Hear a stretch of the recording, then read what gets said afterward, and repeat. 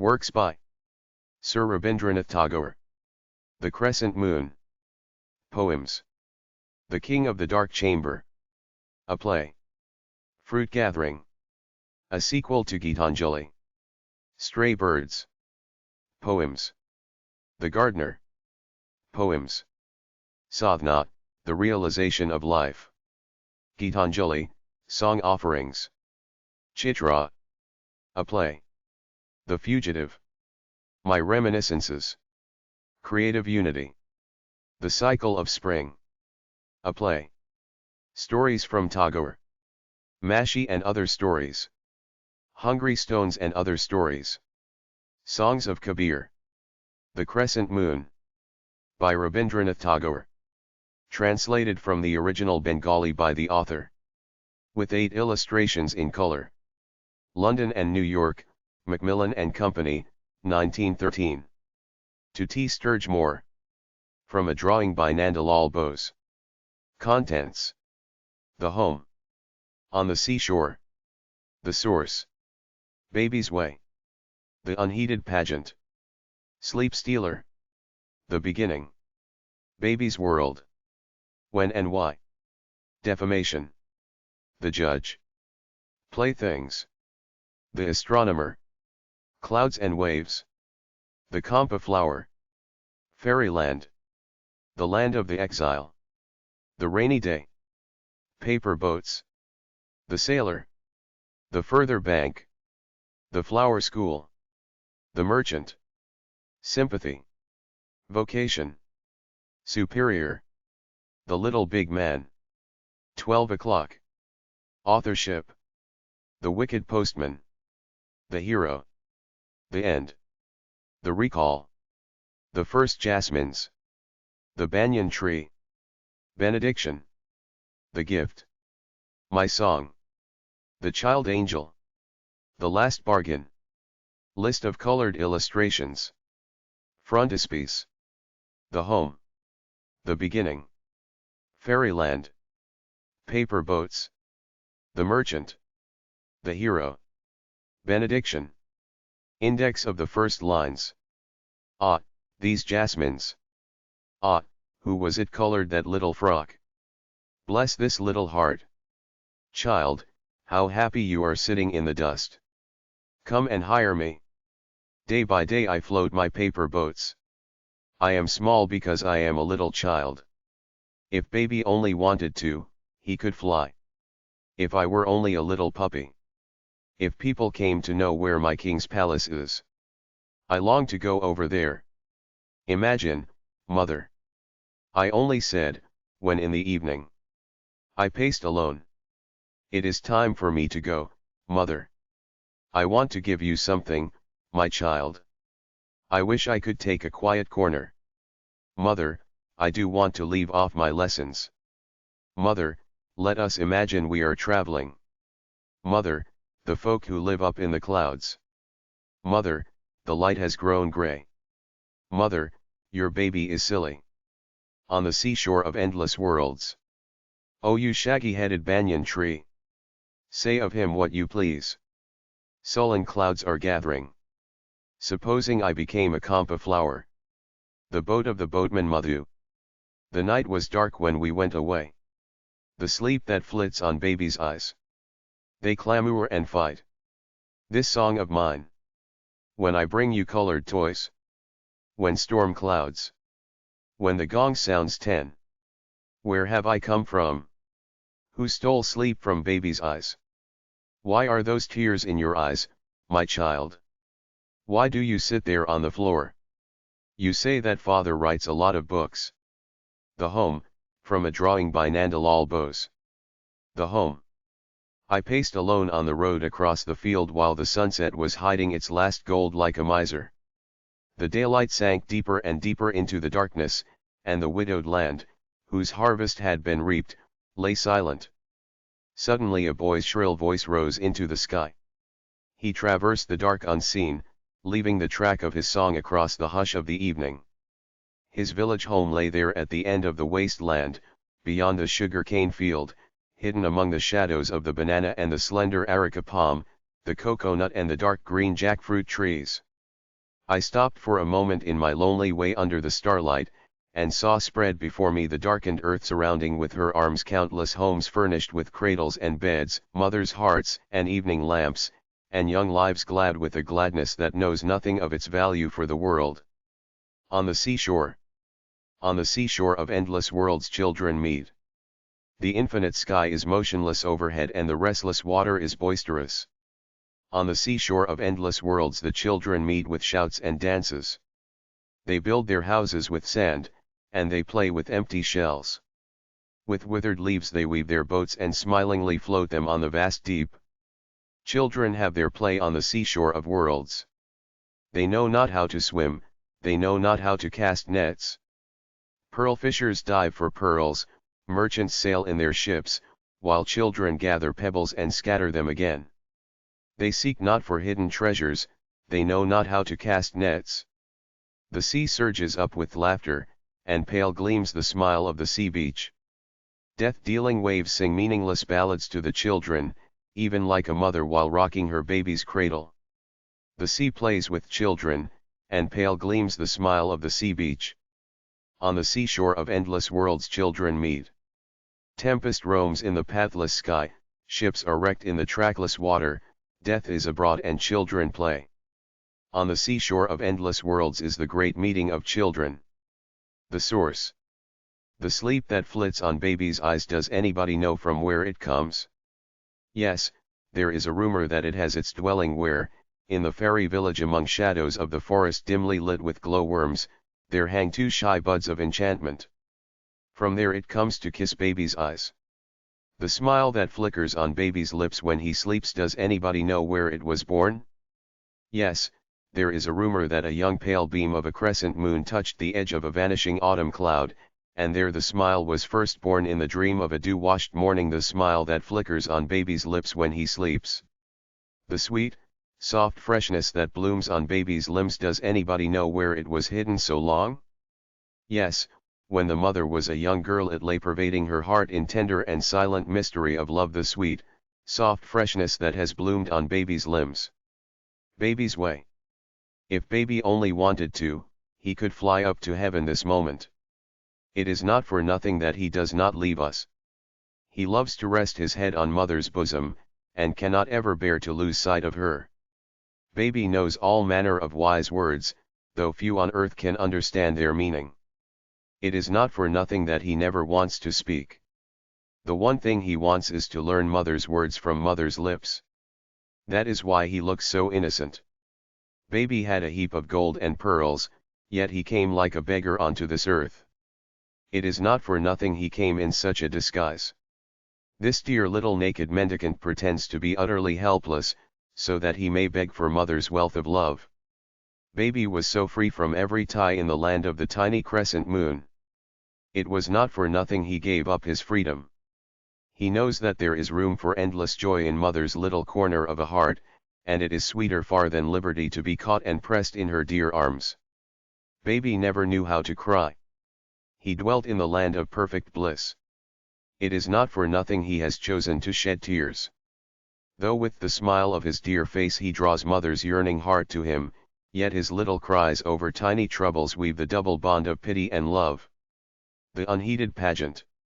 Ah, who was it colored that little frock, my child, and covered your sweet limbs with that little red tunic? You have come out in the morning to play in the courtyard, tottering and tumbling as you run. But who was it colored that little frock, my child? What is it makes you laugh, my little life bud? Mother smiles at you standing on the threshold. She claps her hands and her bracelets jingle, and you dance with your bamboo stick in your hand like a tiny little shepherd. But what is it makes you laugh, my little life bud? Oh beggar, what do you beg for, clinging to your mother's neck with both your hands? Oh greedy heart, shall I pluck the world like a fruit from the sky to place it on your little rosy palm? Oh beggar, what are you begging for? The wind carries away in glee the tinkling of your anklet bells. The sun smiles and watches your toilet. The sky watches over you when you sleep in your mother's arms, and the morning comes tiptoe to your bed and kisses your eyes. The wind carries away in glee the tinkling of your anklet bells. The fairy mistress of dreams is coming towards you, flying through the twilight sky. The world mother keeps her seat by you in your mother's heart. He who plays his music to the stars is standing at your window with his flute. And the fairy mistress of dreams is coming towards you, flying through the twilight sky. Sleep stealer. Who stole sleep from baby's eyes? I must know.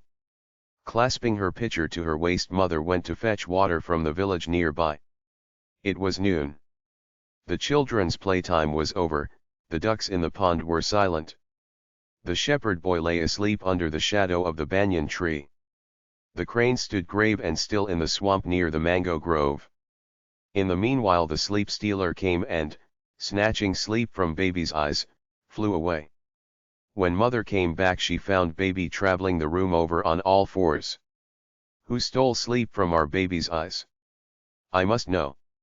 I must find her and chain her up. I must look into that dark cave, where, through boulders and scowling stones, trickles a tiny stream. I must search in the drowsy shade of the Bakula grove, where pigeons coo in their corner, and fairies' anklets tinkle in the stillness of starry nights. In the evening I will peep into the whispering silence of the bamboo forest, where fireflies squander their light, and will ask every creature I meet, can anybody tell me where the sleep stealer lives? Who stole sleep from baby's eyes? I must know. Shouldn't I give her a good lesson if I could only catch her? I would raid her nest and see where she hoards all her stolen sleep. I would plunder it all, and carry it home. I would bind her two wings securely, set her on the bank of the river, and then let her play at fishing with the reed among the rushes and water lilies. When the marketing is over in the evening, and the village children sit in their mothers' laps, then the night birds will mockingly din her ears with, "Whose sleep will you steal now?" From a drawing by Usit Kumar Huldar. The beginning. Where have I come from, where did you pick me up? The baby asked its mother. She answered, half crying, half laughing, and clasping the baby to her breast, "You were hidden in my heart as its desire, my darling. You were in the dolls of my childhood's games, and when with clay I made the image of my God every morning, I made and unmade you then. You were enshrined with our household deity, in his worship I worshipped you. In all my hopes and my loves, in my life, in the life of my mother you have lived. In the lap of the deathless spirit who rules our home you have been nursed for ages. When in girlhood my heart was opening its petals, you hovered as a fragrance about it. Your tender softness bloomed in my youthful limbs, like a glow in the sky before the sunrise. Heaven's first darling, twin-born with the morning light, you have floated down the stream of the world's life, and at last you have stranded on my heart. As I gaze on your face, mystery overwhelms me, you who belong to all have become mine. For fear of losing you I hold you tight to my breast. What magic has snared the world's treasure in these slender arms of mine? Baby's world. I wish I could take a quiet corner in the heart of my baby's very own world. I know it has stars that talk to him, and a sky that stoops down to his face to amuse him with its silly clouds and rainbows. Those who make believe to be dumb, and look as if they never could move, come creeping to his window with their stories and with trays crowded with bright toys. I wish I could travel by the road that crosses baby's mind, and out beyond all bounds. Where messengers run errands for no cause between the kingdoms of kings of no history. Where reason makes kites of her laws and flies them, and truth sets fact free from its fetters. When and why? When I bring you colored toys, my child, I understand why there is such a play of colors on clouds, on water, and why flowers are painted in tints when I give colored toys to you, my child. When I sing to make you dance, I truly know why there is music in leaves, and why waves send their chorus of voices to the heart of the listening earth when I sing to make you dance. When I bring sweet things to your greedy hands, I know why there is honey in the cup of the flower, and why fruits are secretly filled with sweet juice when I bring sweet things to your greedy hands. When I kiss your face to make you smile, my darling, I surely understand what pleasure streams from the sky in morning light, and what delight the summer breeze brings to my body when I kiss you to make you smile. Defamation. Why are those tears in your eyes, my child? How horrid of them to be always scolding you for nothing. You have stained your fingers and face with ink while writing, is that why they call you dirty? Oh, fie! Would they dare to call the full moon dirty because it has smudged its face with ink? For every little trifle they blame you, my child. They are ready to find fault for nothing. You tore your clothes while playing, is that why they call you untidy? Oh, fie! What would they call an autumn morning that smiles through its ragged clouds? Take no heed of what they say to you, my child. Take no heed of what they say to you, my child. They make a long list of your misdeeds. Everybody knows how you love sweet things, is that why they call you greedy? Oh, fie! What then would they call us who love you? The judge. Say of him what you please, but I know my child's failings. I do not love him because he is good, but because he is my little child. How should you know how dear he can be when you try to weigh his merits against his faults? When I must punish him, he becomes all the more a part of my being. When I cause his tears to come, my heart weeps with him. I alone have a right to blame and punish, for he only may chastise who loves. Playthings. Child, how happy you are sitting in the dust, playing with a broken twig all the morning. I smile at your play with that little bit of a broken twig. I am busy with my accounts, adding up figures by the hour. Perhaps you glance at me and think, what a stupid game to spoil your morning with. Child, I have forgotten the art of being absorbed in sticks and mud pies. I seek out costly playthings, and gather lumps of gold and silver. With whatever you find you create your glad games. I spend both my time and my strength over things I never can obtain. In my frail canoe I struggle to cross the sea of desire, and forget that I too am playing a game. The astronomer. I only said, when in the evening the round full moon gets entangled among the branches of that kudum tree, couldn't somebody catch it? But Dada elder brother laughed at me and said, baby, you are the silliest child I have ever known. The moon is ever so far from us, how could anybody catch it? I said, Dada, how foolish you are. When mother looks out of her window and smiles down at us playing, would you call her far away? Still said, you are a stupid child. But, baby, where could you find a net big enough to catch the moon with? I said, surely you could catch it with your hands. But Dada laughed and said, you are the silliest child I have known. If it came nearer, you would see how big the moon is. I said, Dada, what nonsense they teach at your school. When mother bends her face down to kiss us, does her face look very big? But still Dada says, you are a stupid child. Clouds and waves. Mother, the folk who live up in the clouds call out to me. We play from the time we wake till the day ends. We play with the golden dawn, we play with the silver moon. I ask, but, how am I to get up to you? They answer, come to the edge of the earth, lift up your hands to the sky, and you will be taken up into the clouds. My mother is waiting for me at home, I say. How can I leave her and come? Then they smile and float away. But I know a nicer game than that, mother. I shall be the cloud and you the moon. I shall cover you with both my hands, and our housetop will be the blue sky. The folk who live in the waves call out to me. We sing from morning till night, on and on we travel and know not where we pass.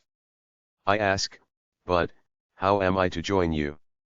They tell me, come to the edge of the shore and stand with your eyes tight shut, and you will be carried out upon the waves. I say, my mother always wants me at home in the evening, how can I leave her and go? Then they smile, dance and pass by. But I know a better game than that. I will be the waves and you will be a strange shore. I shall roll on and on and on, and break upon your lap with laughter. And no one in the world will know where we both are. The Kampa flower. Supposing I became a Kampa flower, just for fun, and grew on a branch high up that tree, and shook in the wind with laughter and danced upon the newly budded leaves, would you know me, mother? You would call, "Baby, where are you?" And I should laugh to myself and keep quite quiet. I should slyly open my petals and watch you at your work. When after your bath, with wet hair spread on your shoulders, you walked through the shadow of the kampa tree to the little court where you say your prayers, you would notice the scent of the flower, but not know that it came from me.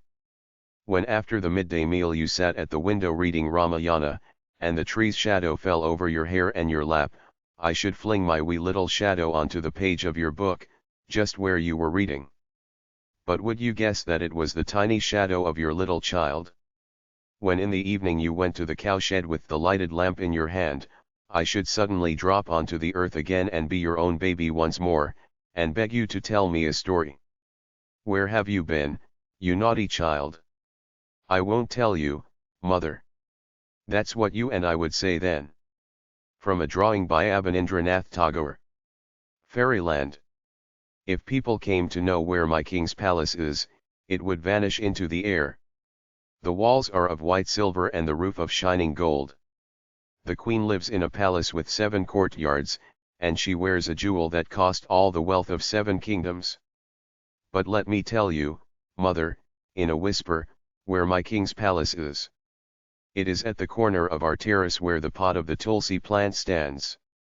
The princess lies sleeping on the faraway shore of the 7 impassable seas. There is none in the world who can find her but myself. She has bracelets on her arms and pearl drops in her ears, her hair sweeps down upon the floor. She will wake when I touch her with my magic wand, and jewels will fall from her lips when she smiles. But let me whisper in your ear, mother, she is there in the corner of our terrace where the pot of the tulsi plant stands. When it is time for you to go to the river for your bath, step up to that terrace on the roof. I sit in the corner where the shadows of the walls meet together. Only Puss is allowed to come with me, for she knows where the barber in the story lives. But let me whisper, mother, in your ear where the barber in the story lives. It is at the corner of the terrace where the pot of the tulsi plant stands. The land of the exile. Mother, the light has grown grey in the sky, I do not know what the time is. There is no fun in my play, so I have come to you.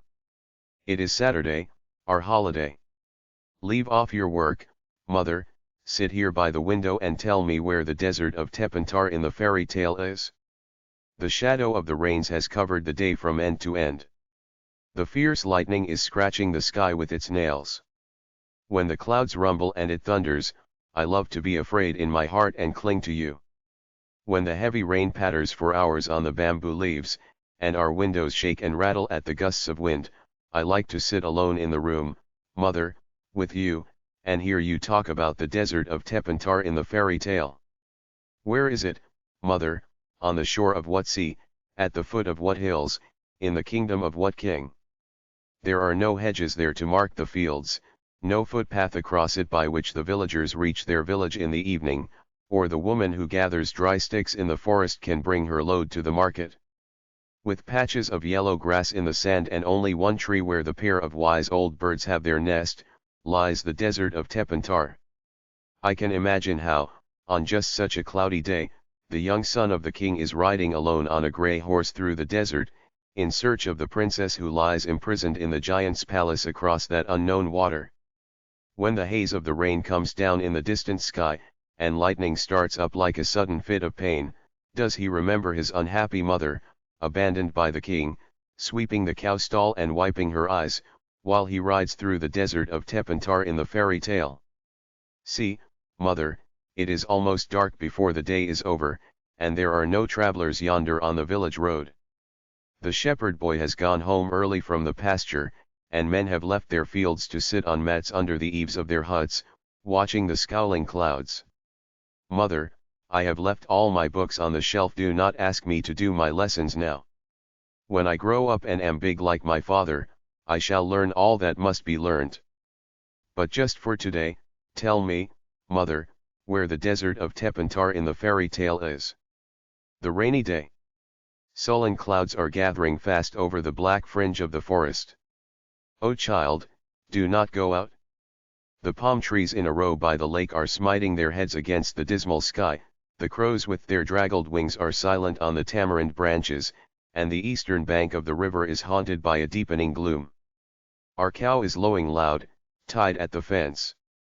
O child, wait here till I bring her into the stall. Men have crowded into the flooded field to catch the fishes as they escape from the overflowing ponds. The rain water is running in rills through the narrow lanes like a laughing boy who has run away from his mother to tease her. Listen, someone is shouting for the boatman at the ford. O child, the daylight is dim, and the crossing at the ferry is closed. The sky seems to ride fast upon the madly rushing rain, the water in the river is loud and impatient. Women have hastened home early from the Ganges with their filled pitchers. The evening lamps must be made ready. O child, do not go out. The road to the market is desolate, the lane to the river is slippery. The wind is roaring and struggling among the bamboo branches like a wild beast tangled in a net. From a drawing by Surendranath Ganguly. Paper boats. Day by day I float my paper boats one by one down the running stream. In big black letters I write my name on them and the name of the village where I live. I hope that someone in some strange land will find them and know who I am. I load my little boats with chili flowers from our garden, and hope that these blooms of the dawn will be carried safely to land in the night. I launch my paper boats and look up into the sky and see the little clouds setting their white bulging sails. I know not what playmate of mine in the sky sends them down the air to race with my boats. When night comes I bury my face in my arms and dream that my paper boats float on and on under the midnight stars. The fairies of sleep are sailing in them, and the lading is their baskets full of dreams. The sailor. The boat of the boatman Madhu is moored at the wharf of Rajunjay. It is uselessly laden with jute, and has been lying there idle for ever so long. If he would only lend me his boat, I should man her with 100 oars, and hoist sails, 5 or 6 or 7. I should never steer her to stupid markets. I should sail the 7 seas and the 13 rivers of fairyland. But, mother, you won't weep for me in a corner. I am not going into the forest like Ramachandra to come back only after 14 years. I shall become the prince of the story, and fill my boat with whatever I like. I shall take my friend Ashu with me. We shall sail merrily across the 7 seas and the 13 rivers of fairyland. We shall set sail in the early morning light. When at noontide you are bathing at the pond, we shall be in the land of a strange king. We shall pass the ford of Tirpurnai, and leave behind us the desert of Tepantar. When we come back it will be getting dark, and I shall tell you of all that we have seen. I shall cross the 7 seas and the 13 rivers of fairyland. The further bank. I long to go over there to the further bank of the river. Where those boats are tied to the bamboo poles in a line. Where men cross over in their boats in the morning with plows on their shoulders to till their faraway fields. Where the cowherds make their lowing cattle swim across to the riverside pasture. Whence they all come back home in the evening, leaving the jackals to howl in the island overgrown with weeds. Mother, if you don't mind, I should like to become the boatman of the ferry when I am grown up. They say there are strange pools hidden behind that high bank. Where flocks of wild ducks come when the rains are over, and thick reeds grow round the margins where waterbirds lay their eggs. Where snipes with their dancing tails stamp their tiny footprints upon the clean soft mud. Where in the evening the tall grasses crested with white flowers invite the moonbeam to float upon their waves. Mother, if you don't mind, I should like to become the boatman of the ferry boat when I am grown up. I shall cross and cross back from bank to bank, and all the boys and girls of the village will wonder at me while they are bathing. When the sun climbs the mid-sky and morning wears on to noon, I shall come running to you, saying, Mother, I am hungry. When the day is done and the shadows cower under the trees, I shall come back in the dusk. I shall never go away from you into the town to work like father. Mother, if you don't mind, I should like to become the boatman of the ferry boat when I am grown up. The Flower School. When storm clouds rumble in the sky and June showers come down. The moist east wind comes marching over the heath to blow its bagpipes among the bamboos. Then crowds of flowers come out of a sudden, from nobody knows where, and dance upon the grass in wild glee. Mother, I really think the flowers go to school underground. They do their lessons with doors shut, and if they want to come out to play before it is time, their master makes them stand in a corner. When the rains come they have their holidays. Branches clash together in the forest, and the leaves rustle in the wild wind, the thunderclouds clap their giant hands and the flower children rush out in dresses of pink and yellow and white. Do you know, Mother, their home is in the sky, where the stars are. Haven't you seen how eager they are to get there? Don't you know why they are in such a hurry? Of course, I can guess to whom they raise their arms. They have their mother as I have my own. From a drawing by Asit Kumar Huldar. The Merchant. Imagine, Mother, that you are to stay at home and I am to travel into strange lands. Imagine that my boat is ready at the landing fully laden. Now think well, Mother, before you say what I shall bring for you when I come back. Mother, do you want heaps and heaps of gold? There, by the banks of golden streams, fields are full of golden harvest. And in the shade of the forest path the golden kampa flowers drop on the ground. I will gather them all for you in many hundred baskets. Mother, do you want pearls big as the raindrops of autumn? I shall cross to the Pearl Island shore. There in the early morning light pearls tremble on the meadow flowers, pearls drop on the grass, and pearls are scattered on the sand in spray by the wild sea waves. My brother shall have a pair of horses with wings to fly among the clouds. For father I shall bring a magic pen that, without his knowing, will write of itself. For you, Mother, I must have the casket and jewel that cost 7 kings their kingdoms. Sympathy. If I were only a little puppy, not your baby, Mother dear, would you say no to me if I tried to eat from your dish? Would you drive me off, saying to me, "Get away, you naughty little puppy"?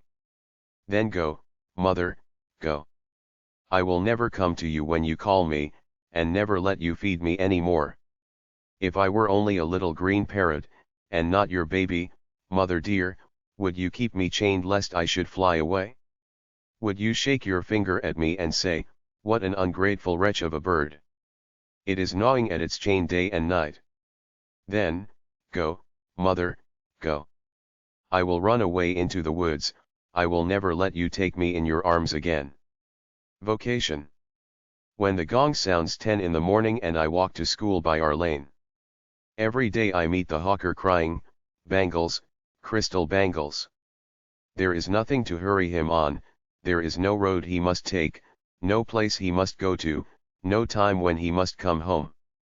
I wish I were a hawker, spending my day in the road, crying, "Bangles, crystal bangles."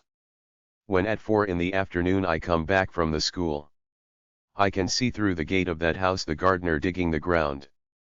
He does what he likes with his spade, he soils his clothes with dust, nobody takes him to task if he gets baked in the sun or gets wet. I wish I were a gardener digging away at the garden with nobody to stop me from digging. Just as it gets dark in the evening and my mother sends me to bed, I can see through my open window the watchman walking up and down.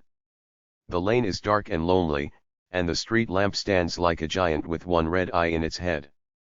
The watchman swings his lantern and walks with his shadow at his side, and never once goes to bed in his life. I wish I were a watchman walking the streets all night, chasing the shadows with my lantern. Superior. Mother, your baby is silly. She is so absurdly childish. She does not know the difference between the lights in the streets and the stars. When we play at eating with pebbles, she thinks they are real food, and tries to put them into her mouth. When I open a book before her and ask her to learn her A, B, C, she tears the leaves with her hands and roars for joy at nothing. This is your baby's way of doing her lesson. When I shake my head at her in anger and scold her and call her naughty, she laughs and thinks it great fun. Everybody knows that father is away, but if in play I call aloud "Father," she looks about her in excitement and thinks that father is near. When I hold my class with the donkeys that our washerman brings to carry away the clothes and I warn her that I am the schoolmaster, she will scream for no reason and call me Dada. Elder brother. Your baby wants to catch the moon. She is so funny, she calls Ganesh Ganesh. Ganesh, a common name in India, also that of the god with the elephant's head. Mother, your baby is silly, she is so absurdly childish. The little big man. I am small because I am a little child. I shall be big when I am as old as my father is. My teacher will come and say, it is late, bring your slate and your books. I shall tell him, do you not know I am as big as father? And I must not have lessons any more. My master will wonder and say, he can leave his books if he likes, for he is grown up. I shall dress myself and walk to the fair where the crowd is thick. My uncle will come rushing up to me and say, you will get lost, my boy, let me carry you. I shall answer, can't you see, uncle, I am as big as father. I must go to the fair alone. Uncle will say, yes, he can go wherever he likes, for he is grown up. Mother will come from her bath when I am giving money to my nurse, for I shall know how to open the box with my key. Mother will say, what are you about, naughty child? I shall tell her, mother, don't you know, I am as big as father, and I must give silver to my nurse. Mother will say to herself, he can give money to whom he likes, for he is grown up. In the holiday time in October father will come home and, thinking that I am still a baby, will bring for me from the town little shoes and small silken frocks. I shall say, father, give them to my Dada elder brother, for I am as big as you are. Father will think and say, he can buy his own clothes if he likes, for he is grown up. 12 o'clock. Mother, I do want to leave off my lessons now. I have been at my book all the morning. You say it is only 12 o'clock. Suppose it isn't any later, can't you ever think it is afternoon when it is only 12 o'clock? I can easily imagine now that the sun has reached the edge of that rice field, and the old fisherwoman is gathering herbs for her supper by the side of the pond. I can just shut my eyes and think that the shadows are growing darker under the madder tree, and the water in the pond looks shiny black. If 12 o'clock can come in the night, why can't the night come when it is 12 o'clock? Authorship. You say that father writes a lot of books, but what he writes I don't understand. He was reading to you all the evening, but could you really make out what he meant? What nice stories, mother, you can tell us. Why can't father write like that, I wonder? Did he never hear from his own mother stories of giants and fairies and princesses? Has he forgotten them all? Often when he gets late for his bath you have to go and call him 100 times. You wait and keep his dishes warm for him, but he goes on writing and forgets. Father always plays at making books. If ever I go to play in father's room, you come and call me, what a naughty child. If I make the slightest noise, you say, don't you see that father's at his work? What's the fun of always writing and writing? When I take up father's pen or pencil and write upon his book just as he does A, B, C, D, E, F, G, H, I why do you get cross with me, then, mother? You never say a word when father writes. When my father wastes such heaps of paper, mother, you don't seem to mind at all.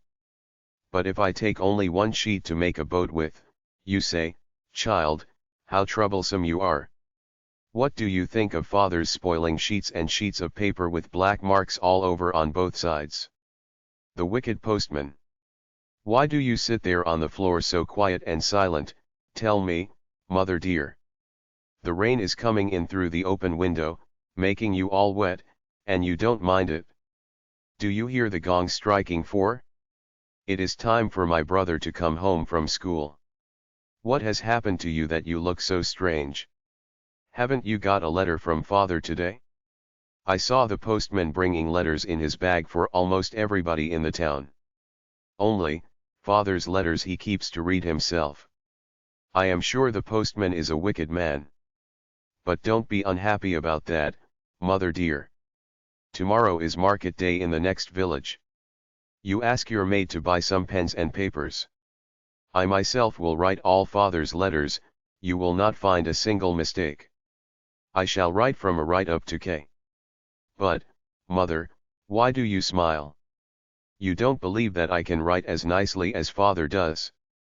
But I shall rule my paper carefully, and write all the letters beautifully big.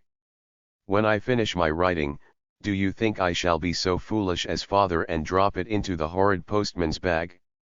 I shall bring it to you myself without waiting, and letter by letter help you to read my writing. I know the postman does not like to give you the really nice letters. From a drawing by Nandalal Bose. The hero. Mother, let us imagine we are traveling, and passing through a strange and dangerous country. You are riding in a palanquin and I am trotting by you on a red horse. It is evening and the sun goes down. The waste of Ghare-Baire lies wan and grey before us. The land is desolate and barren. You are frightened and thinking, I know not where we have come to. I say to you, mother, do not be afraid. The meadow is prickly with spiky grass, and through it runs a narrow broken path. There are no cattle to be seen in the wide field, they have gone to their village stalls. It grows dark and dim on the land and sky, and we cannot tell where we are going. Suddenly you call me and ask me in a whisper, what light is that near the bank? Just then there bursts out a fearful yell, and figures come running towards us. You sit crouched in your palanquin and repeat the names of the gods in prayer. The bearers, shaking in terror, hide themselves in the thorny bush.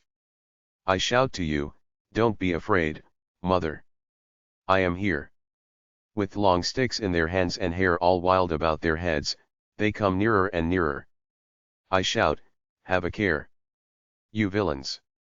One step more and you are dead men. They give another terrible yell and rush forward. You clutch my hand and say, dear boy, for heaven's sake, keep away from them. I say, mother, just you watch me. Then I spur my horse for a wild gallop, and my sword and buckler clash against each other. The fight becomes so fearful, mother, that it would give you a cold shudder could you see it from your palanquin.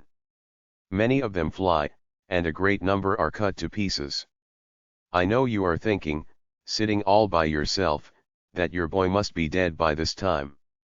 But I come to you all stained with blood, and say, mother, the fight is over now. You come out and kiss me, pressing me to your heart, and you say to yourself, I don't know what I should do if I hadn't my boy to escort me. 1,000 useless things happen day after day, and why couldn't such a thing come true by chance? It would be like a story in a book. My brother would say, is it possible? I always thought he was so delicate. Our village people would all say in amazement, was it not lucky that the boy was with his mother? The end.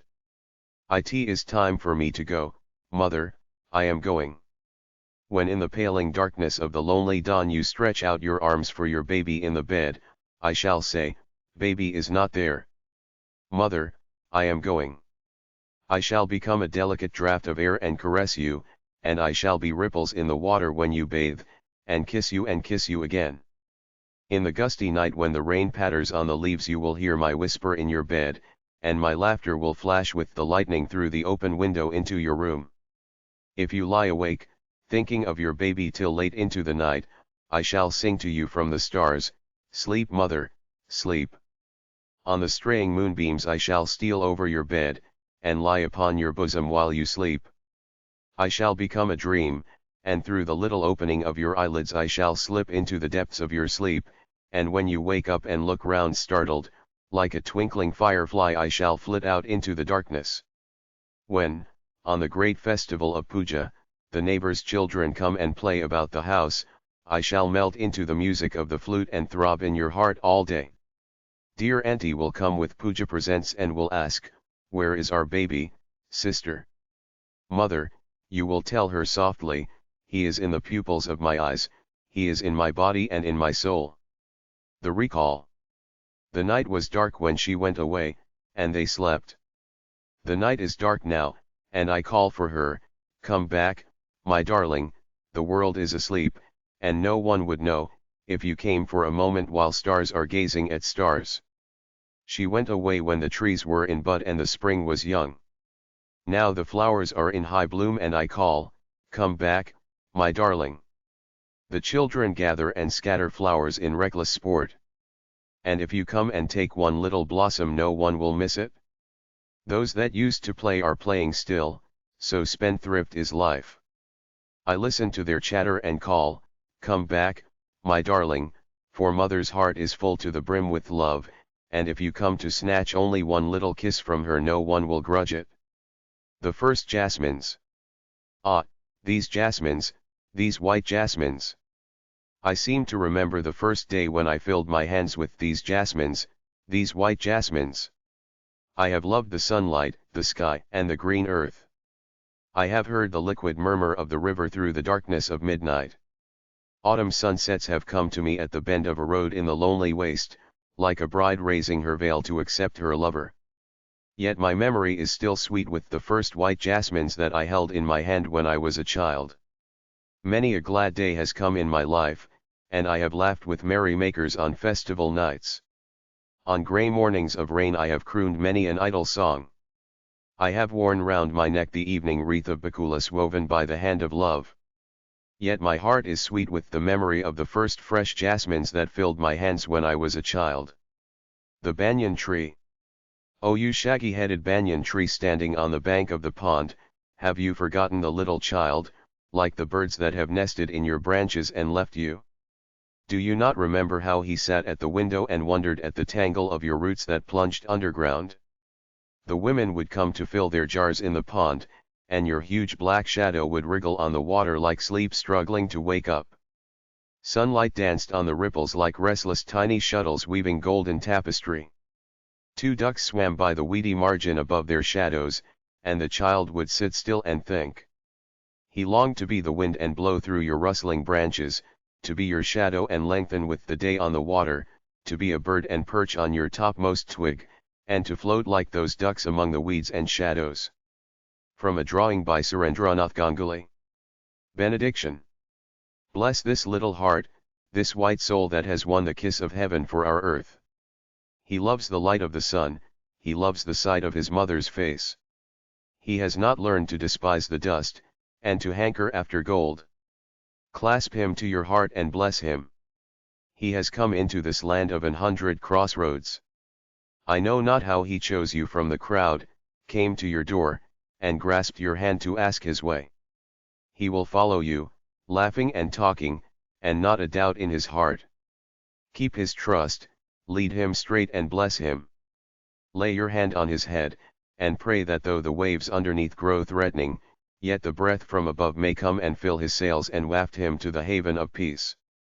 Forget him not in your hurry, let him come to your heart and bless him. The gift. I want to give you something, my child, for we are drifting in the stream of the world. Our lives will be carried apart, and our love forgotten. But I am not so foolish as to hope that I could buy your heart with my gifts. Young is your life, your path long, and you drink the love we bring you at one draught and turn and run away from us. You have your play and your playmates. What harm is there if you have no time or thought for us? We, indeed, have leisure enough in old age to count the days that are past, to cherish in our hearts what our hands have lost forever. The river runs swift with a song, breaking through all barriers. But the mountain stays and remembers, and follows her with his love. My song. This song of mine will wind its music around you, my child, like the fond arms of love. This song of mine will touch your forehead like a kiss of blessing. When you are alone it will sit by your side and whisper in your ear, when you are in the crowd it will fence you about with aloofness. My song will be like a pair of wings to your dreams, it will transport your heart to the verge of the unknown. It will be like the faithful star overhead when dark night is over your road. My song will sit in the pupils of your eyes, and will carry your sight into the heart of things. And when my voice is silent in death, my song will speak in your living heart. The child angel. They clamor and fight, they doubt and despair, they know no end to their wranglings. Let your life come amongst them like a flame of light, my child, unflickering and pure, and delight them into silence. They are cruel in their greed and their envy, their words are like hidden knives thirsting for blood. Go and stand amidst their scowling hearts, my child, and let your gentle eyes fall upon them like the forgiving peace of the evening over the strife of the day. Let them see your face, my child, and thus know the meaning of all things, let them love you and thus love each other. Come and take your seat in the bosom of the limitless, my child. At sunrise open and raise your heart like a blossoming flower, and at sunset bend your head and in silence complete the worship of the day. The last bargain. Come and hire me, I cried, while in the morning I was walking on the stone-paved road. Sword in hand, the king came in his chariot. He held my hand and said, I will hire you with my power. But his power counted for naught, and he went away in his chariot. In the heat of the midday the houses stood with shut doors. I wandered along the crooked lane. An old man came out with his bag of gold. He pondered and said, I will hire you with my money. He weighed his coins one by one, but I turned away. It was evening. The garden hedge was all aflower. The fair maid came out and said, I will hire you with a smile. Her smile paled and melted into tears, and she went back alone into the dark. The sun glistened on the sand, and the sea waves broke waywardly. A child sat playing with shells. He raised his head and seemed to know me, and said, I hire you with nothing. From thenceforward that bargain struck in child's play made me a free man. The End. The King of the Dark Chamber. By Rabīndranāth Thakur. 1918. A street. A few wayfarers, and a city guard. First man. Ho, sir. City guard. What do you want? Second man. Which way should we go? We are strangers here. Please tell us which street we should take. City guard. Where do you want to go? Third man. To where those big festivities are going to be held, you know. Which way do we go? City guard. One street is quite as good as another here. Any street will lead you there. Go straight ahead, and you cannot miss the place. Exit. First man. Just hear what the fool says, any street will lead you there. Where, then, would be the sense of having so many streets? Second man. You needn't be so awfully put out at that, my man. A country is free to arrange its affairs in its own way. As for roads in our country, well, they are as good as non-existent, narrow and crooked lanes, a labyrinth of ruts and tracks. Our king does not believe in open thoroughfares, he thinks that streets are just so many openings for his subjects to fly away from his kingdom. It is quite the contrary here, nobody stands in your way, nobody objects to your going elsewhere if you like to, and yet the people are far from deserting this kingdom. With such streets our country would certainly have been depopulated in no time. First man. My dear Janardhan, I have always noticed that this is a great fault in your character. Janardhan. What is? First man. That you are always having a fling at your country. How can you think that open highways may be good for a country? Look here, Kundalya, here is a man who actually believes that open highways are the salvation of a country.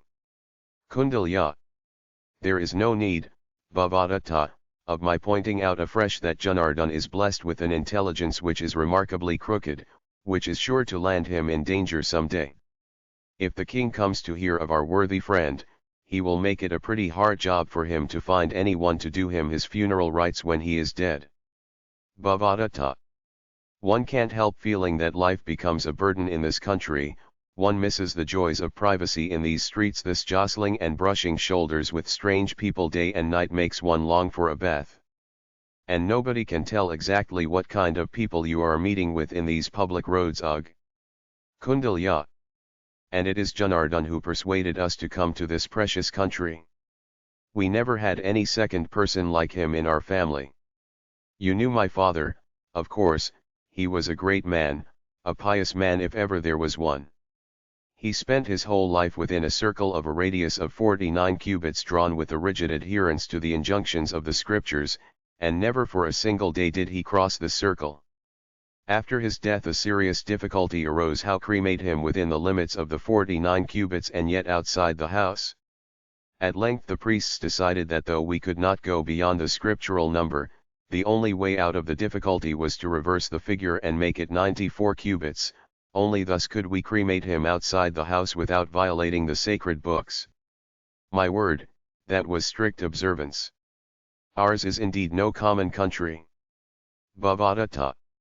And yet, though Janardhan comes from the very same soil, he thinks it wise to declare that open highways are best for a country. Enter grandfather with a band of boys. Grandfather. Boys, we will have to be with the wild breeze of the south today and we are not going to be beaten. We will sing till we have flooded all streets with our mirth and song. Song. The southern gate is unbarred. Come, my spring, come. Thou wilt swing at the swing of my heart, come, my spring, come. Come in the lisping leaves, in the youthful surrender of flowers. Come in the flute songs and the wistful sighs of the woodlands. Let your unfastened robe wildly flap in the drunken wind. Come, my spring, come. Exeunt. Enter a band of citizens. First citizen. After all, one cannot help wishing that the king had allowed himself to be seen at least this one day. What a great pity, to live in his kingdom and yet not to have seen him for a single day. Second citizen. If you only knew the real meaning of all this mystery. I could tell you if you would keep a secret. First citizen. My dear fellow, we both live in the same quarter of the town, but have you ever known me letting out any man's secret? Of course, that matter of your brother's finding a hidden fortune while digging for a well, you know well enough why I had to give it out. You know all the facts. Second citizen. Of course I know. And it is because I know that I ask, could you keep a secret if I tell you?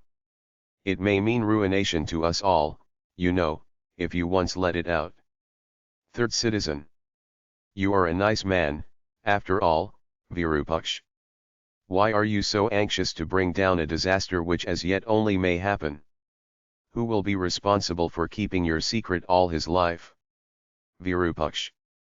It is only because the topic came up well, then, I shall not say anything. I am not the man to say things for nothing. You had yourself brought up the question that the king never showed himself, and I only remarked that it was not for nothing that the king shut himself up from the public gaze. First citizen. Pray do tell us why, Virupaksh. Virupaksh. Of course I don't mind telling you for we are all good friends, aren't we? There can be no harm. With a low voice. The king is hideous to look at, so he has made up his mind never to show himself to his subjects.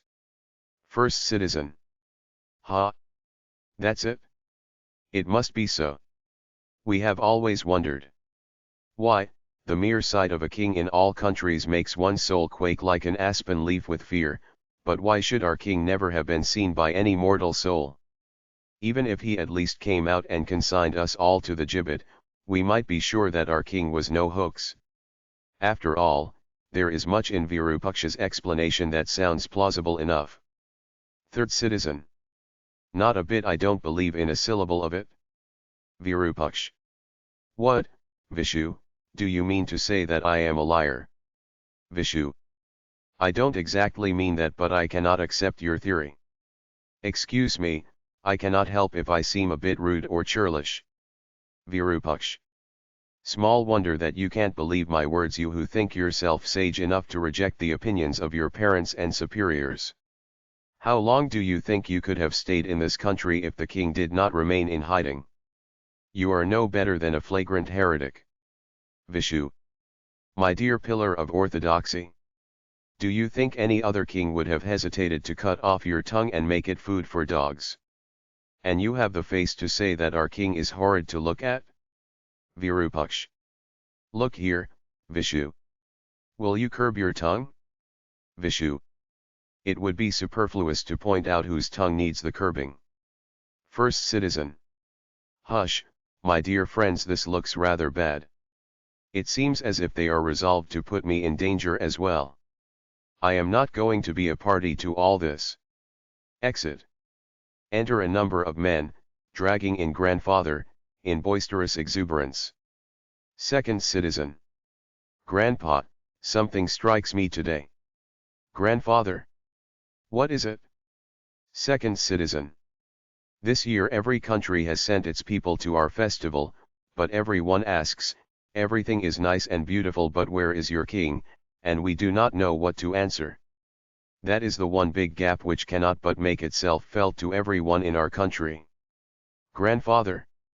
Gap, do you say?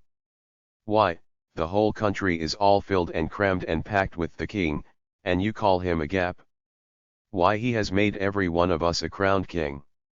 Sings. We are all kings in the kingdom of our king. Were it not so, how could we hope in our heart to meet him?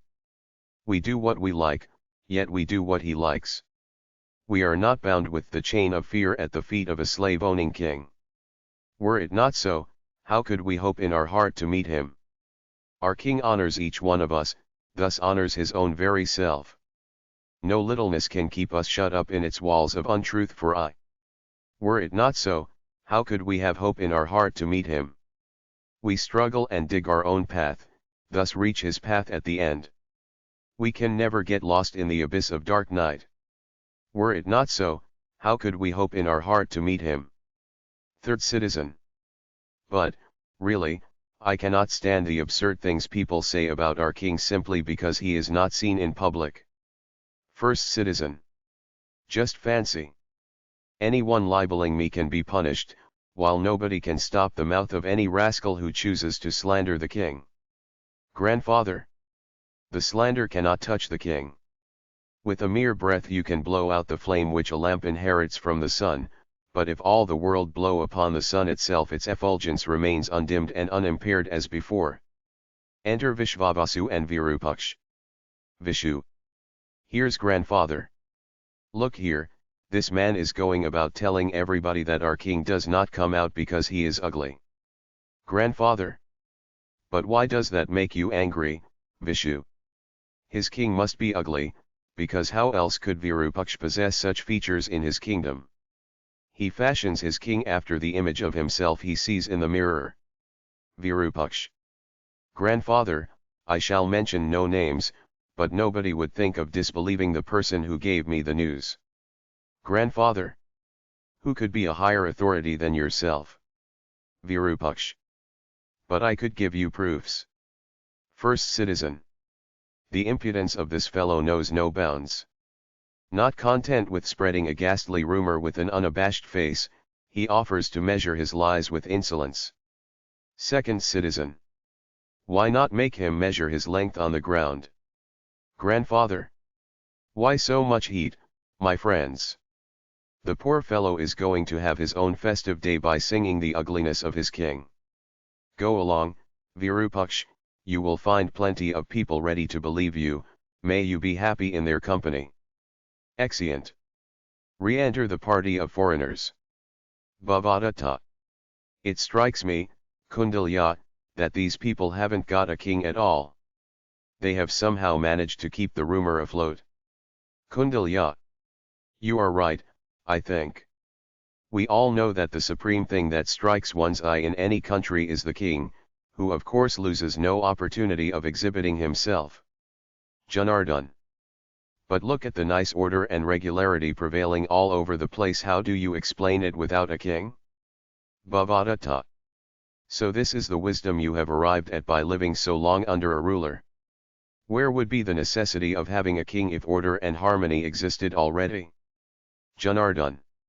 All these people have assembled to rejoice at this festival. Do you think they could come together like this in a country of anarchy? Rabīndranāth. My dear Janardhan, you are evading the real issue, as usual. There can be no question about the order and regularity, and the festive rejoicing too is plain enough, there is no difficulty so far. But where is the king?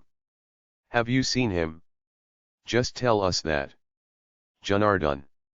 What I want to say is this, you know from your experience that there can be chaos and anarchy even if a king be present, but what do we see here? Kundalya. You are always coming back to your quibbling.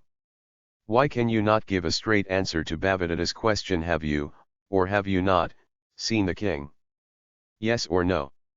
Exeunt. Enter a band of men, singing. Song. My beloved is ever in my heart. That is why I see him everywhere. He is in the pupils of my eyes. That is why I see him everywhere. I went far away to hear his own words. But, it was vain. When I came back I heard them. In my own songs. Who are you who seek him like a beggar? From door to door. Come to my heart and see his face in the tears of my eyes. Enter heralds and advance guards of the king. First herald. Stand off. Get away from the street, all of you. First citizen. Man, who do you think you are? You weren't of course born with such lofty strides, my friend. Why should we stand off, my dear sir? Why should we budge? Are we street dogs, or what? Second herald.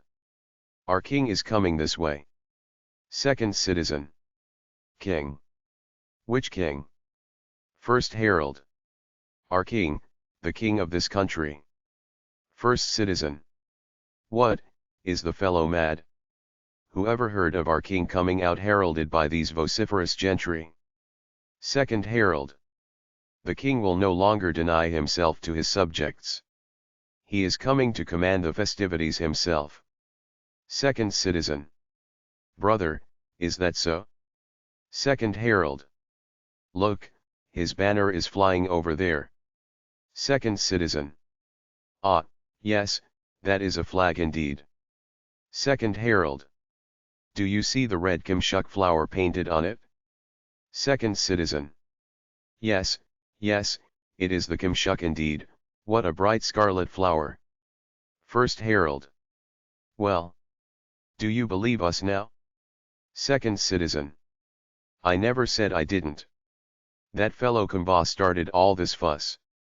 Did I say a word? First herald.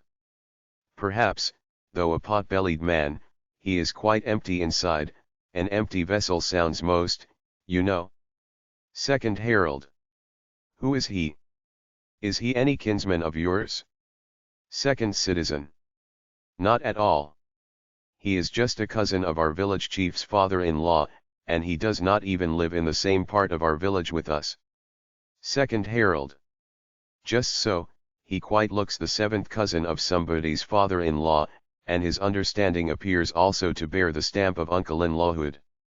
Kumbha.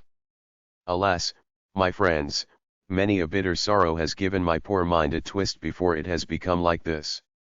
It is only the other day that a king came and paraded the streets, with as many titles in front of him as the drums that made the town hideous by their din. What did I not do to serve and please him?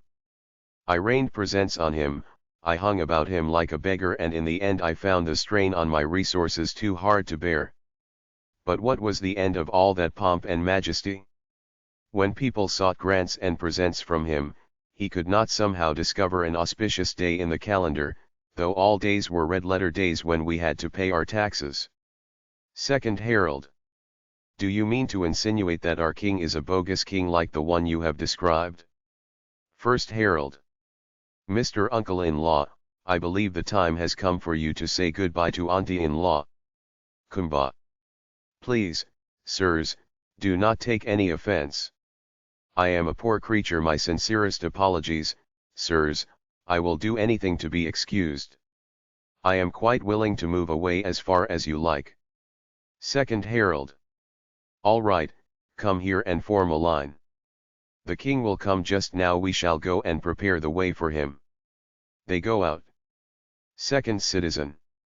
My dear Kumbha, your tongue will be your death one day. Kumbha. Friend Madhav, it isn't my tongue, it is fate. When the bogus king appeared I never said a word, though that did not prevent my striking at my own feet with all the self-confidence of innocence. And now, when perhaps the real king has come, I simply must blurt out treason. It is fate, my dear friend. Madhav. My faith is, to go on obeying the king. It does not matter whether he is a real one or a pretender. What do we know of kings that we should judge them? It is like throwing stones in the dark. You are almost sure of hitting your mark. I go on obeying and acknowledging. If it is a real king, well and good; if not, what harm is there? Kumbha. I should not have minded if the stones were nothing better than stones. But they are often precious things. Here, as elsewhere, extravagance lands us in poverty, my friend. Madhav. Look. There comes the king. Ah, a king indeed. What a figure, what a face. Whoever saw such beauty? Lily white, creamy soft. What now, Kumbha? What do you think now? Kumbha. He looks all right. Yes, he may be the real king for all I know.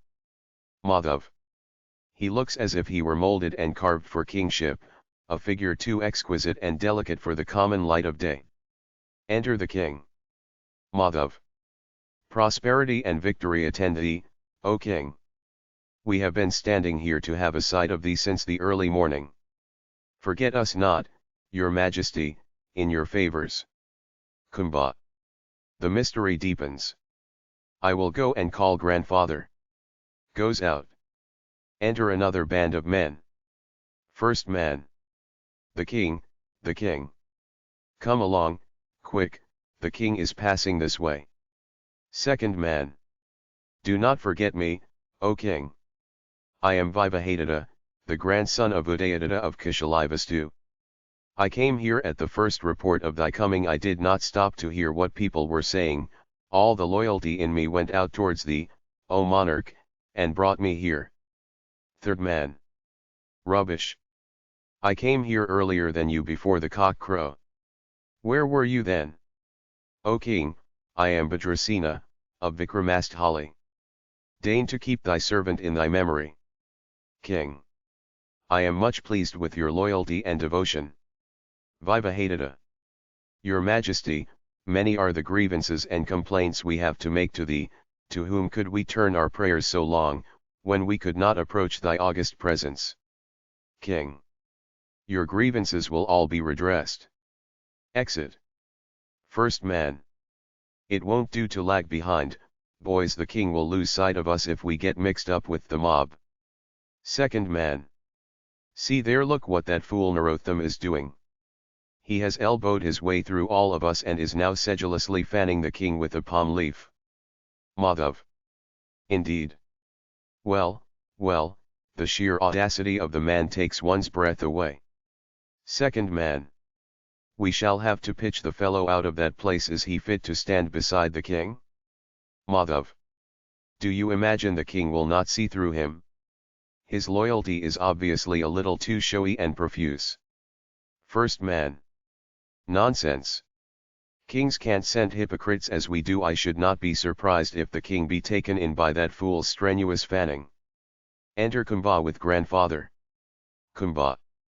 I tell you, he has just passed by the street. Grandfather. Is that a very infallible test of kingship? Kumbha. Oh no, he did not pass unobserved. Not one or two men but hundreds and thousands on both sides of the street have seen him with their own eyes. Grandfather. That is exactly what makes the whole affair suspicious. Whenever has our king set out to dazzle the eyes of the people by pomp and pageantry? He is not the king to make such a thundering row over his progress through the country. Kumbha. But he may just have chosen to do so on this important occasion. You cannot really tell. Grandfather. Oh yes, you can. My king cherishes no weathercock fancy, no fantastic vein. Kumbha. But, grandfather, I wish I could only describe him. So soft, so delicate, and exquisite, like a waxen doll. As I looked on him, I yearned to shelter him from the sun, to protect him with my whole body. Grandfather. Fool, oh precious ass that you are. My king a waxen doll, and you to protect him. Kumbha. But seriously, Grandpa, he is a superb god, a miracle of beauty. I do not find a single other figure in this vast assembly that can stand beside his peerless loveliness. Grandfather. If my king chose to make himself shown, your eyes would not have noticed him.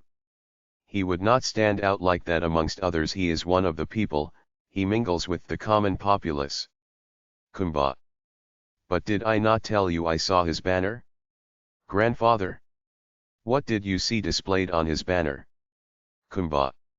It had a red kimshuk flower painted on it. The bright and glittering scarlet dazzled my eyes. Grandfather. My king has a thunderbolt within a lotus painted on his flag. Kumbha. But everyone is saying, the king is out in this festival, everyone. Grandfather. Why, so he is, of course, but he has no heralds, no army, no retinue, no music bands or lights to accompany him. Kumbha. So none could recognize him in his incognito, it seems. Grandfather. Perhaps there are a few that can. Kumbha. And those that can recognize him, does the king grant them whatever they ask for? Grandfather. But they never ask for anything. No beggar will ever know the king. The greater beggar appears like the king to the eyes of the lesser beggar. O fool, the man that has come out today attired in crimson and gold to beg from you, it is him whom you are trumpeting as your king. Ah, there comes my mad friend. Oh come, my brothers. We cannot spend the day in idle wrangling and prating. Let us now have some mad frolic, some wild enjoyment. Enter the mad friend, who sings. Do you smile, my friends? Do you laugh, my brothers? I roam in search of the golden stag. Ah yes, the fleet-foot vision that ever eludes me. Oh, he flits and glimpses like a flash and then is gone, the untamed rover of the wilds. Approach him and he is afar in a trice, leaving a cloud of haze and dust before thy eyes. Yet I roam in search of the golden stag, though I may never catch him in these wilds. Oh, I roam and wander through woods and fields and nameless lands like a restless vagabond, never caring to turn my back. You all come and buy in the marketplace and go back to your homes laden with goods and provisions, but me the wild winds of unscalable heights have touched and kissed. Oh, I know not when or where. I have parted with my all to get what never has become mine. And yet think my moanings and my tears are for the things I thus have lost. With a laugh and a song in my heart I have left all sorrow and grief far behind me. Oh, I roam and wander through woods and fields and nameless lands, never caring to turn my vagabond's back. 2. A dark chamber. Queen SÄDHANÄ. Her maid of honor, SÄDHANÄ. SÄDHANÄ. Light, light. Where is light? Will the lamp never be lighted in this chamber? SÄDHANÄ. My queen, all your other rooms are lighted. Will you never long to escape from the light into a dark room like this? SÄDHANÄ. But why should this room be kept dark? SÄDHANÄ. Because otherwise you would know neither light nor darkness. SÄDHANÄ. Living in this dark room you have grown to speak darkly and strangely. I cannot understand you, SÄDHANÄ. But tell me, in what part of the palace is this chamber situated? I cannot make out either the entrance or the way out of this room. SÄDHANÄ. This room is placed deep down, in the very heart of the earth. The king has built this room specially for your sake. SÄDHANÄ. Why, he has no dearth of rooms. Why need he have made this chamber of darkness specially for me? SÄDHANÄ. You can meet others in the lighted rooms, but only in this dark room can you meet your lord. SÄDHANÄ. No, no, I cannot live without light. I am restless in this stifling dark. SÄDHANÄ. If you can bring a light into this room, I shall give you this necklace of mine. SÄDHANÄ. It is not in my power, O queen. How can I bring light to a place which he would have kept always dark? SÄDHANÄ. Strange devotion. And yet, is it not true that the king punished your father? SÄDHANÄ. Yes, that is true. My father used to gamble. All the young men of the country used to gather at my father's house and they used to drink and gamble. SÄDHANÃ.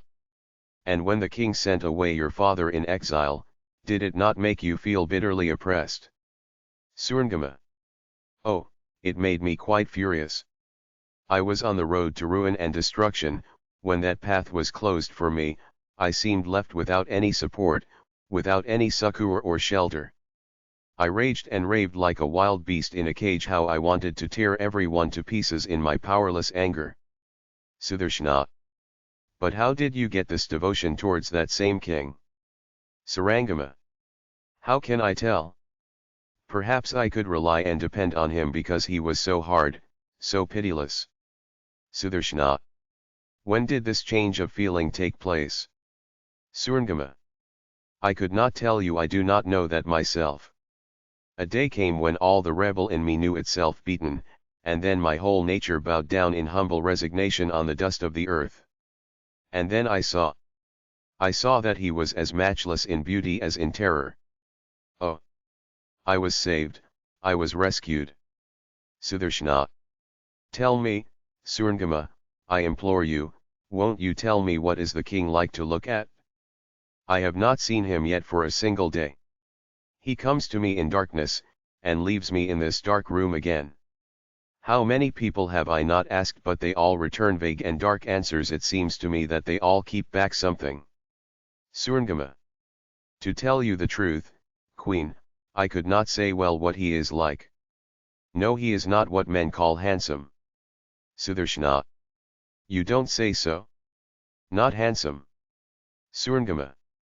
No, my queen, he is not handsome. To call him beautiful would be to say far too little about him. SÄDHANÄ. All your words are like that, dark, strange, and vague. I cannot understand what you mean. SARANGAMA. No, I will not call him handsome. And it is because he is not beautiful that he is so wonderful, so superb, so miraculous. SÄDHANÄ. I do not quite understand you, though I like to hear you talk about him. But I must see him at any cost. I do not even remember the day when I was married to him. I have heard mother say that a wise man came before my marriage and said, "He who will wed your daughter is without a second on this earth." How often have I asked her to describe his appearance to me, but she only answers vaguely, and says she cannot say she saw him through a veil, faintly and obscurely. But if he is the best among men, how can I sit still without seeing him? SARANGAMA. Do you not feel a faint breeze blowing? SÄDHANÄ. A breeze? Where? SARANGAMA. Do you not smell a soft perfume? SÄDHANÄ. No, I don't. SARANGAMA. The large door has opened. He is coming, my king is coming in. SÄDHANÄ. How can you perceive when he comes? SARANGAMA. I cannot say, I seem to hear his footsteps in my own heart. Being his servant of this dark chamber, I have developed a sense I can know and feel without seeing. SÄDHANÄ. Would that I had this sense too, SARANGAMA. SARANGAMA. You will have it, O Queen. This sense will awaken in you one day. Your longing to have a sight of him makes you restless, and therefore all your mind is strained and warped in that direction. When you are past the state of feverish restlessness, everything will become quite easy. SÄDHANÄ. How is it that it is easy to you, who are a servant, and so difficult to me, the Queen? SARANGAMA. It is because I am a mere servant that no difficulty balks me. On the first day, when he left this room to my care, saying, "SARANGAMA, you will always keep this chamber ready for me, this is all your task," then I did not say, even in thought, "Oh, give me the work of those who keep the other rooms lighted." No, but as soon as I bent all my mind to my task, a power woke and grew within me, and mastered every part of me unopposed. Oh, there he comes. He is standing outside, before the door. Lord. O King. Song outside. Open your door. I am waiting. The ferry of the light from the dawn to the dark is done for the day. The evening star is up. Have you gathered your flowers, braided your hair, and donned your white robe for the night? The cattle have come to their folds and birds to their nests. The cross paths that run to all quarters have merged into one in the dark. Open your door. I am waiting. Surangama. O king, who can keep thy own doors shut against thee? They are not locked or bolted, they will swing wide open if you only touch them with thy fingers. Wilt thou not even touch them? Wilt thou not enter unless I go and open the doors? Song. At a breath you can remove my veils, my lord. If I fall asleep on the dust and hear not your call, would you wait till I wake? Would not the thunder of your chariot wheel make the earth tremble? Would you not burst open the door and enter your own house unbidden? Then do you go, O queen, and open the door for him, he will not enter otherwise. SÄDHANÃ. I do not see anything distinctly in the dark, I do not know where the doors are. You know everything here, go and open the doors for me. Surangama opens the door, bows to the king, and goes out.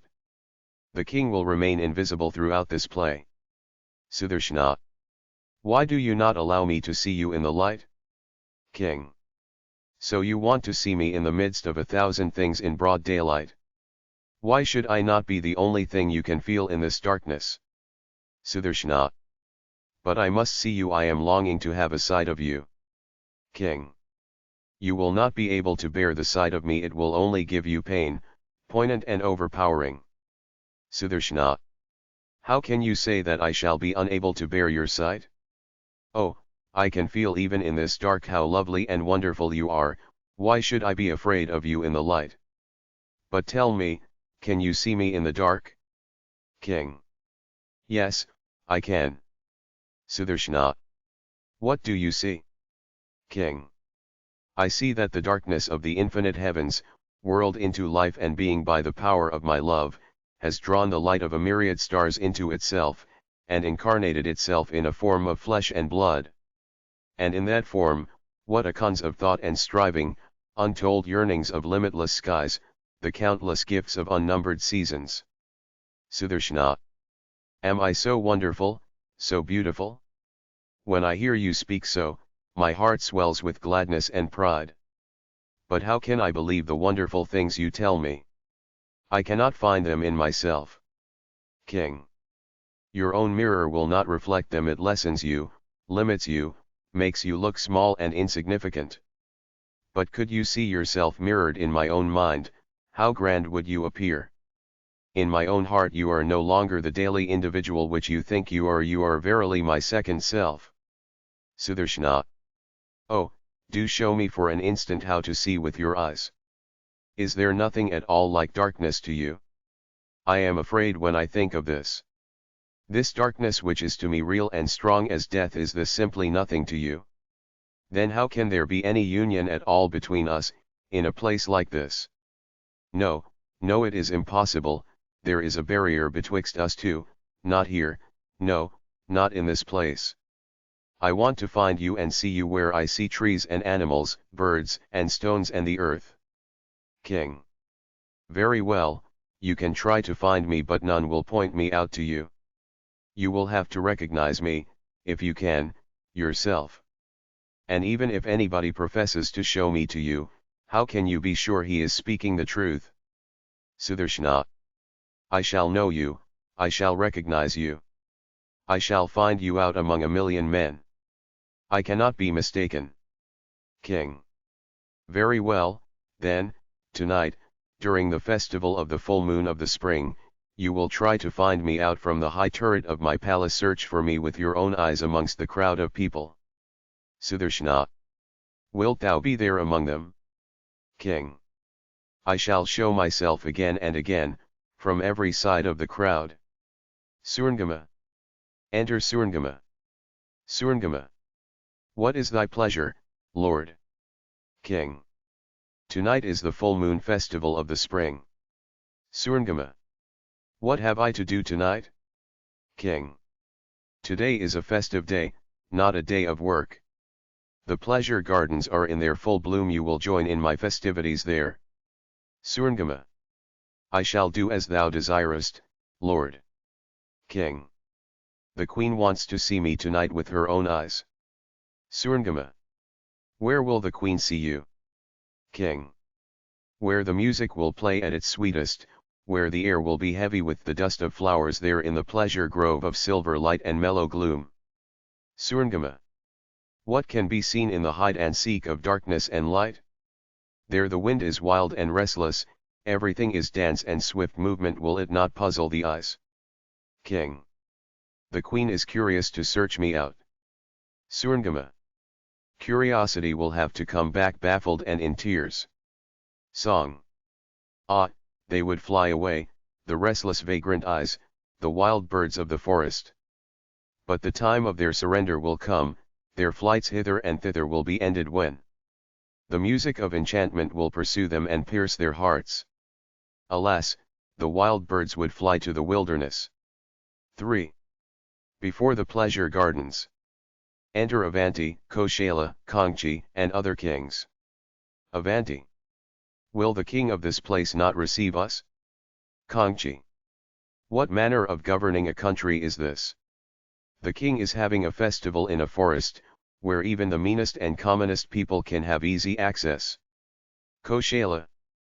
We ought to have had a separate place set apart and ready for our reception. Kangchi. If he has not prepared such a place yet, we shall compel him to have one erected for us. Koshala. All this makes one naturally suspect if these people have really got any king at all. It looks as if an unfounded rumor has led us astray. Avanti. It may be so with regard to the king, but the Queen SÄDHANÃ of this place isn't at all an unfounded rumor. Koshala. It is only for her sake that I have cared to come at all. I don't mind omitting to see one who never makes himself visible, but it would be a stupid mistake if we were to go away without a sight of one who is eminently worth a visit. Kangchi. Let us make some definite plan, then. Avanti. A plan is an excellent thing, so long as you are not yourself entangled in it. Kangchi.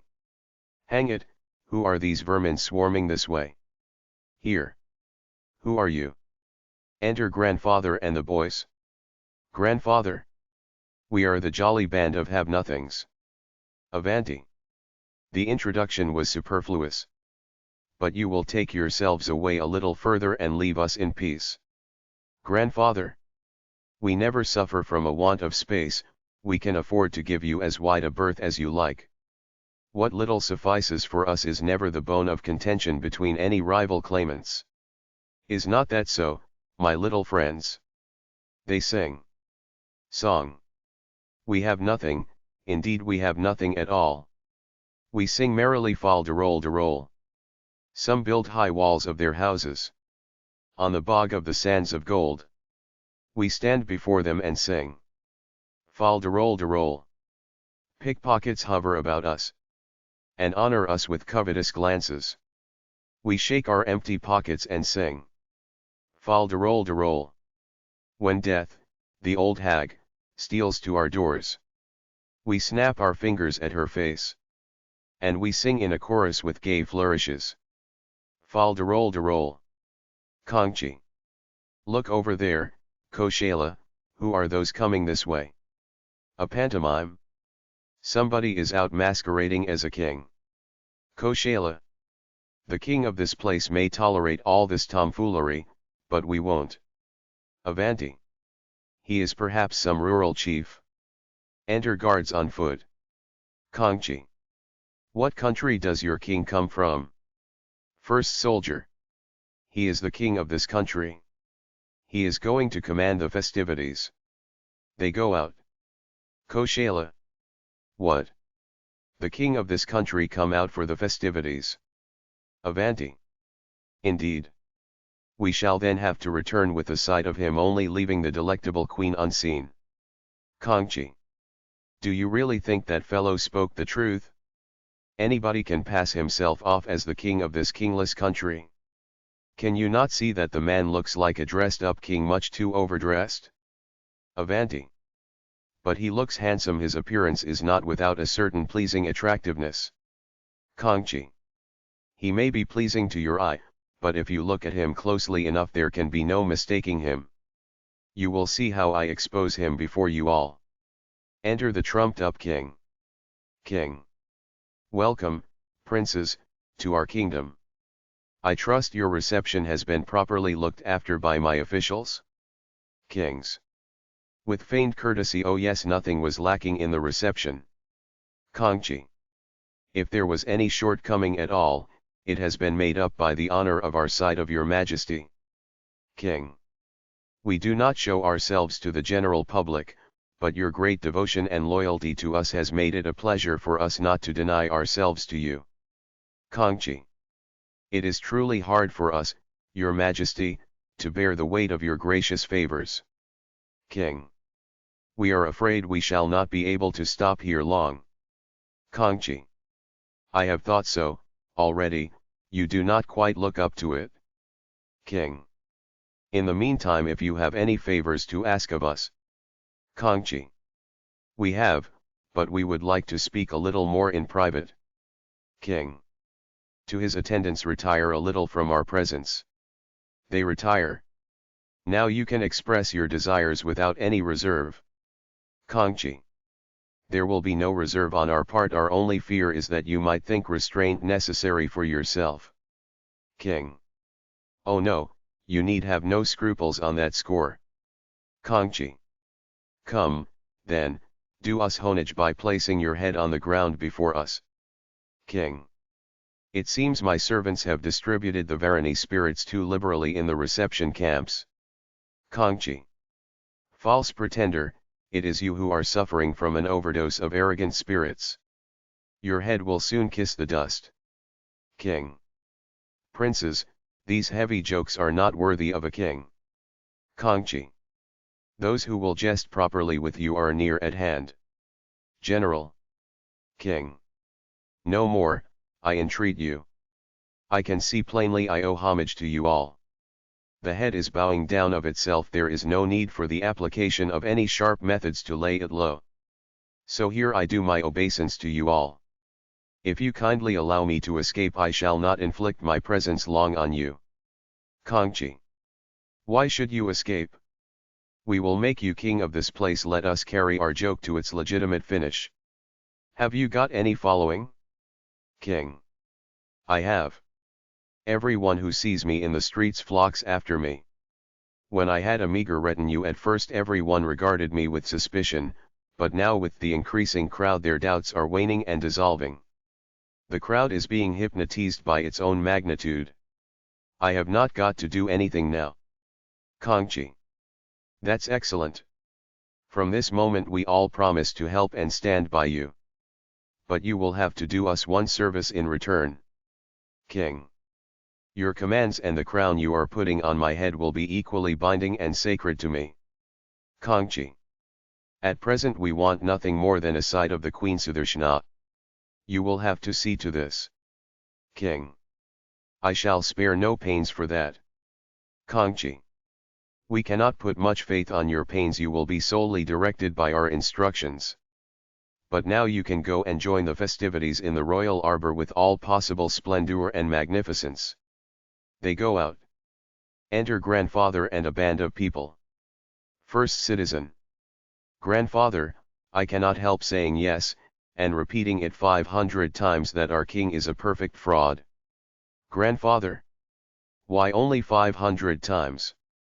There is no need to practice such heroic self-control, you can say it 5,000 times if that adds to your pleasure. Second citizen. But you cannot keep up a dead lie forever. Grandfather. It has made me alive, my friend. Third citizen. We shall proclaim to the whole world that our king is a lie, the merest and emptiest shadow. First citizen.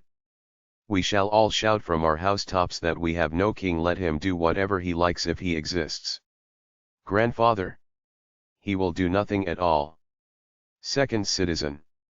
My son died untimely at 25 of raging fever in 7 days. Could such a calamity befall me under the rule of a virtuous king? Grandfather. But you still have got 2 sons left, while I have lost all my 5 children one after another. Third citizen. What do you say now? Grandfather. What then? Shall I lose my king too because I have lost my children? Don't take me for such a big fool as that. First citizen. It is a fine thing to argue whether there is a king or not when one is simply starving for want of food. Will the king save us?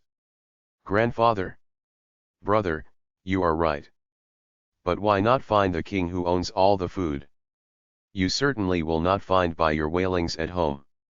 Second citizen. Look at the justice of our king.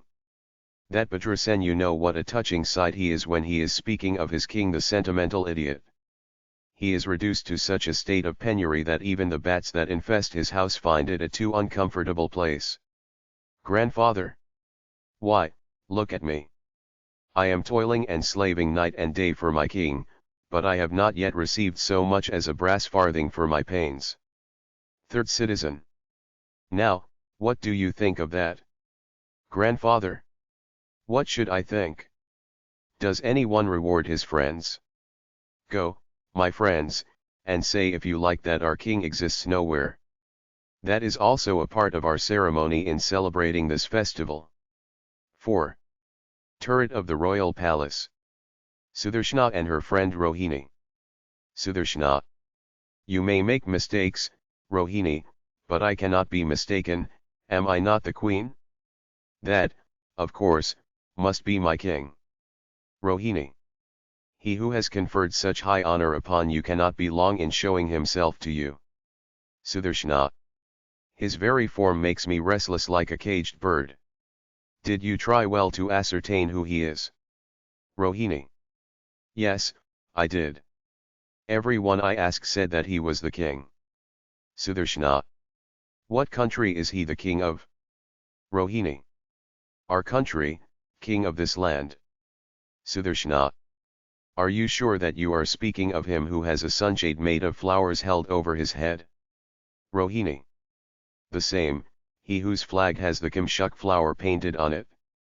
Sudarshana.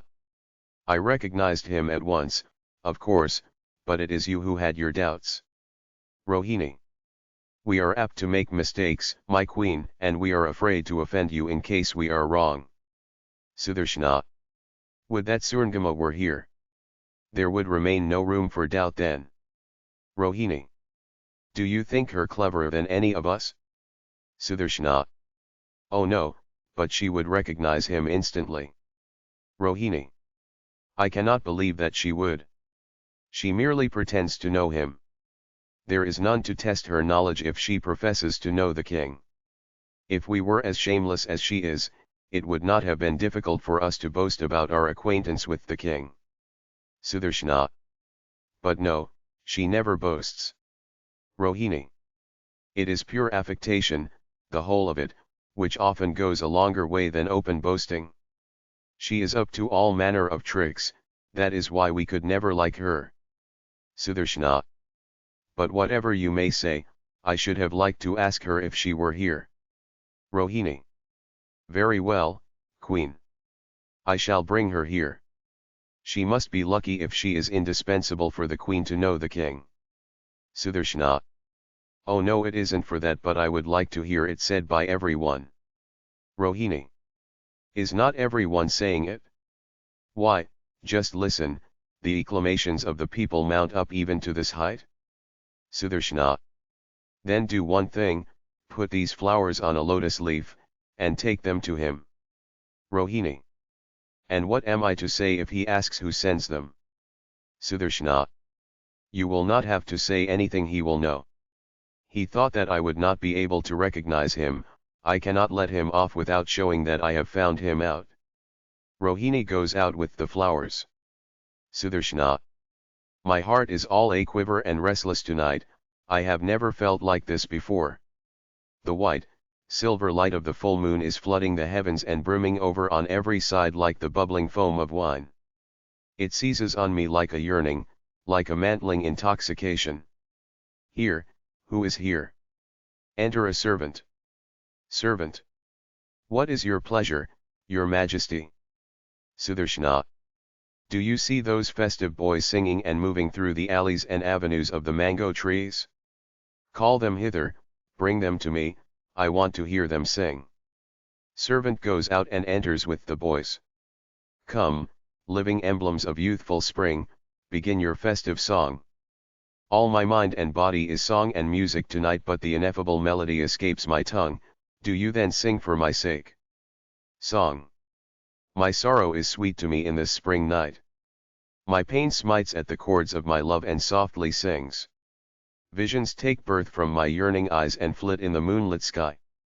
The smells from the depths of the woodlands have lost their way in my dreams. Words come in whispers to my ears, I know not from where. And bells in my anklets tremble and jingle in time with my heart thrills. SÄDHANÄ. Enough, enough, I cannot bear it any more. Your song has filled my eyes with tears. A fancy comes to me that desire can never attain its object, it need never attain it. What sweet hermit of the woods has taught you this song? Oh, that my eyes could see him whose song my ears have heard. Oh, how I wish I could wander rapt and lovely in the thick woodland arbors of the heart. Dear boys of the hermitage, how shall I reward you? This necklace is but made of jewels, hard stones, its hardness will give you pain. I have got nothing like the garlands of flowers you have on. The boys bow and go out. Enter Rohini. SÄDHANÄ. I have not done well, I have not done well, Rohini. I feel ashamed to ask you what happened. I have just realized that no hand can really give the greatest of gifts. Still, let me hear all.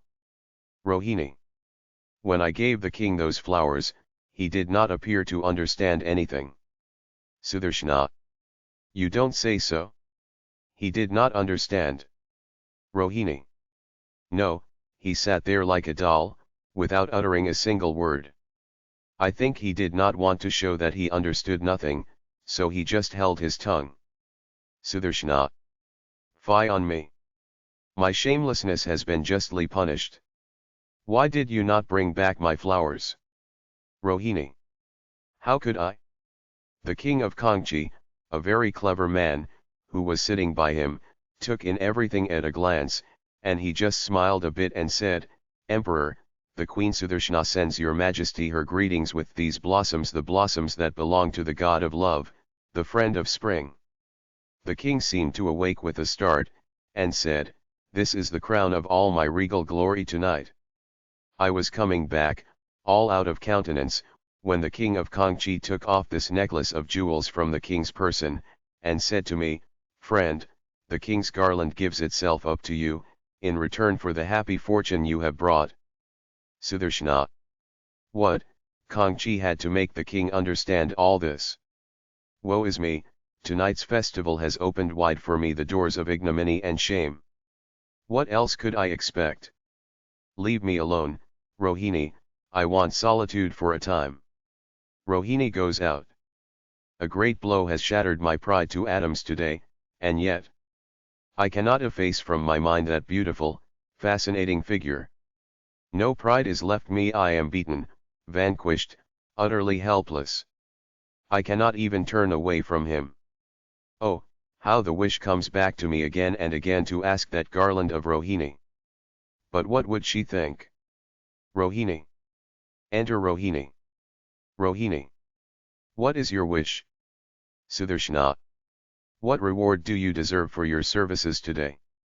Rohini. Nothing from you, but I had my reward from the king as it should be. SÄDHANÄ. That is no free gift, but an extortion of reward. I do not like to see you put on what was given in so indifferent a manner. Take it off, I give you my bracelets if you leave it here. Take these bracelets, and go now. Rohini goes out. Another defeat. I should have thrown this necklace away, but I could not. It is pricking me as if it were a garland of thorns, but I cannot throw it away.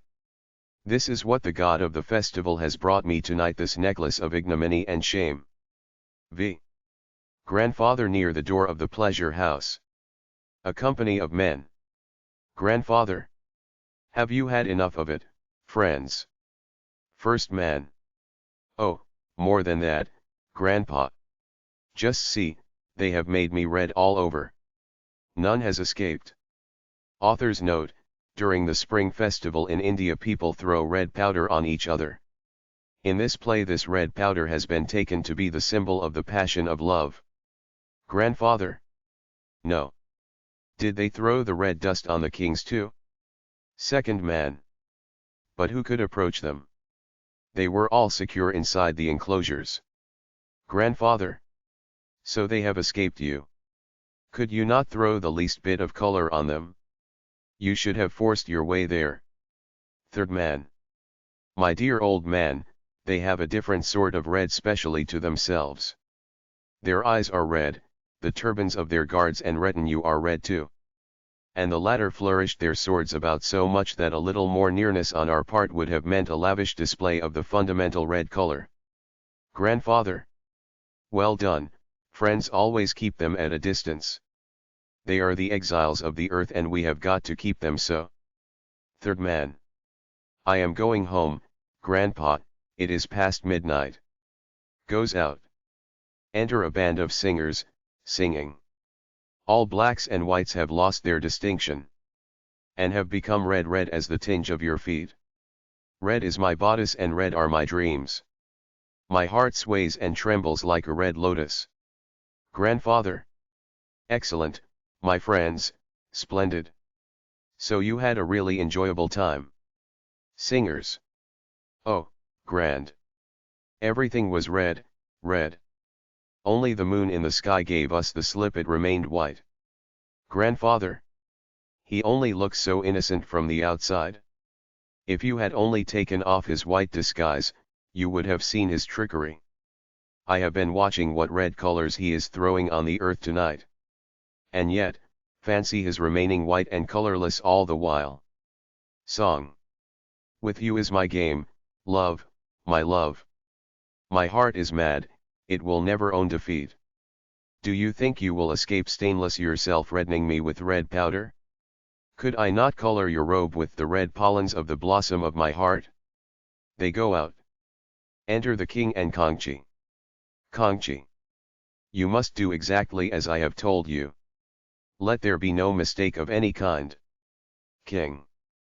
There shall be no mistake. Kangchi. The Queen Sudarshana's mansions are in the... King. Yes, sire, I have seen the place well. Kangchi. What you have got to do is to set fire to the garden, and then you will take advantage of the bustle and confusion to accomplish your object straightway. King. I shall remember. Kangchi. Look here, Sir Pretender, I cannot help thinking that a needless fear is troubling us. There is really no king in this country. King. My sole aim is to rid this country of this anarchy. Your common man cannot live without a king, whether a real one or a fraud. Anarchy is always a source of danger. Kangchi. Pious benefactor of the people, your wonderful self-sacrifice should really be an example to all of us. I am thinking of doing this extraordinary service to the people myself. They go out. 6. Rohini. What is the matter? I cannot make out what is all this. To the gardeners. Where are you all going away in such a hurry? First gardener. We are going out of the garden. Rohini. Where? Second gardener. We do not know where the king has called us. Rohini. Why, the king is in the garden. Which king has called you? First gardener. We cannot say. Second gardener. The king we have been serving all our life, of course. Rohini. Will you all go? First gardener. Yes, all we have to go instantly. Otherwise we might get into trouble. They go out. Rohini. I cannot understand their words. I am afraid. They are scampering off like wild animals that fly just before the bank of a river breaks down into the water. Enter King of Koshala. Koshala. Rohini, do you know where your king and Kangchi have gone? Rohini. They are somewhere in the garden, but I could not tell you where. Koshala. I cannot really understand their intentions. I have not done well to put my trust in Kangchi. Exit. Rohini. What is this dark affair going on amongst these kings?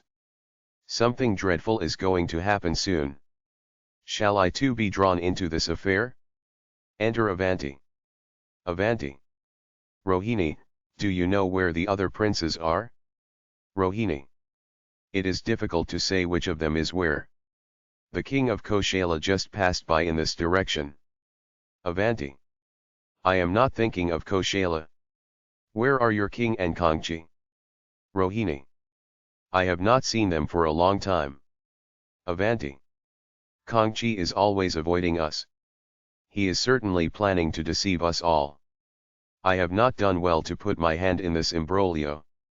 Friend, could you kindly tell me any way out of this garden? Rohini. I have none. Avanti. Is there no man here who will show me the way out? Rohini. The servants have all left the garden. Avanti. Why did they do so? Rohini. I could not exactly understand what they meant. They said the king had commanded them to leave the garden at once. Avanti. King. Which king? Rohini. They could not say exactly. Avanti. This does not sound well. I shall have to find a way out at any cost. I cannot stay here a single moment more. Goes out hurriedly. Rohini. Where shall I find the king? When I gave him the flowers the queen had sent, he did not seem much interested in me at the time, but ever since that hour he has been showering gifts and presents on me. This causeless generosity makes me more afraid. Where are the birds flying at such an hour of the night? What has frightened them all on a sudden? This is not the usual time of their flight, certainly. Why is the queen's pet deer running that way? Chapata. Chapata. She does not even hear my call. I have never seen a night like this. The horizon on every side suddenly becomes red, like a madman's eye. The sun seems to be setting at this untimely hour on all sides at the same time. What madness of the Almighty is this? Oh, I am frightened. Where shall I find the king? 7. At the door of the queen's palace. King. What is this you have done, Kangchi? Kangchi. I wanted to fire only this part of the garden near the palace. I had no idea that it would spread so quickly on all sides. Tell me, quick, the way out of this garden.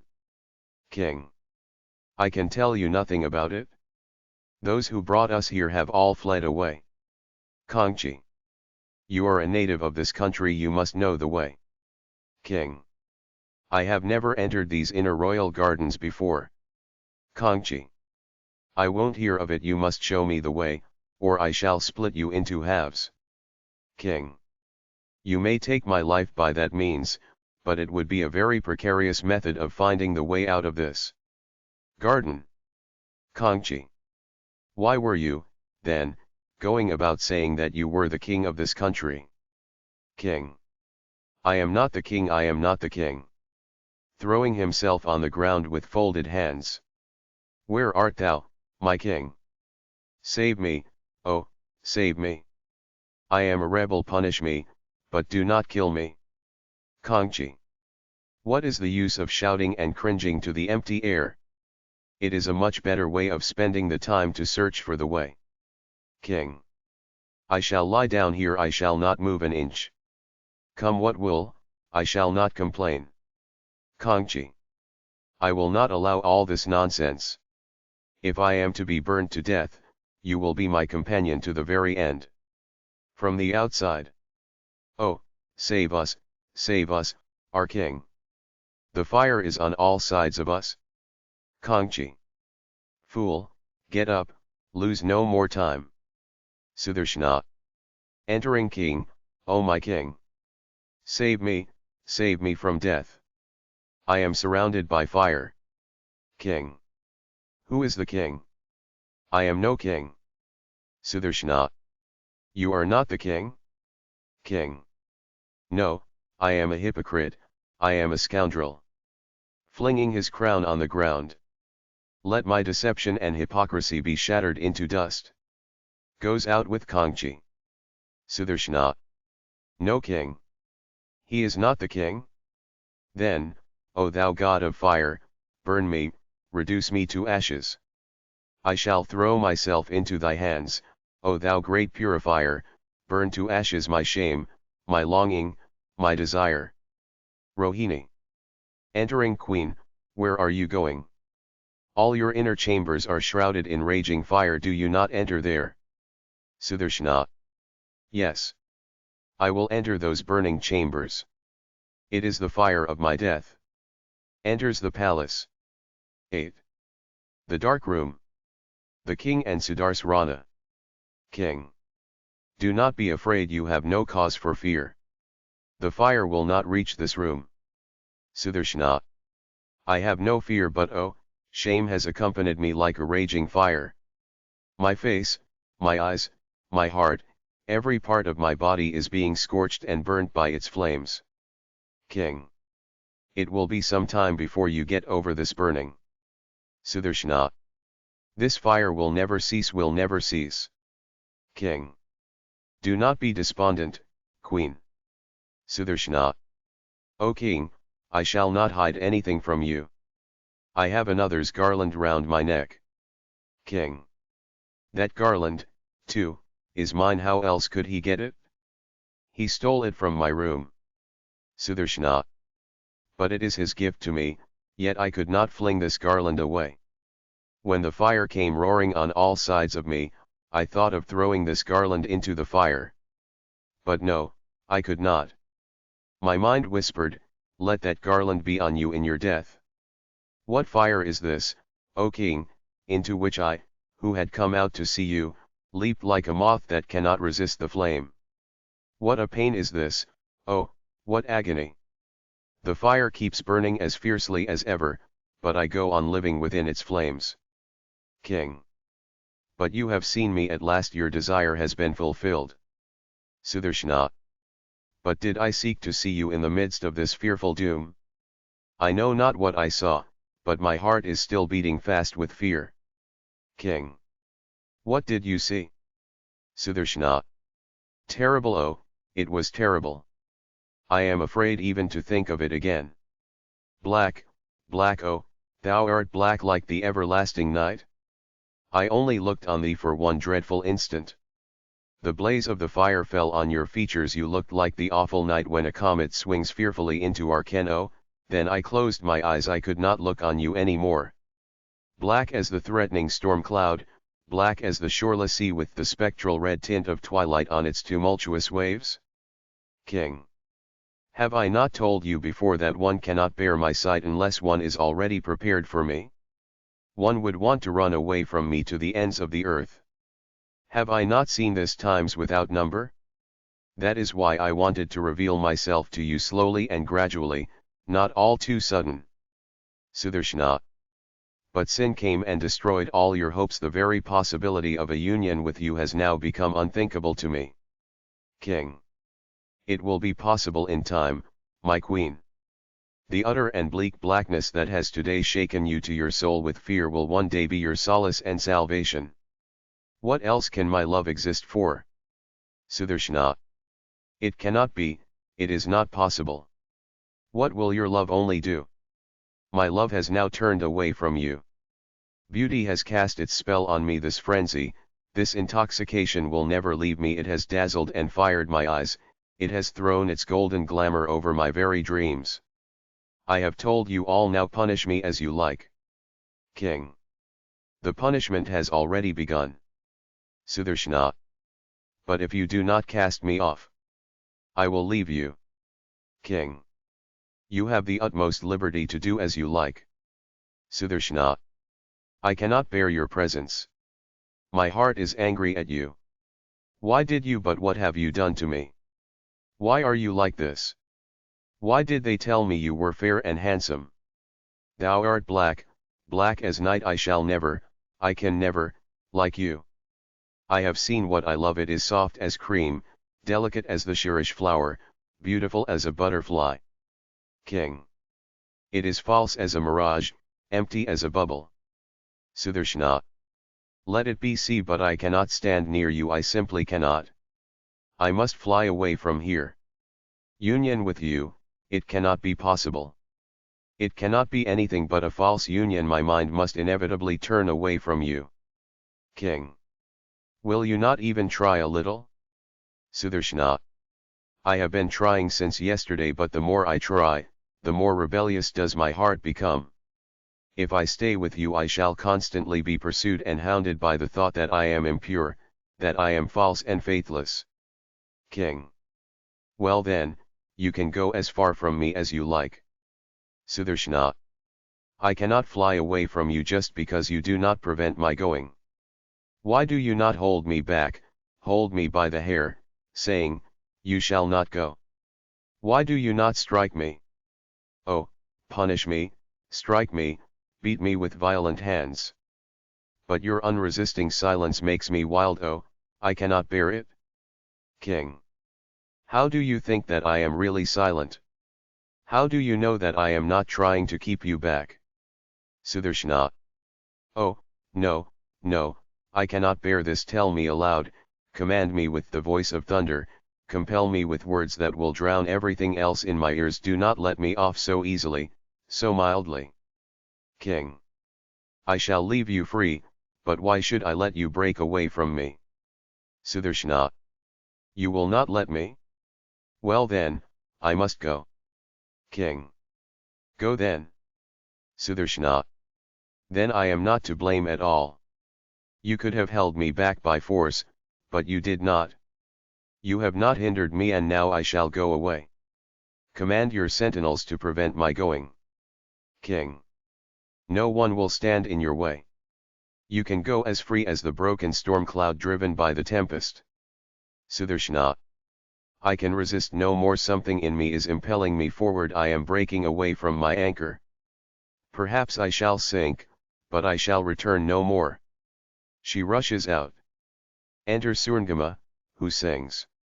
SÄDHANÄ. What will of thine is this that sends me afar? Again shall I come back at thy feet from all my wanderings. It is thy love that feigns this neglect. Thy caressing hands are pushing me away to draw me back to thy arms again. O my king, what is this game that thou art playing throughout thy kingdom? SÄDHANÄ. Re-entering king, O king. SÄDHANÄ. He has gone away. SÄDHANÄ. Gone away?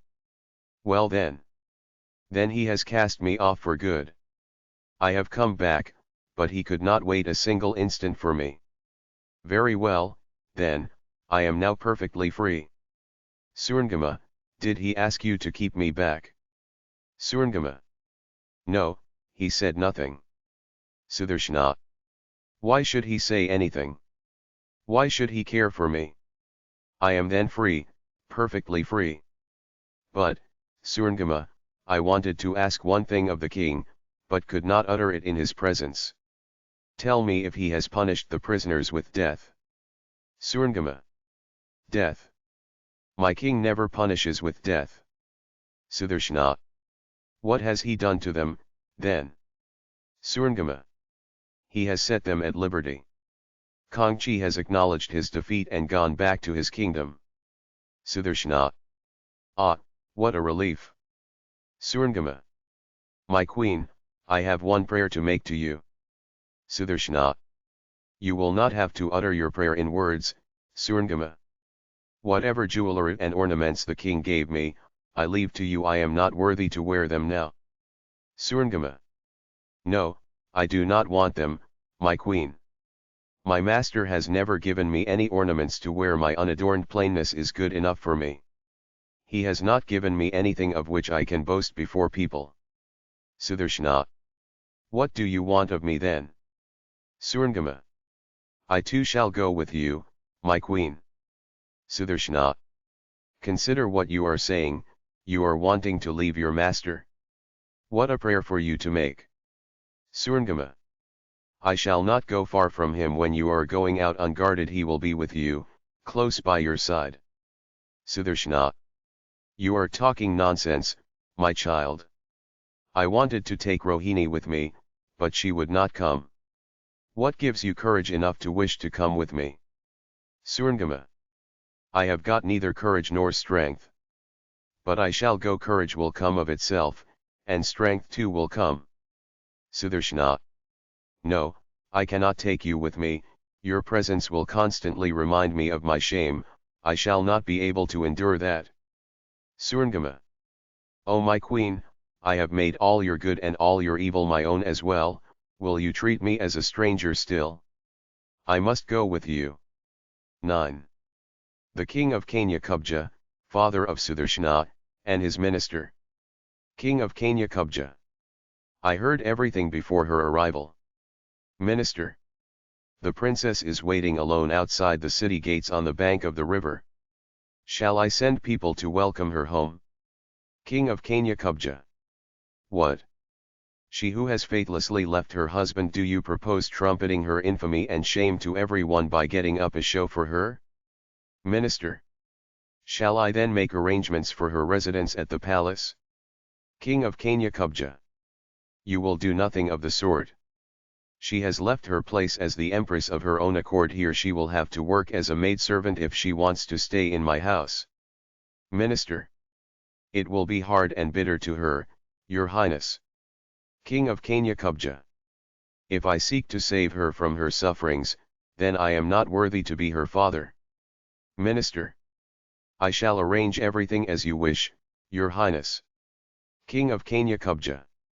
Let it be kept a secret that she is my daughter, otherwise we shall all be in an awful trouble. Minister. Why do you fear such disaster, your highness? King of Kanya-Kubja. When woman swerves from the right path, then she appears fraught with the direst calamity.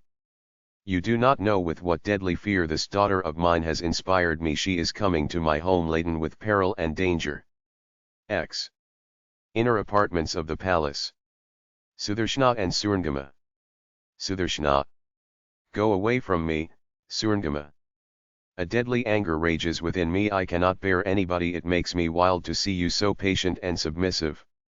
Surangama. Whom are you angry with? SÄDHANÄ. I do not know, but I wish to see everything destroyed and convulsed in ruin and disaster. I left my place on the throne as the empress in a moment's time. Did I lose my all to sweep the dust, to sweat and slave in this dismal hole? Why do the torches of mourning not flare up for me all over the world? Why does not the earth quake and tremble? Is my fall but the unobserved dropping of the puny bean flower? Is it not more like the fall of a glowing star, whose fiery blazon bursts the heavens asunder? Surangama.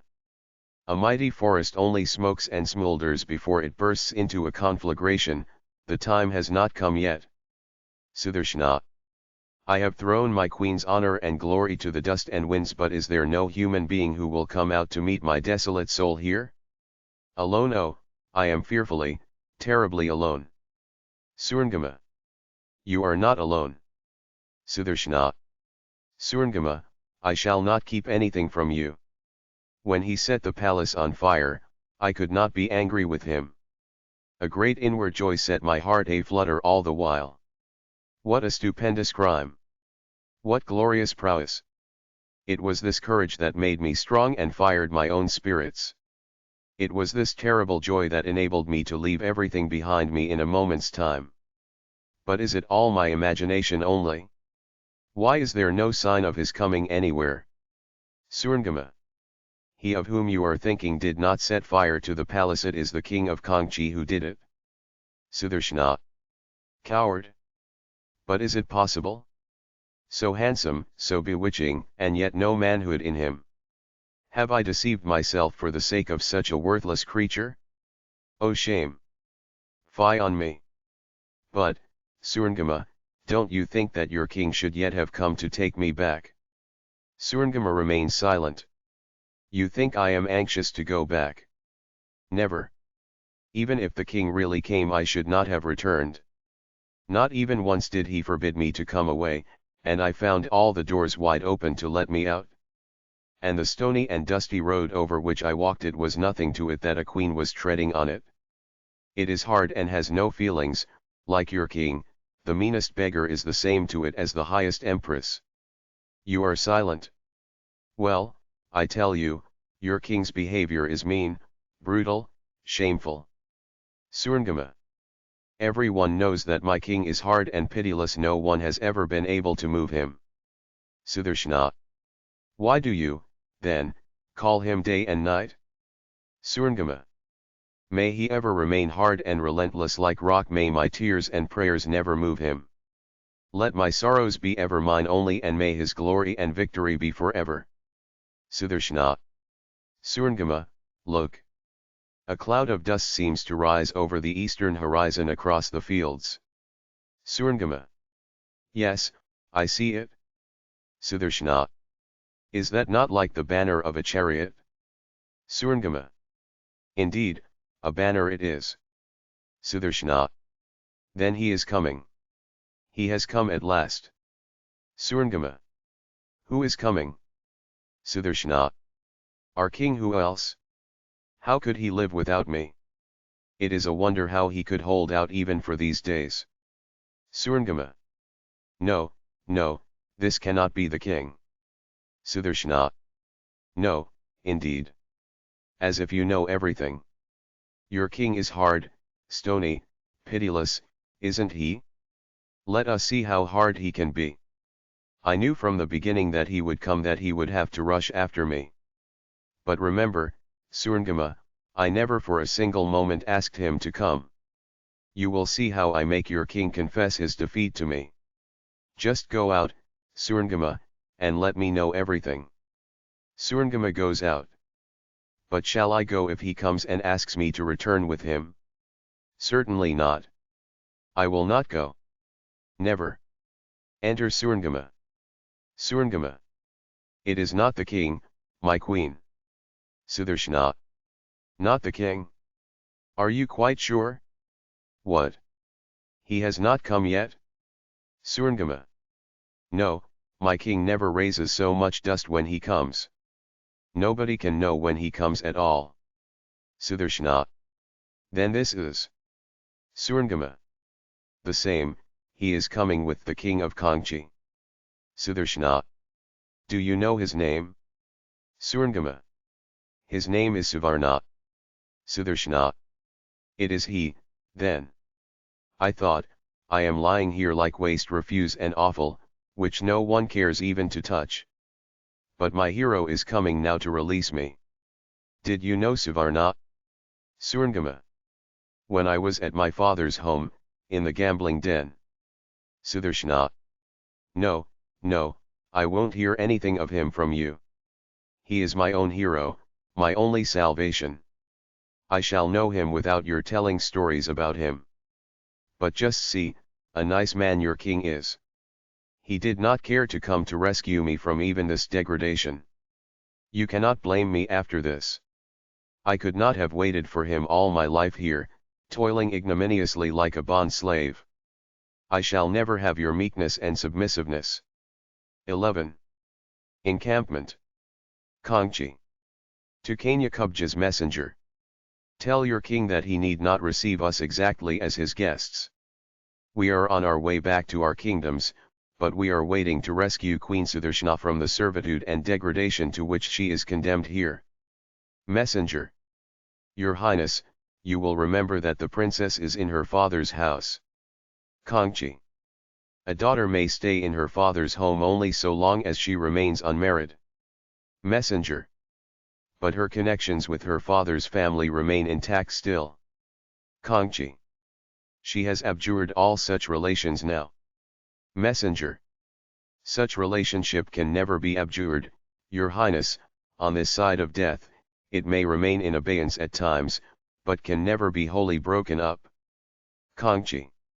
If the king chooses not to give up his daughter to me on peaceful terms, our Kshatriya code of righteousness will oblige me to employ force. You may take this as my last word. Messenger. Your Highness, do not forget that our king too is bound by the same code. It is idle to expect that he will deliver up his daughter by merely hearing your threats. Kangchi. Tell your king that I have come prepared for such an answer. Messenger goes out. Savarna. King of Kangchi, it seems to me that we are daring too much. Kangchi. What pleasure would there be in this adventure if it were otherwise? Savarna. It does not cost much courage to challenge Kanya Kubja but Kangchi. If you once begin to be afraid of but, you will hardly find a place in this world safe enough for you. Enter a soldier. Soldier. Your Highness. I have just received the news that the kings of Koshala, Avanti, and Kalinga are coming this way with their armies. Exit. Kangchi. Just what I was afraid of. The report of Sudarshana's flight has spread abroad. Now we are going to be in for a general scramble which is sure to end in smoke. Suvarna. It is useless now, Your Highness. These are not good tidings. I am perfectly certain that it is our emperor himself who has secretly spread the report everywhere. Kangchi. Why, what good will it bring him? Suvarna. The greedy ones will tear one another to pieces in the general rivalry and scramble, and he will take advantage of the situation to go back with the booty. Kangchi. Now it becomes clear why your king never shows himself.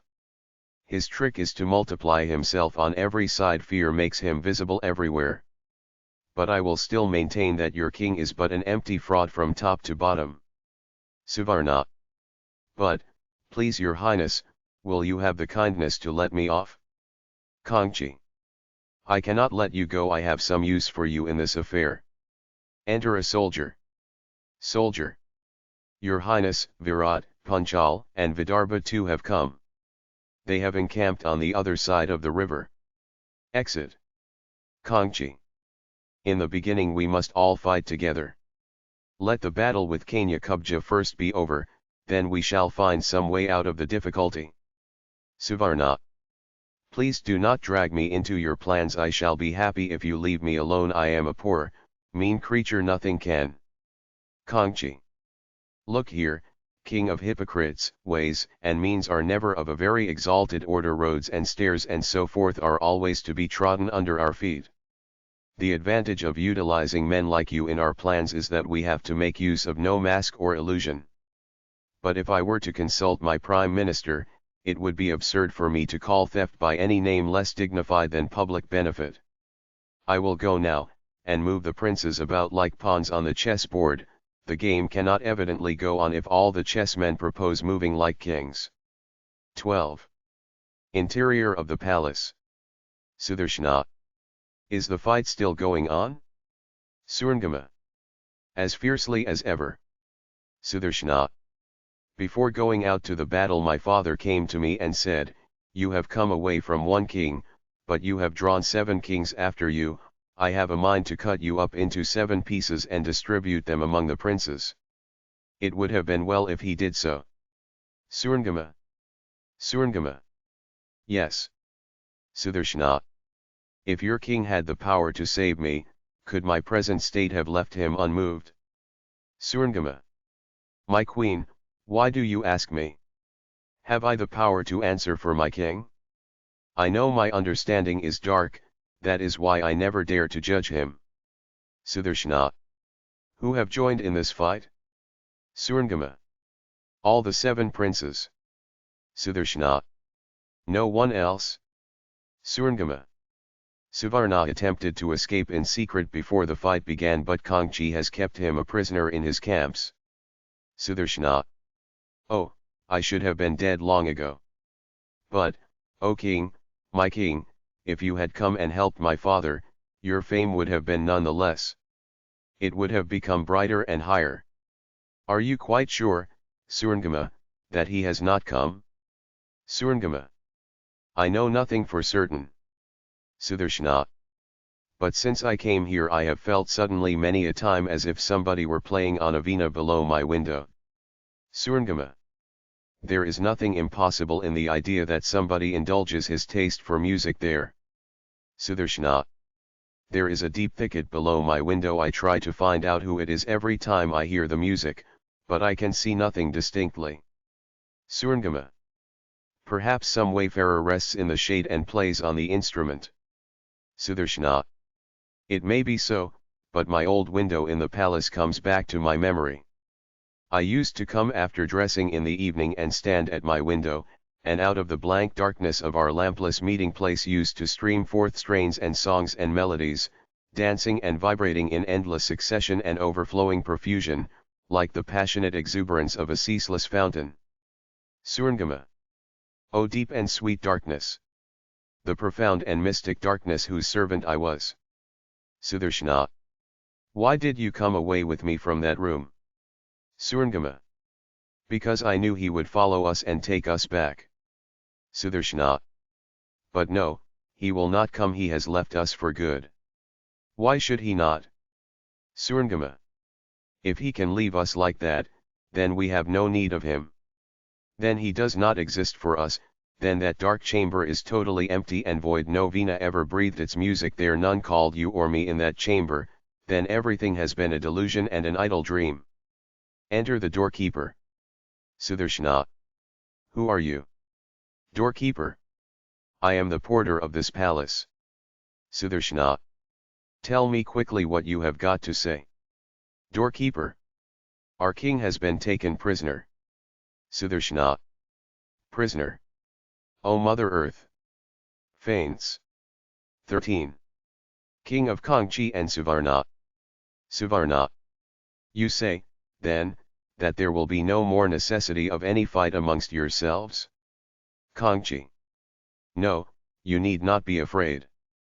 I have made all the princes agree that he whom the queen accepts as her husband will have her, and the others will have to abandon all further struggle. Suvarna. But you must have done with me now, your highness, so I beg to be let off now. Unfit as I am for anything, the fear of impending danger has unnerved me and stunned my intellect. You will therefore find it difficult to put me to any use. Kangchi. You will have to sit there as my umbrella holder. Suvarna. Your servant is ready for anything, but of what profit will that be to you? Kangchi. My man, I see that your weak intellect cannot go with a high ambition in you. You have no notion yet with what favor the queen looked upon you. After all, she cannot possibly throw the bridal garland on an umbrella bearer's neck in a company of princes, and yet, I know, she will not be able to turn her mind away from you. So on all accounts this garland will fall under the shade of my regal umbrella. Suvarna. Your Highness, you are entertaining dangerous imaginings about me. I pray you, please do not implicate me in the toils of such groundless notions. I beg your Highness most humbly, pray set me at liberty. Kangchi. As soon as my object is attained, I shall not keep you one moment from your liberty. Once the end is attained, it is futile to burden oneself with the means. 14. Sudarshana and Surangama at the window. Sudarshana. Must I go to the assembly of the princes, then? Is there no other means of saving father's life? Surangama. The king of Kangchi has said so. Sudarshana. Are these the words worthy of a king? Did he say so with his own lips? Surangama. No, his messenger, Suvarna, brought this news. Sudarshana. Woe, woe is me. Surangama. And he produced a few withered flowers and said, tell your queen that the drier and more withered these souvenirs of the spring festival become, the fresher and more blooming do they grow within in my heart. Sudarshana. Stop. Tell me no more. Do not torment me any more. Surangama. Look. There sit all the princes in the great assembly. He who has no ornament on his person, except a single garland of flowers round his crown, he is the king of Kangchi. And he who holds the umbrella over his head, standing behind him, that is Suvarna. Sudarshana. Is that Suvarna? Are you quite certain? Surangama. Yes, I know him well. Sudarshana. Can it be that it is this man that I saw the other day?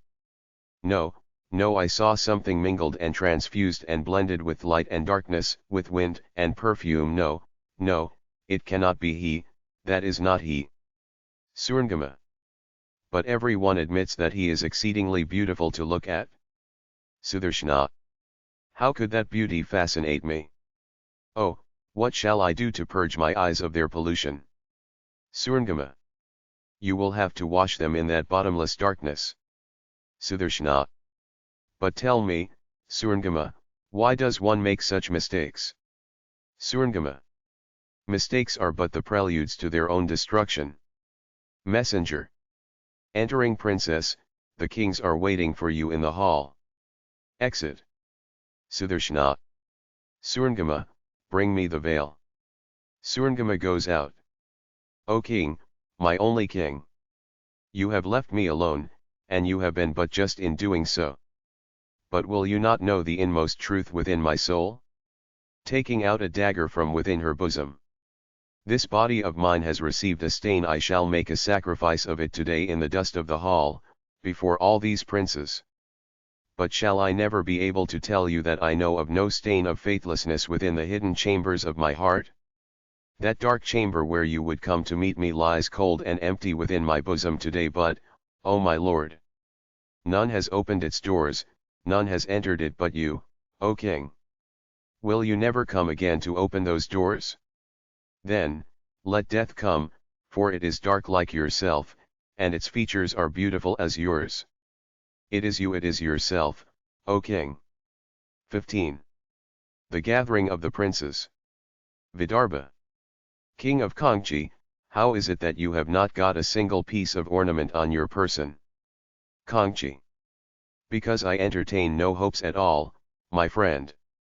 Ornaments would but double the shame of my defeat. Kalinga. But your umbrella bearer seems to have made up for that, he is loaded with gold and jewelry all over. Virat. The king of Kangchi wants to demonstrate the futility and inferiority of outer beauty and grandeur. Vanity of his prowess has made him discard all outer embellishments from his limbs. Kolyala. I am quite up to his trickery, he is seeking to prove his own dignity, maintaining a severe plainness among the bejeweled princes. Punchala. I cannot commend his wisdom in this matter.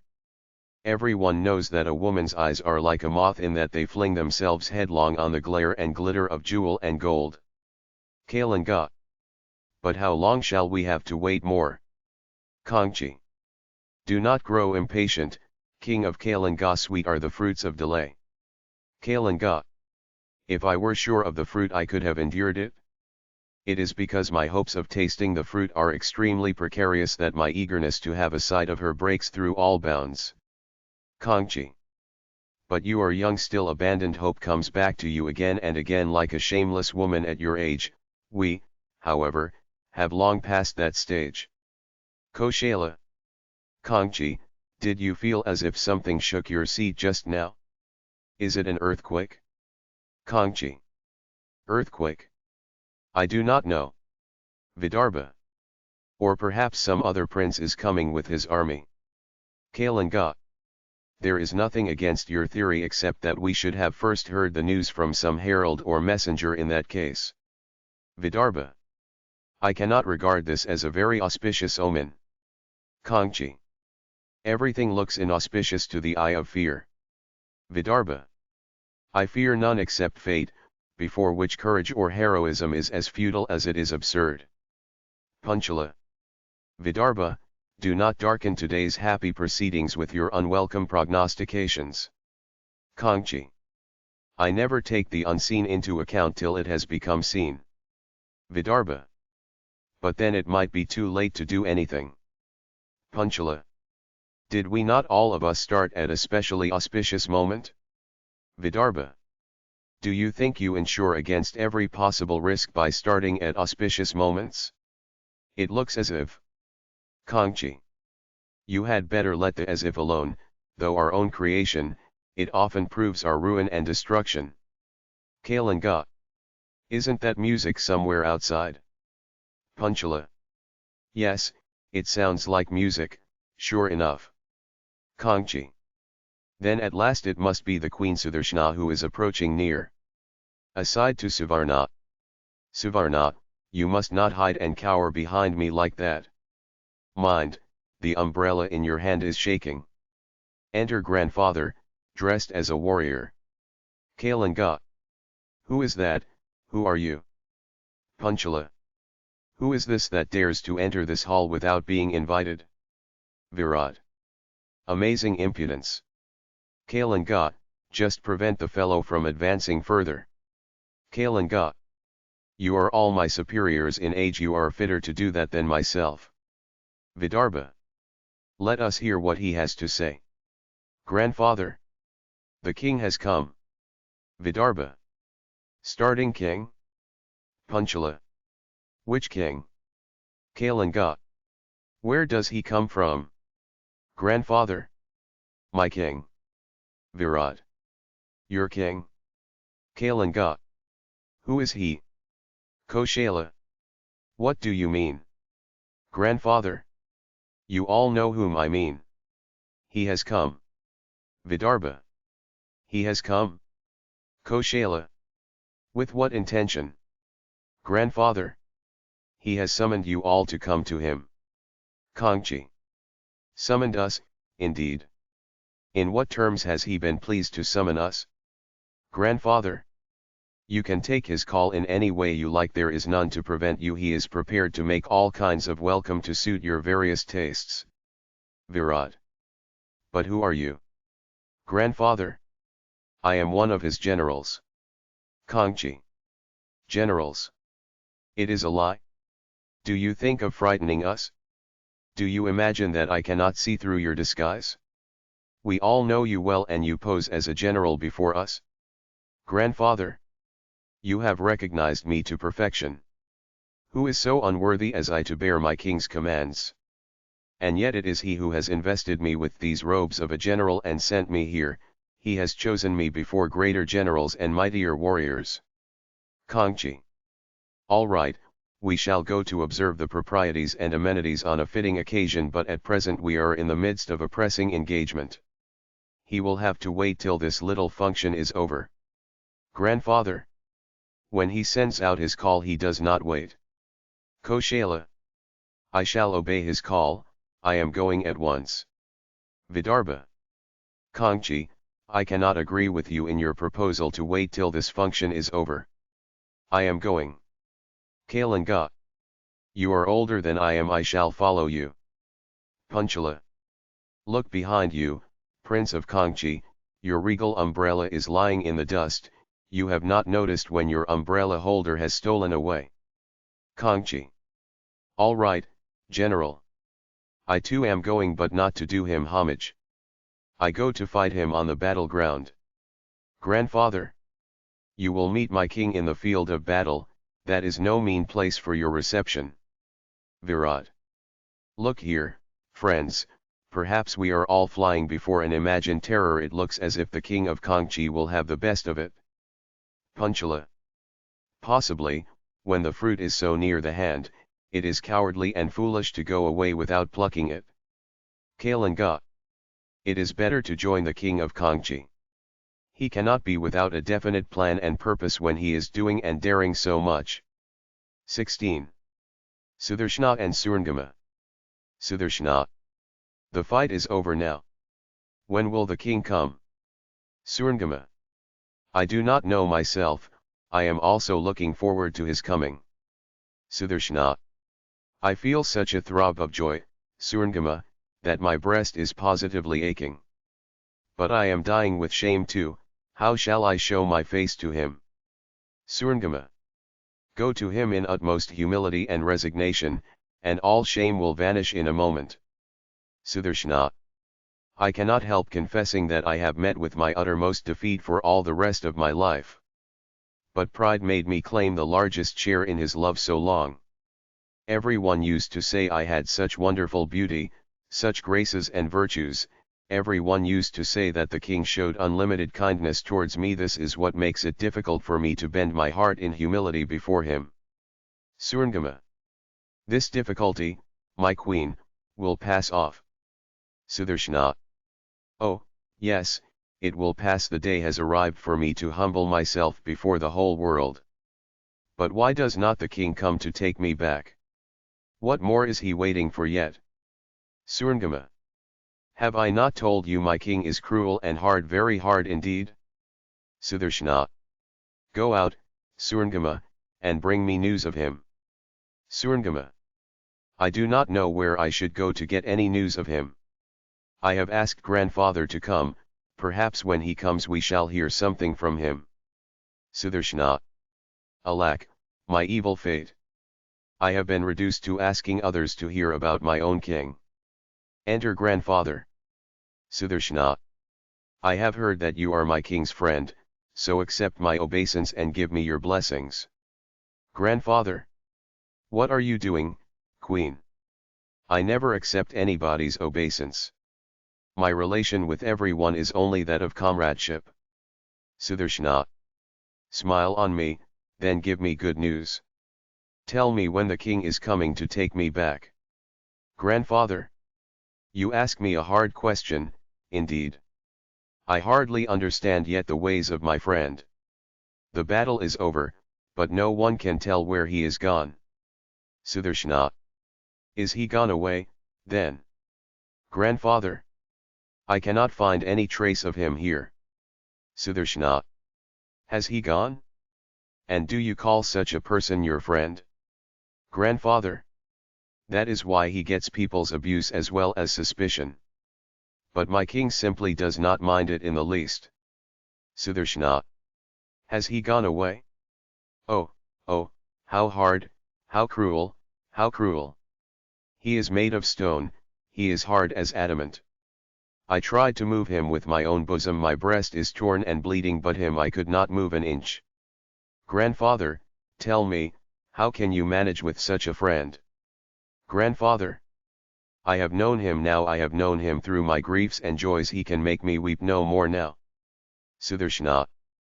Will he not let me know him also? Grandfather.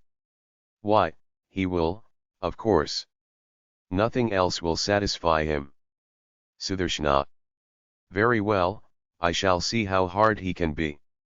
I shall stay here near the window without saying a word, I shall not move an inch, let me see if he will not come. Grandfather. You are young still, you can afford to wait for him, but to me, an old man, a moment's loss is a week. I must set out to seek him whether I succeed or not. Exit. SÄDHANÄ. I do not want him, I will not seek him. SÄDHANÄ. I have no need of your king. Why did he fight with the princes? Was it for me at all? Did he want to show off his prowess and strength? Go away from here, I cannot bear your sight. He has humbled me to the dust, and is not satisfied still. 17. A band of citizens. First citizen. When so many kings met together, we thought we were going to have some big fun, but somehow everything took such a turn that nobody knows what happened at all.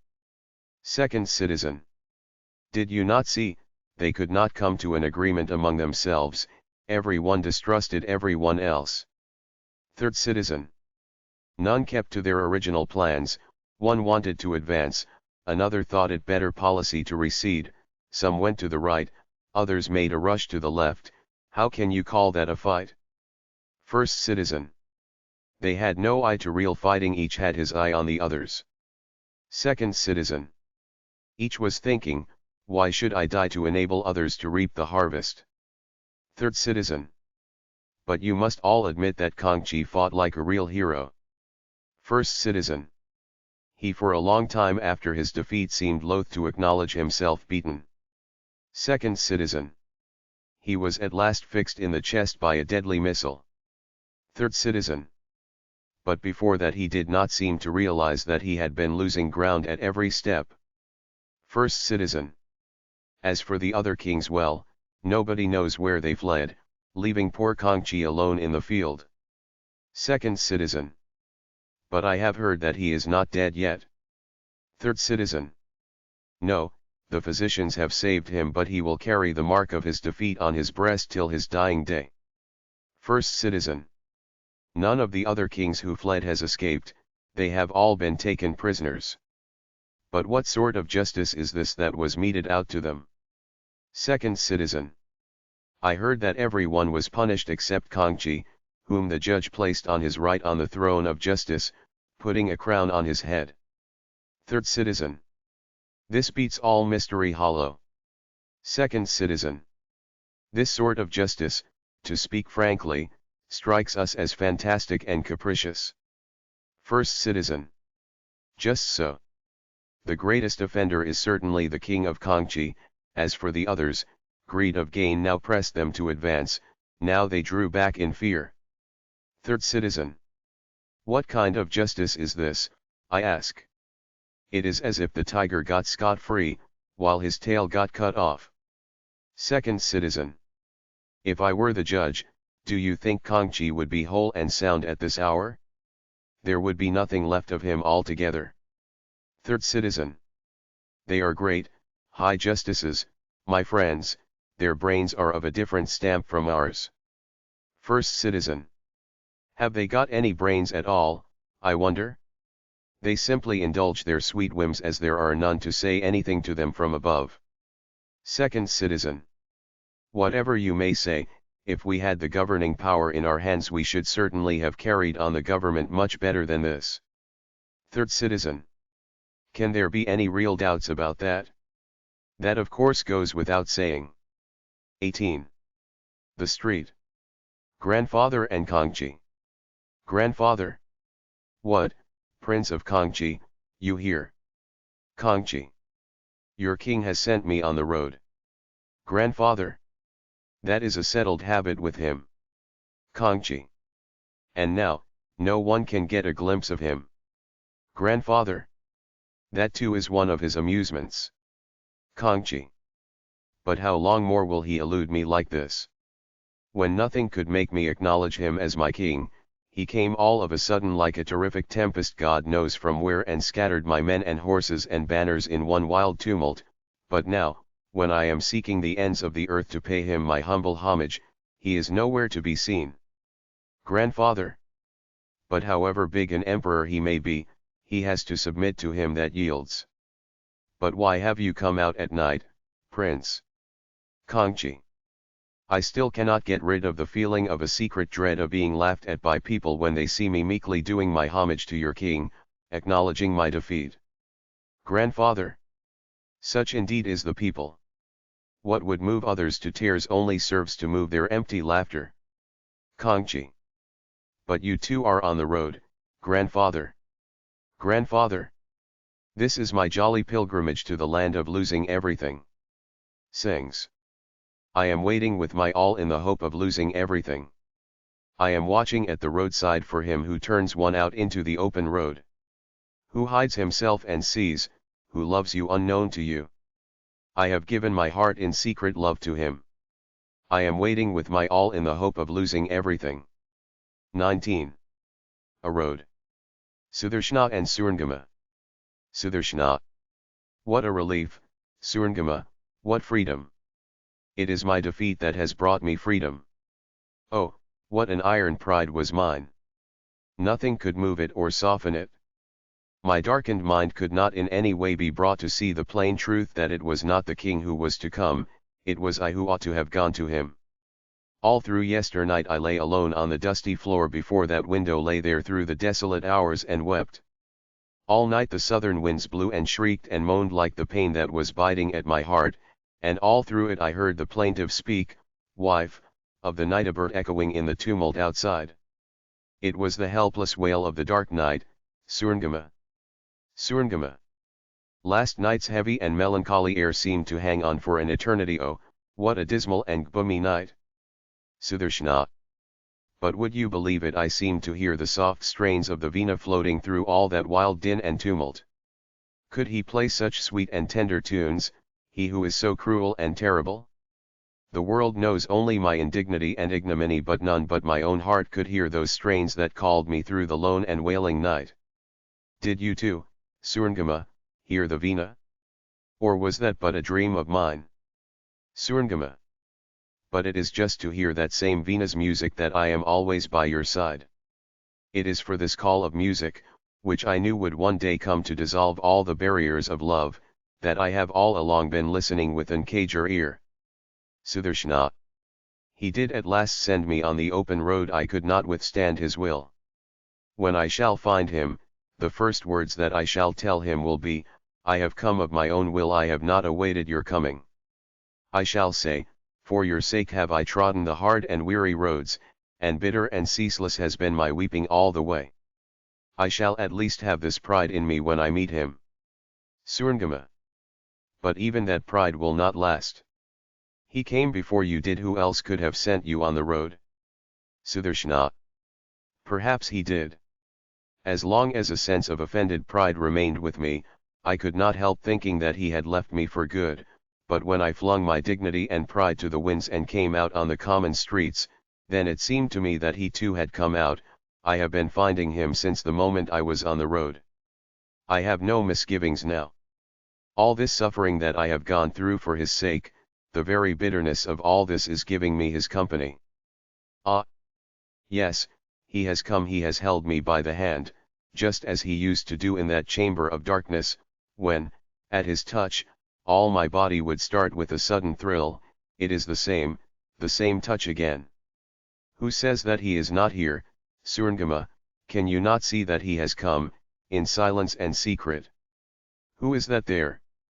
Look, SÄDHANÄ, there is a third traveler of this dark road at this hour of the night. SÄDHANÄ. I see, it is the king of Kangchi, my queen. SÄDHANÄ. King of Kangchi. SÄDHANÄ. Don't be afraid, my queen. SÄDHANÄ. Afraid? Why should I be afraid? The days of fear are gone forever for me. Kangchi. Entering Queen Mother, I see you too on this road. I am a traveler of the same path as yourself. Have no fear of me, O Queen. SÄDHANÄ. It is well, King of Kangchi, that we should be going together, side by side. This is but right. I came on your way when I first left my home, and now I meet you again on my way back. Who could have dreamed that this meeting of ours would augur so well? Kangchi. But, Queen Mother, it is not meet that you should walk over this road on foot. Will you permit me to get a chariot for you? SÄDHANÄ. Oh, do not say so. I shall never be happy if I could not on my way back home tread on the dust of the road that led me away from my king. I would be deceiving myself if I were now to go in a chariot. SÄDHANÄ. King, you too are walking in the dust today. This road has never known anybody driving his horse or chariot over it. SÄDHANÄ. When I was the queen, I stepped over silver and gold. I shall have now to atone for the evil fortune of my birth by walking over dust and bare earth. I could not have dreamed that thus I would meet my king of common earth and dust at every step of mine today. SÄDHANÄ. Look, my queen, there on the eastern horizon comes the dawn. We have not long to walk. I see the spires of the golden turrets of the king's palace. Enter grandfather. Grandfather. My child, it is dawn at last. SÄDHANÄ. Your benedictions have given me Godspeed, and here I am, at last. Grandfather. But do you see how ill-mannered our king is? He has sent no chariot, no music band, nothing splendid or grand. SÄDHANÄ. Nothing grand, did you say? Look, the sky is rosy and crimson from end to end, the air is full of the welcome of the scent of flowers. Grandfather. Yes, but however cruel our king may be, we cannot seek to emulate him. I cannot help feeling pain at seeing you in this state, my child. How can we bear to see you going to the king's palace attired in this poor and wretched attire? Wait a little, I am running to fetch you your queen's garments. SÄDHANÄ. Oh no, no, no. He has taken away those regal robes from me forever. He has attired me in a servant's dress before the eyes of the whole world. What a relief this has been to me. I am his servant now, no longer his queen. Today I stand at the feet of all those who can claim any relationship with him. Grandfather. But your enemies will laugh at you now. How can you bear their derision? SÄDHANÄ. Let their laughter and derision be immortal. Let them throw dust at me in the streets. This dust will today be the powder with which I shall deck myself before meeting my lord. Grandfather. After this, we shall say nothing. Now let us play the last game of our spring festival. Instead of the pollen of flowers, let the south breeze blow and scatter dust of lowliness in every direction. We shall go to the Lord clad in the common grey of the dust. And we shall find him too covered with dust all over. For do you think the people spare him? Even he cannot escape from their soiled and dusty hands, and he does not even care to brush the dirt off his garments. Kongchi. Grandfather, do not forget me in this game of yours. I also will have to get this royal garment of mine soiled till it is beyond all recognition. Grandfather. That will not take long, my brother. Now that you have come down so far you will change your color in no time. Just look at our queen. She got into a temper with herself and thought that she could spoil her matchless beauty by flinging away all her ornaments, but this insult to her beauty has made it shine forth in tenfold radiance, and now it is in its unadorned perfection. We hear that our king is all innocent of beauty, that is why he loves all his manifold beauty of form which shines as the very ornament of his breast. And that beauty has today taken off its veil and cloak of pride and vanity. What could I not give to be allowed to hear the wonderful music and song that has filled my king's palace today? Surngama. Lo, there rises the sun. XX. The dark chamber. SÄDHANÄ. Lord, do not give me back the honor which you once did turn away from me. I am the servant of your feet, I only seek the privilege of serving you. King. Will you be able to bear me now? SÄDHANÄ. Oh yes, yes, I shall. Your sigh repelled me because I had sought to find you in the pleasure garden, in my queen's chambers, there even your meanest servant looks handsomer than you. That fever of longing has left my eyes forever. You are not beautiful, my lord, you stand beyond all comparisons. King. That which can be comparable with me lies within yourself. SÄDHANÄ. If this be so, then that too is beyond comparison. Your love lives in me, you are mirrored in that love, and you see your face reflected in me, nothing of this mine, it is all yours, O Lord. King. I open the doors of this dark room today, the game is finished here. Come, come with me now, come outside into the light. SÄDHANÄ. Before I go, let me bow at the feet of my Lord of Darkness, my cruel, my terrible, my peerless one. The End. Fruit Gathering. By Rabīndranāth Thakur. 1916. Bid me and I shall gather my fruits to bring them in full baskets into your courtyard, though some are lost and some not ripe. For the season grows heavy with its fullness, and there is a plaintive shepherd's pipe in the shade. Bid me and I shall set sail on the river. The March wind is fretful, fretting the languid waves into murmurs. The garden has yielded its all, and in the weary hour of evening the call comes from your house on the shore in the sunset. 2.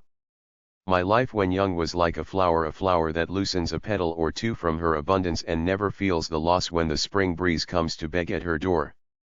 Now at the end of youth my life is like a fruit, having nothing to spare, and waiting to offer herself completely with her full burden of sweetness.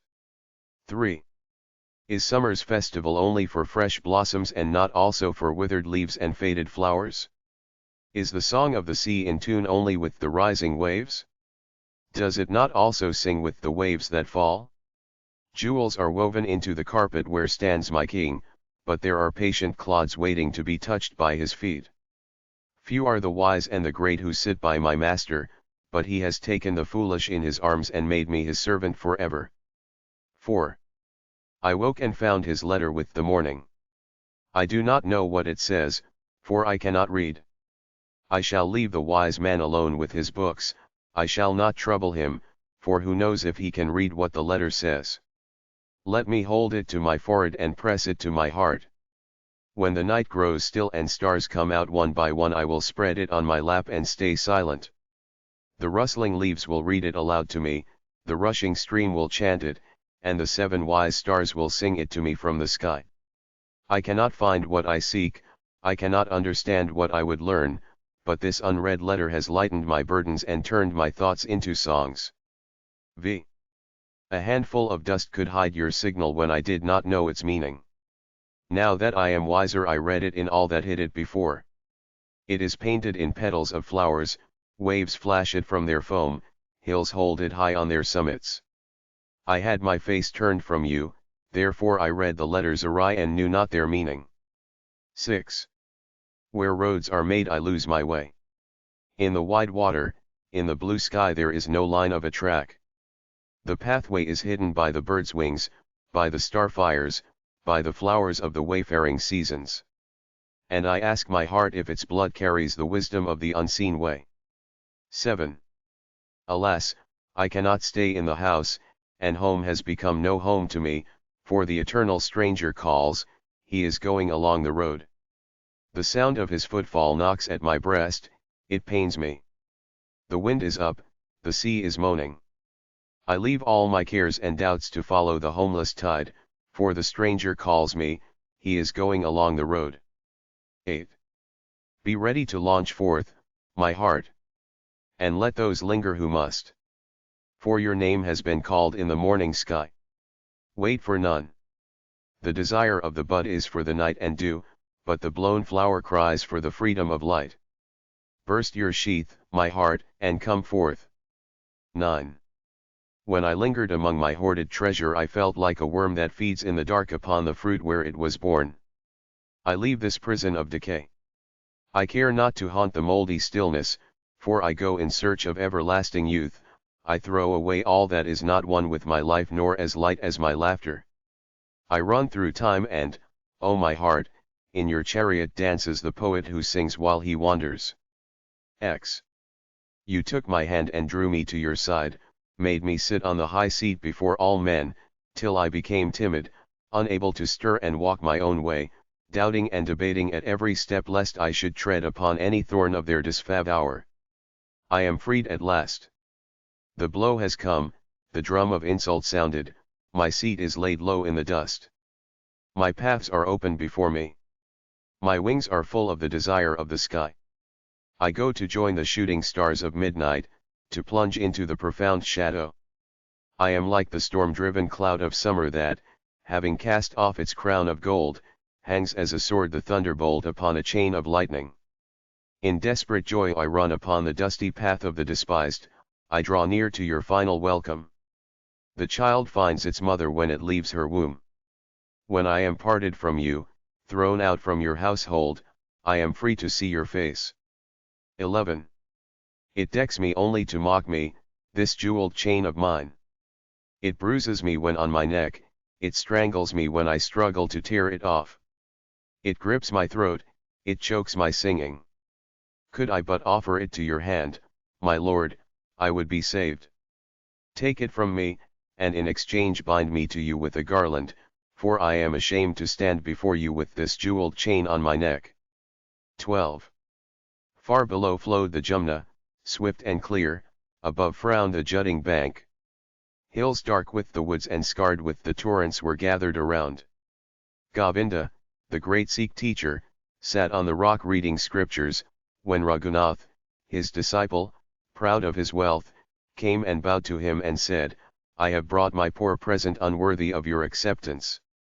Thus saying he displayed before the teacher a pair of gold bangles wrought with costly stones. The master took up one of them, twirling it round his finger, and the diamonds darted shafts of light. Suddenly it slipped from his hand and rolled down the bank into the water. Alas, screamed Raghunath, and jumped into the stream. The teacher set his eyes upon his book, and the water held and hid what it stole and went its way. The daylight faded when Raghunath came back to the teacher tired and dripping. He panted and said, I can still get it back if you show me where it fell. The teacher took up the remaining bangle and throwing it into the water said, it is there. 13. To move is to meet you every moment. Fellow traveler. It is to sing to the falling of your feet. He whom your breath touches does not glide by the shelter of the bank. He spreads a reckless sail to the wind and rides the turbulent water. He who throws his doors open and steps onward receives your greeting. He does not stay to count his gain or to mourn his loss, his heart beats the drum for his march, for that is to march with you every step. Fellow traveler. 14. My portion of the best in this world will come from your hands, such was your promise. Therefore your light glistens in my tears. I fear to be led by others lest I miss you waiting in some road corner to be my guide. I walk my own wilful way till my very folly tempts you to my door. For I have your promise that my portion of the best in this world will come from your hands. 15.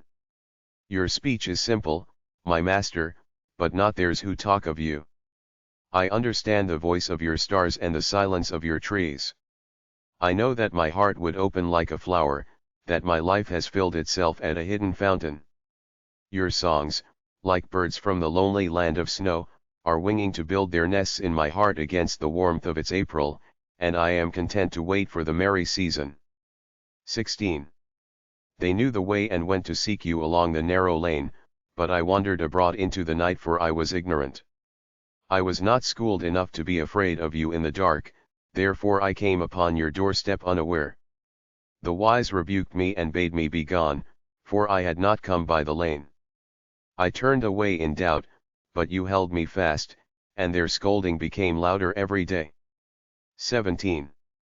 I brought out my earthen lamp from my house and cried, Come, children, I will light your path. The night was still dark when I returned, leaving the road to its silence, crying, Light me, O fire, for my earthen lamp lies broken in the dust. 18. No, it is not yours to open buds into blossoms. Shake the bud, strike it, it is beyond your power to make it blossom. Your touch soils it, you tear its petals to pieces and strew them in the dust. But no colors appear, and no perfume. Ah!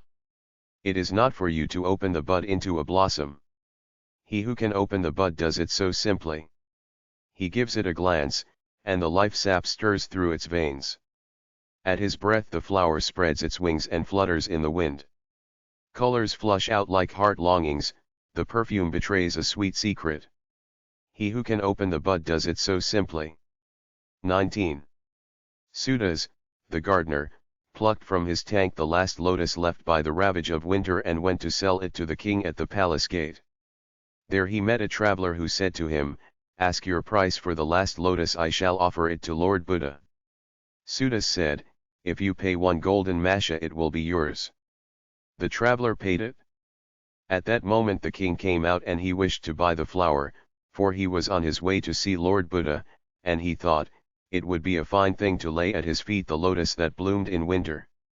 When the gardener said he had been offered a golden masha, the king offered him 10, but the traveller doubled the price. The gardener, being greedy, imagined a greater gain from him for whose sake they were bidding. He bowed and said, I cannot sell this lotus. In the hushed shade of the mango grove beyond the city wall Suda stood before Lord Buddha, on whose lips sat the silence of love and whose eyes beamed peace like the morning star of the dew-washed autumn. Sudas looked in his face and put the lotus at his feet and bowed his head to the dust. Buddha smiled and asked, What is your wish, my son? Sudas cried, The least touch of your feet. XX. Make me thy poet, O night, veiled night. There are some who have sat speechless for ages in thy shadow, let me utter their songs. Take me up on thy chariot without wheels, running noiselessly from world to world, thou queen in the palace of time, thou darkly beautiful. Many a questioning mind has stealthily entered thy courtyard and roamed through thy lampless house seeking for answers. From many a heart, pierced with the arrow of joy from the hands of the unknown, have burst forth glad chants, shaking the darkness to its foundation. Those wakeful souls gaze in the starlight in wonder at the treasure they have suddenly found. Make me their poet, O night, the poet of thy fathomless silence. XXI. I will meet one day the life within me, the joy that hides in my life, though the days perplex my path with their idle dust. I have known it in glimpses, and its fitful breath has come upon me, making my thoughts fragrant for a while. I will meet one day the joy without me that dwells behind the screen of light and will stand in the overflowing solitude where all things are seen as by their Creator. XXII. This autumn morning is tired with excess of light, and if your songs grow fitful and languid, give me your flute a while. I shall but play with it as the whim takes me, now take it on my lap, now touch it with my lips, now keep it by my side on the grass. But in the solemn evening stillness I shall gather flowers, to deck it with wreaths, I shall fill it with fragrance, I shall worship it with the lighted lamp. Then at night I shall come to you and give you back your flute. You will play on it the music of midnight when the lonely crescent moon wanders among the stars. XXIII. The poet's mind floats and dances on the waves of life amidst the voices of wind and water.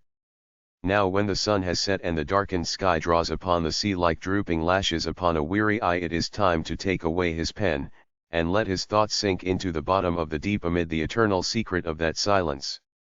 XXIV. The night is dark and your slumber is deep in the hush of my being. Wake, O pain of love, for I know not how to open the door, and I stand outside.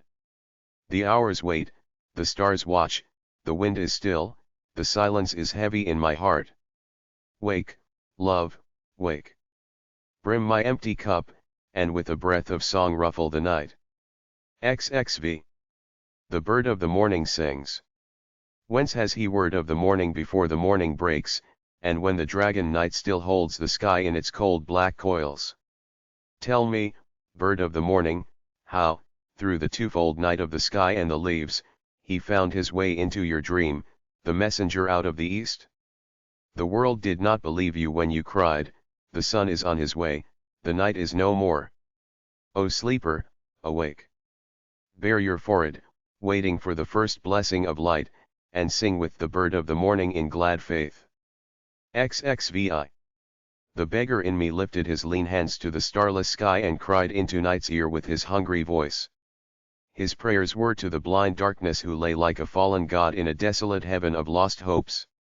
The cry of desire eddied round a chasm of despair, a wailing bird circling its empty nest.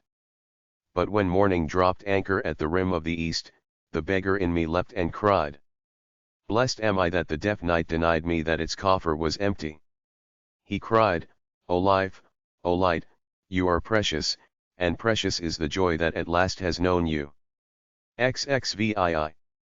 Sanatan was telling his beads by the Ganges when a Brahmin in rags came to him and said, Help me, I am poor.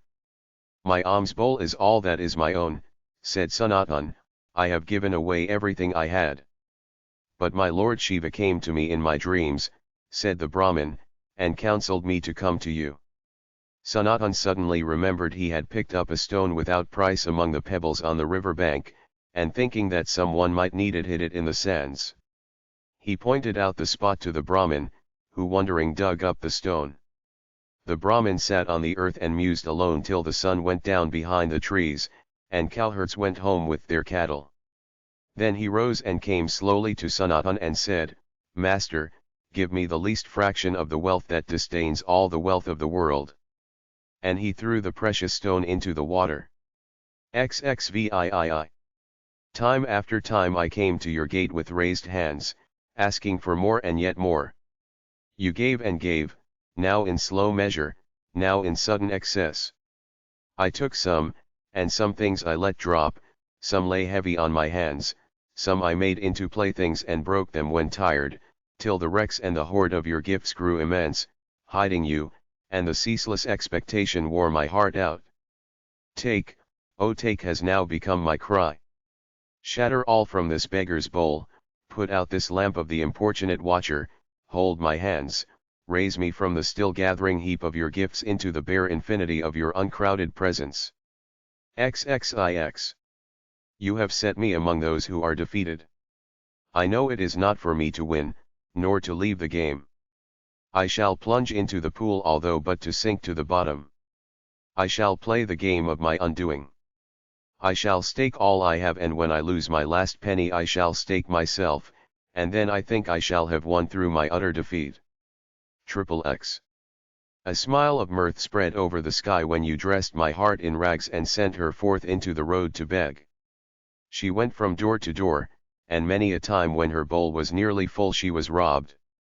At the end of the weary day she came to your palace gate holding up her pitiful bowl, and you came and took her hand and seated her beside you on your throne. XXXI. Who among you will take up the duty of feeding the hungry? Lord Buddha asked his followers when famine raged at Sravasti. Ratnakar, the banker, hung his head and said, much more is needed than all my wealth to feed the hungry. Jason, the chief of the king's army, said, I would gladly give my life's blood, but there is not enough food in my house. Dharmapal, who owned broad acres of land, said with a sigh, the drought demon has sucked my fields dry. I know not how to pay king's dues. Then rose Supriya, the mendicant's daughter. She bowed to all and meekly said, I will feed the hungry. How, they cried in surprise. How can you hope to fulfill that vow? I am the poorest of you all, said Supriya, that is my strength. I have my coffer and my store at each of your houses. XXXII. My king was unknown to me, therefore when he claimed his tribute I was bold to think I would hide myself leaving my debts unpaid. I fled and fled behind my day's work and my night's dreams. But his claims followed me at every breath I drew. Thus I came to know that I am known to him and no place left which is mine. Now I wish to lay my all before his feet, and gain the right to my place in his kingdom. XXXIII. When I thought I would mold you, an image from my life for men to worship, I brought my dust and desires and all my colored delusions and dreams. When I asked you to mold with my life an image from your heart for you to love, you brought your fire and force and truth, loveliness and peace. Thursiv. Sire, announced the servant to the king, the saint Narotham has never deigned to enter your royal temple. He is singing God's praise under the trees by the open road. The temple is empty of worshippers. They flock round him like bees round the white lotus, leaving the golden jar of honey unheeded. The king, vexed at heart, went to the spot where Narotham sat on the grass. He asked him, Father, why leave my temple of the golden dome and sit on the dust outside to preach God's love? Because God is not there in your temple, said Narotham. The king frowned and said, Do you know, 20 millions of gold went to the making of that marvel of art, and it was consecrated to God with costly rites. Yes, I know it, answered Narotham. It was in that year when thousands of your people whose houses had been burned stood vainly asking for help at your door. And God said, The poor creature who can give no shelter to his brothers would build my house. And he took his place with the shelterless under the trees by the road. And that golden bubble is empty of all but hot vapor of pride.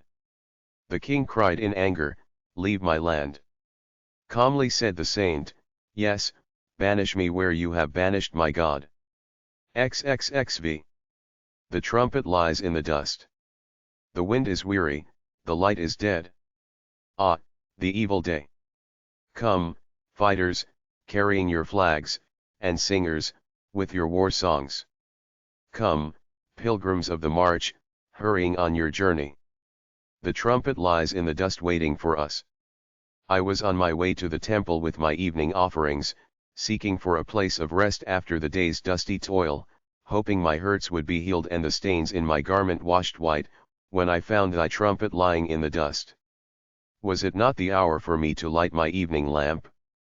Had not the night sung its lullaby to the stars? O thou blood-red rose, my poppies of sleep have paled and faded. I was certain my wanderings were over and my debts all paid when suddenly I came upon thy trumpet lying in the dust. Strike my drowsy heart with thy spell of youth. Let my joy in life blaze up in fire. Let the shafts of awakening fly through the heart of night, and a thrill of dread shake blindness and palsy. I have come to raise thy trumpet from the dust. Sleep is no more for me, my walk shall be through showers of arrows. Some shall run out of their houses and come to my side, some shall weep. Some in their beds shall toss and groan in dire dreams. For tonight thy trumpet shall be sounded. From thee I have asked peace only to find shame. Now I stand before thee, help me to put on my armor. Let hard blows of trouble strike fire into my life. Let my heart beat in pain, the drum of thy victory. My hands shall be utterly emptied to take up thy trumpet. 30. When, mad in their mirth, they raised dust to soil thy robe, O beautiful, it made my heart sick. I cried to thee and said, Take thy rod of punishment and judge them. The morning light struck upon those eyes, red with the revel of night, the place of the white lily greeted their burning breath, the stars through the depth of the sacred dark stared at their carousing at those that raised dust to soil thy robe, O beautiful. Thy judgment seat was in the flower garden, in the birds' notes in springtime, in the shady river banks, where the trees muttered in answer to the muttering of the waves. O my lover, they were pitiless in their passion. They prowled in the dark to snatch thy ornaments to deck their own desires.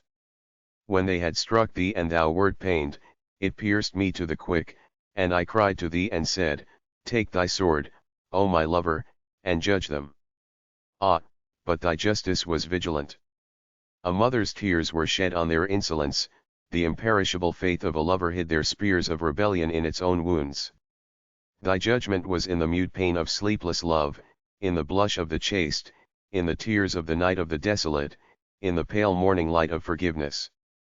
O terrible, they in their reckless greed climbed thy gate at night, breaking into thy storehouse to rob thee. But the weight of their plunder grew immense, too heavy to carry or to remove. Thereupon I cried to thee and said, Forgive them, O terrible. Thy forgiveness burst in storms, throwing them down, scattering their thefts in the dust. Thy forgiveness was in the thunderstone, in the shower of blood, in the angry red of the sunset. XXXVII. Upagupta, the disciple of Buddha, lay asleep on the dust by the city wall of Mathura. Lamps were all out, doors were all shut, and stars were all hidden by the murky sky of August. Whose feet were those tinkling with anklets, touching his breast of a sudden? He woke up startled, and the light from a woman's lamp struck his forgiving eyes. It was the dancing girl, starred with jewels, clouded with a pale blue mantle, drunk with the wine of her youth. She lowered her lamp and saw the young face, austerely beautiful.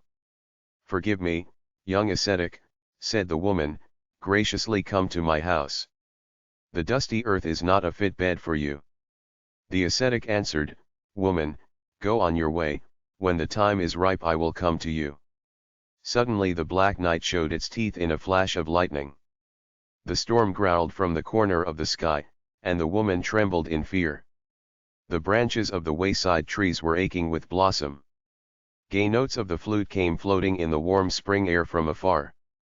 The citizens had gone to the woods, to the festival of flowers. From the mid-sky gazed the full moon on the shadows of the silent town. The young ascetic was walking in the lonely street, while overhead the lovesick koels urged from the mango branches their sleepless plaint. Upagupta passed through the city gates, and stood at the base of the rampart. What woman lay in the shadow of the wall at his feet, struck with the black pestilence, her body spotted with sores, hurriedly driven away from the town? The ascetic sat by her side, taking her head on his knees, and moistened her lips with water and smeared her body with balm. Who are you, merciful one? Asked the woman. The time, at last, has come to visit you, and I am here, replied the young ascetic. 38th. This is no mere dallying of love between us, my lover. Again and again have swooped down upon me the screaming nights of storm, blowing out my lamp, dark doubts have gathered, blotting out all stars from my sky. Again and again the banks have burst, letting the flood sweep away my harvest, and wailing and despair have rent my sky from end to end. This have I learnt, that there are blows of pain in your love, never the cold apathy of death. 36. The wall breaks asunder, light, like divine laughter, bursts in. Victory, O light! The heart of the night is pierced. With your flashing sword cut in twain the tangle of doubt and feeble desires. Victory! Come, implacable! Come, you who are terrible in your whiteness! O light, your drum sounds in the march of fire, and the red torch is held on high, death dies in a burst of splendor. XL. O fire, my brother, I sing victory to you. You are the bright red image of fearful freedom. You swing your arms in the sky, you sweep your impetuous fingers across the harp string, your dance music is beautiful. When my days are ended and the gates are opened, you will burn to ashes this cordage of hands and feet. My body will be one with you, my heart will be caught in the whirls of your frenzy, and the burning heat that was my life will flash up and mingle itself in your flame.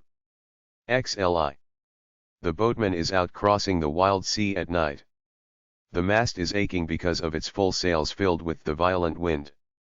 Stung with the night's fang, the sky falls upon the sea, poisoned with black fear. The waves dash their heads against the dark unseen, and the boatman is out crossing the wild sea. The boatman is out, I know not for what tryst, startling the night with the sudden white of his sails. I know not at what shore, at last, he lands to reach the silent courtyard where the lamp is burning and to find her who sits in the dust and waits. What is the quest that makes his boat care not for storm nor darkness? Is it heavy with gems and pearls? Ah, no, the boatman brings with him no treasure, but only a white rose in his hand and a song on his lips. It is for her who watches alone at night with her lamp burning. She dwells in the wayside hut. Her loose hair flies in the wind and hides her eyes. The storm shrieks through her broken doors, the light flickers in her earthen lamp flinging shadows on the walls. Through the howl of the winds she hears him call her name, she whose name is unknown. It is long since the boatman sailed. It will be long before the day breaks and he knocks at the door. The drums will not be beaten and none will know. Only light shall fill the house, blessed shall be the dust, and the heart glad. All doubts shall vanish in silence when the boatman comes to the shore. XLII. I cling to this living raft, my body, in the narrow stream of my earthly years. I leave it when the crossing is over. And then? I do not know if the light there and the darkness are the same. The unknown is the perpetual freedom. He is pitiless in his love. He crushes the shell for the pearl, dumb in the prison of the dark. You muse and weep for the days that are done, poor heart. Be glad that days are to come. The hour strikes, O pilgrim. It is time for you to take the parting of the ways. His face will be unveiled once again and you shall meet. Slyeen. Over the relic of Lord Buddha King Bimbisar built a shrine, a salutation in white marble. There in the evening would come all the brides and daughters of the king's house to offer flowers and light lamps. When the son became king in his time he washed his father's creed away with blood, and lit sacrificial fires with its sacred books. The autumn day was dying. The evening hour of worship was near.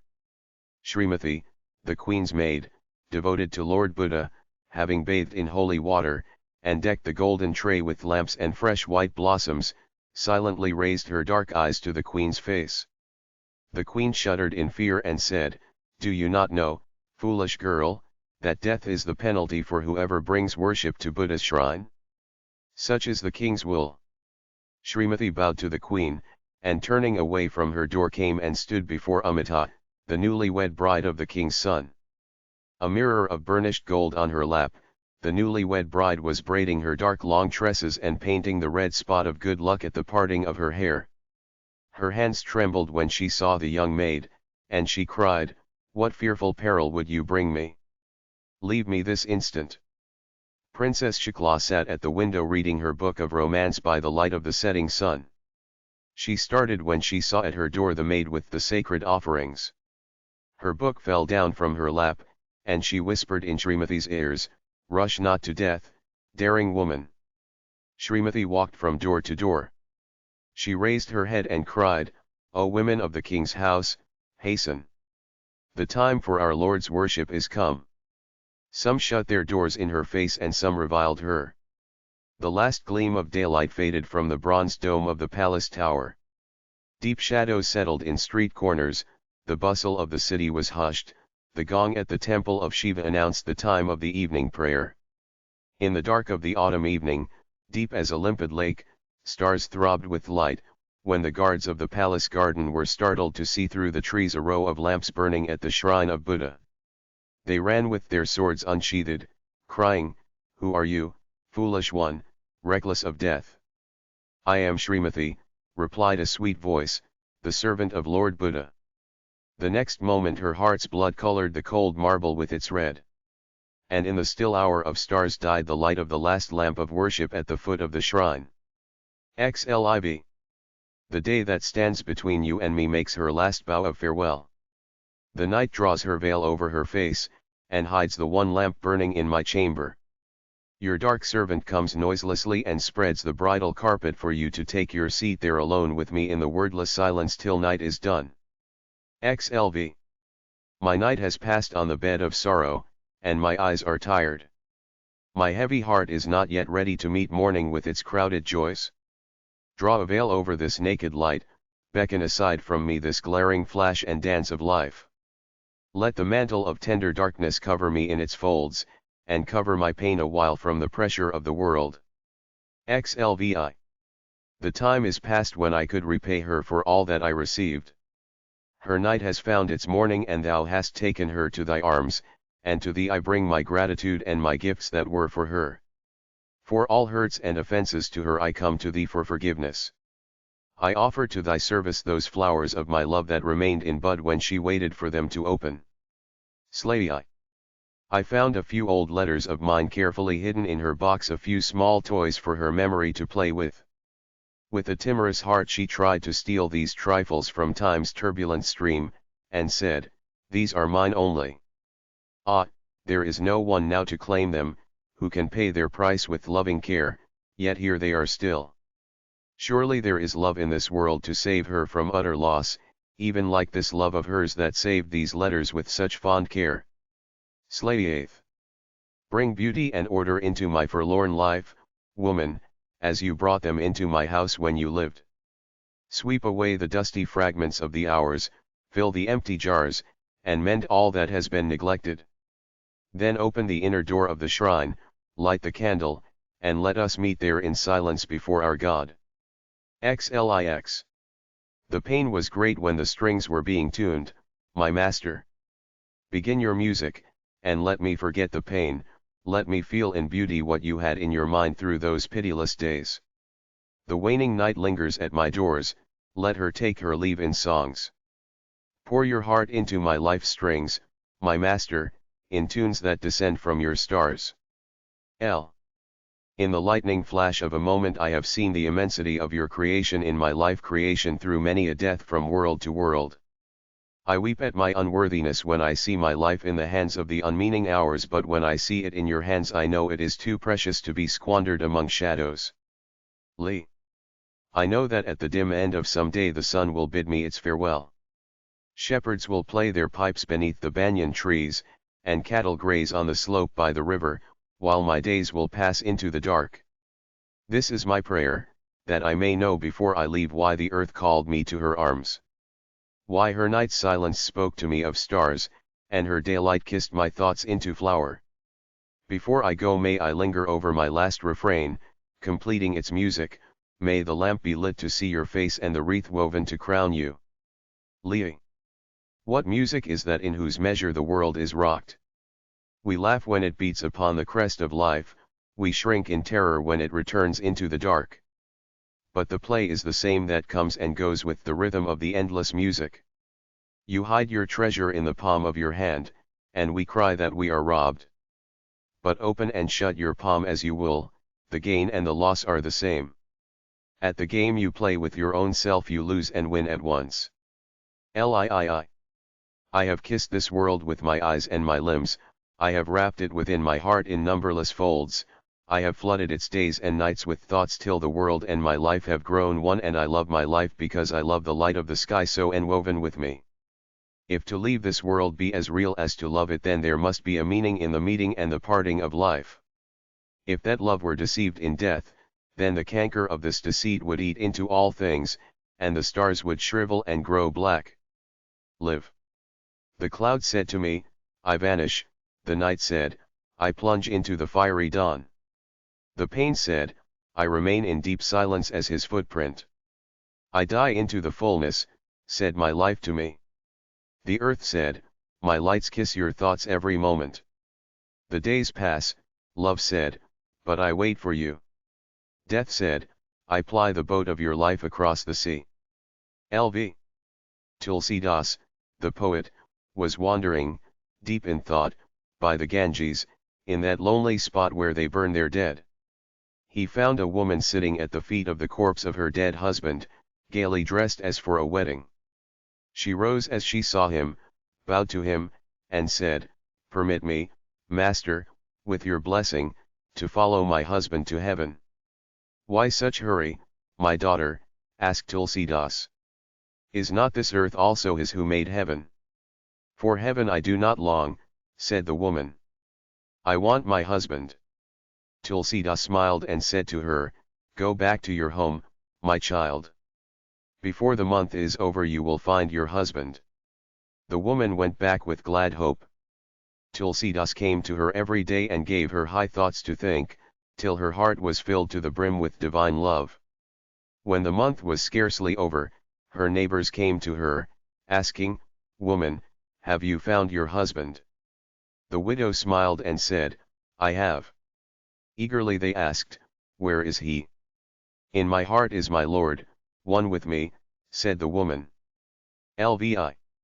You came for a moment to my side and touched me with the great mystery of the woman that there is in the heart of creation. She who is ever returning to God his own outflowing of sweetness, she is the ever fresh beauty and youth in nature, she dances in the bubbling streams and sings in the morning light, she with heaving waves suckles the thirsty earth, in her the eternal one breaks in two in a joy that no longer may contain itself, and overflows in the pain of love. Lvii. Who is she who dwells in my heart, the woman forlorn forever? I wooed her and I failed to win her. I decked her with wreaths and sang in her praise. A smile shone in her face for a moment, then it faded.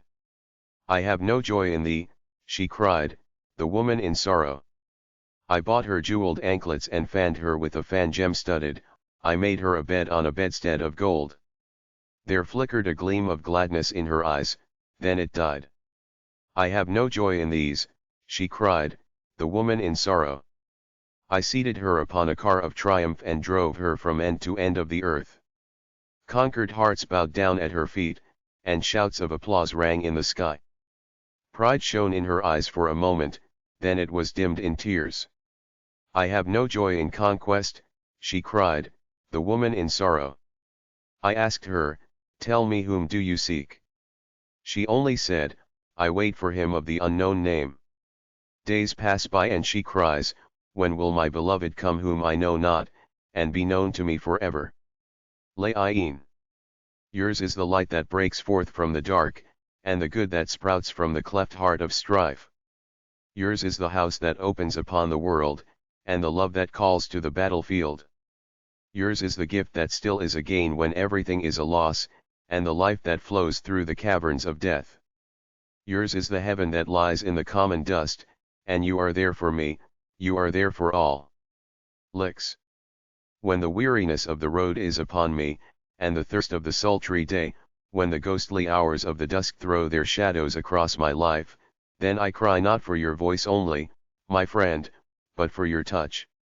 There is an anguish in my heart for the burden of its riches not given to you. Put out your hand through the night, let me hold it and fill it and keep it, let me feel its touch along the lengthening stretch of my loneliness. LX. The odor cries in the bud, ah me, the day departs, the happy day of spring, and I am a prisoner in petals. Do not lose heart, timid thing.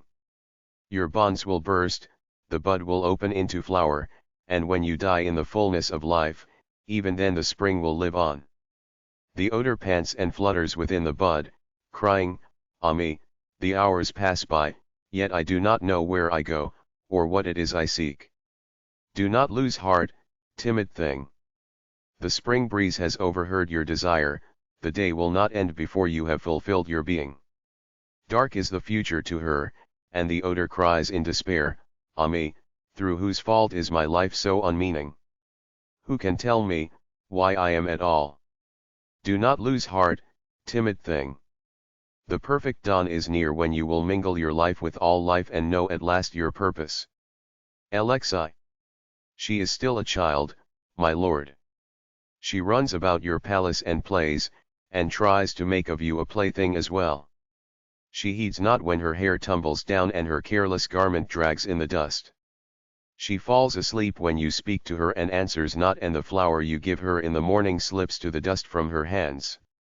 When the storm bursts and darkness is over the sky, she is sleepless, her dolls lie scattered on the earth, and she clings to you in terror. She is afraid that she may fail in service to you. But with a smile you watch her at her game. You know her. The child sitting in the dust is your destined bride, her play will be stilled and deepened into love. Lxii.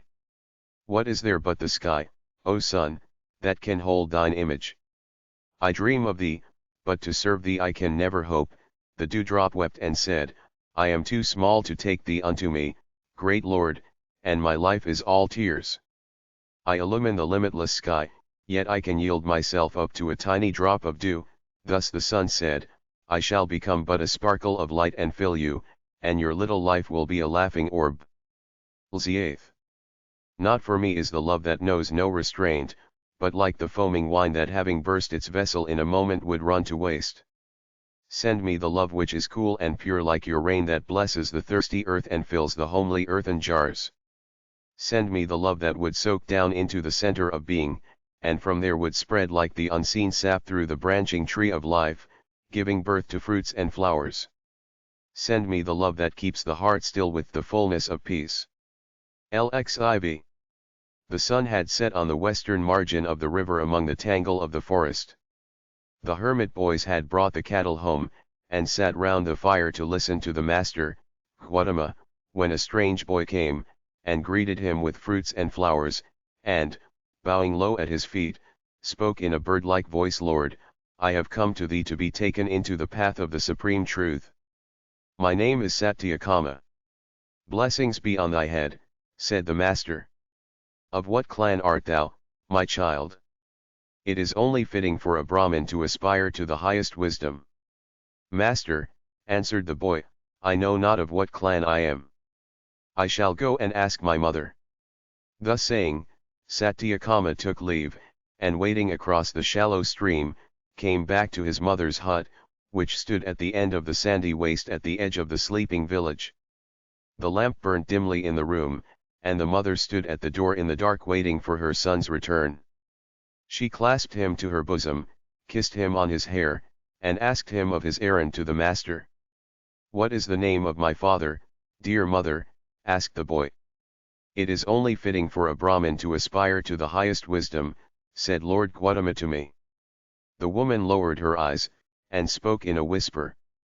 In my youth I was poor and had many masters. Thou didst come to thy mother Jabala's arms, my darling, who had no husband. The early rays of the sun glistened on the tree-tops of the forest hermitage. The students, with their tangled hair still wet with their morning bath, sat under the ancient tree, before the master. There came Satyakama. He bowed low at the feet of the sage, and stood silent. Tell me, the great teacher asked him, of what clan art thou? My lord, he answered, I know it not. My mother said when I asked her, I had served many masters in my youth, and thou hadst come to thy mother Jabala's arms, who had no husband. There rose a murmur like the angry hum of bees disturbed in their hive, and the students muttered at the shameless insolence of that outcast. Master Gautama rose from his seat, stretched out his arms, took the boy to his bosom, and said, Best of all Brahmins art thou, my child. Thou hast the noblest heritage of truth. Lxv. Maybe there is one house in the city where the gate opens forever this morning at the touch of the sunrise, where the errand of the light is fulfilled. The flowers have opened in hedges and gardens, and maybe there is one heart that has found in them this morning the gift that has been on its voyage from endless time. Lxvi. Listen, my heart, in his flute is the music of the smell of wild flowers, of the glistening leaves and gleaming water, of shadows resonant with bees' wings. The flute steals his smile from my friend's lips and spreads it over my life. Lxi. You always stand alone beyond the stream of my songs. The waves of my tunes wash your feet, but I know not how to reach them. This play of mine with you is a play from afar. It is the pain of separation that melts into melody through my flute. I wait for the time when your boat crosses over to my shore and you take my flute into your own hands. Lxviii. Suddenly the window of my heart flew open this morning, the window that looks out on your heart. I wondered to see that the name by which you know me is written in April leaves and flowers, and I sat silent. The curtain was blown away for a moment between my songs and yours. I found that your morning light was full of my own mute songs unsung. I thought that I would learn them at your feet, and I sat silent. LXIX. You were in the center of my heart, therefore when my heart wandered she never found you. You hid yourself from my loves and hopes till the last, for you were always in them.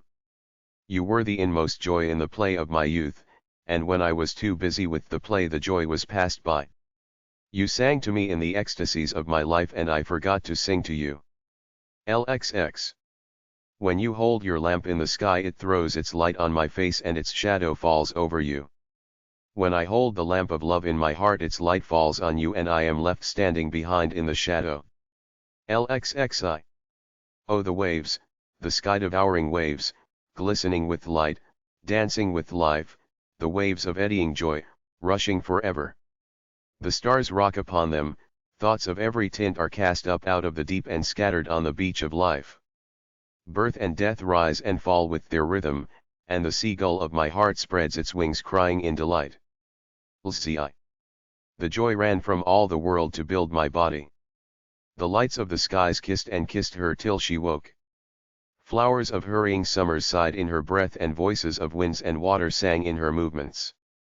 The passion of the tide of colors in clouds and in forests flowed into her life, and the music of all things caressed her limbs into shape. She is my bride, she has lighted her lamp in my house. LCVIII. The spring with its leaves and flowers has come into my body. The bees hum there the morning long, and the winds idly play with the shadows. A sweet fountain springs up from the heart of my heart. My eyes are washed with delight like the dew-bathed morning, and life is quivering in all my limbs like the sounding strings of the lute. Are you wandering alone by the shore of my life, where the tide is in flood, O lover of my endless days? Are my dreams flitting round you like the moths with their many-colored wings? And are those your songs that are echoing in the dark eves of my being? Who but you can hear the hum of the crowded hours that sounds in my veins today, the glad steps that dance in my breast, the clamor of the restless life beating its wings in my body? LCIV. My bonds are cut, my debts are paid, my door has been opened, I go everywhere. They crouch in their corner and weave their web of pale hours, they count their coins sitting in the dust and call me back. But my sword is forged, my armor is put on, my horse is eager to run. I shall win my kingdom. LXXV. It was only the other day that I came to your earth, naked and nameless, with a wailing cry.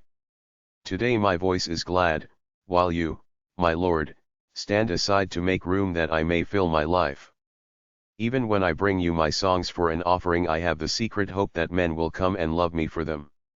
You love to discover that I love this world where you have brought me. LXI. Timidly I cowered in the shadow of safety, but now, when the surge of joy carries my heart upon its crest, my heart clings to the cruel rock of its trouble.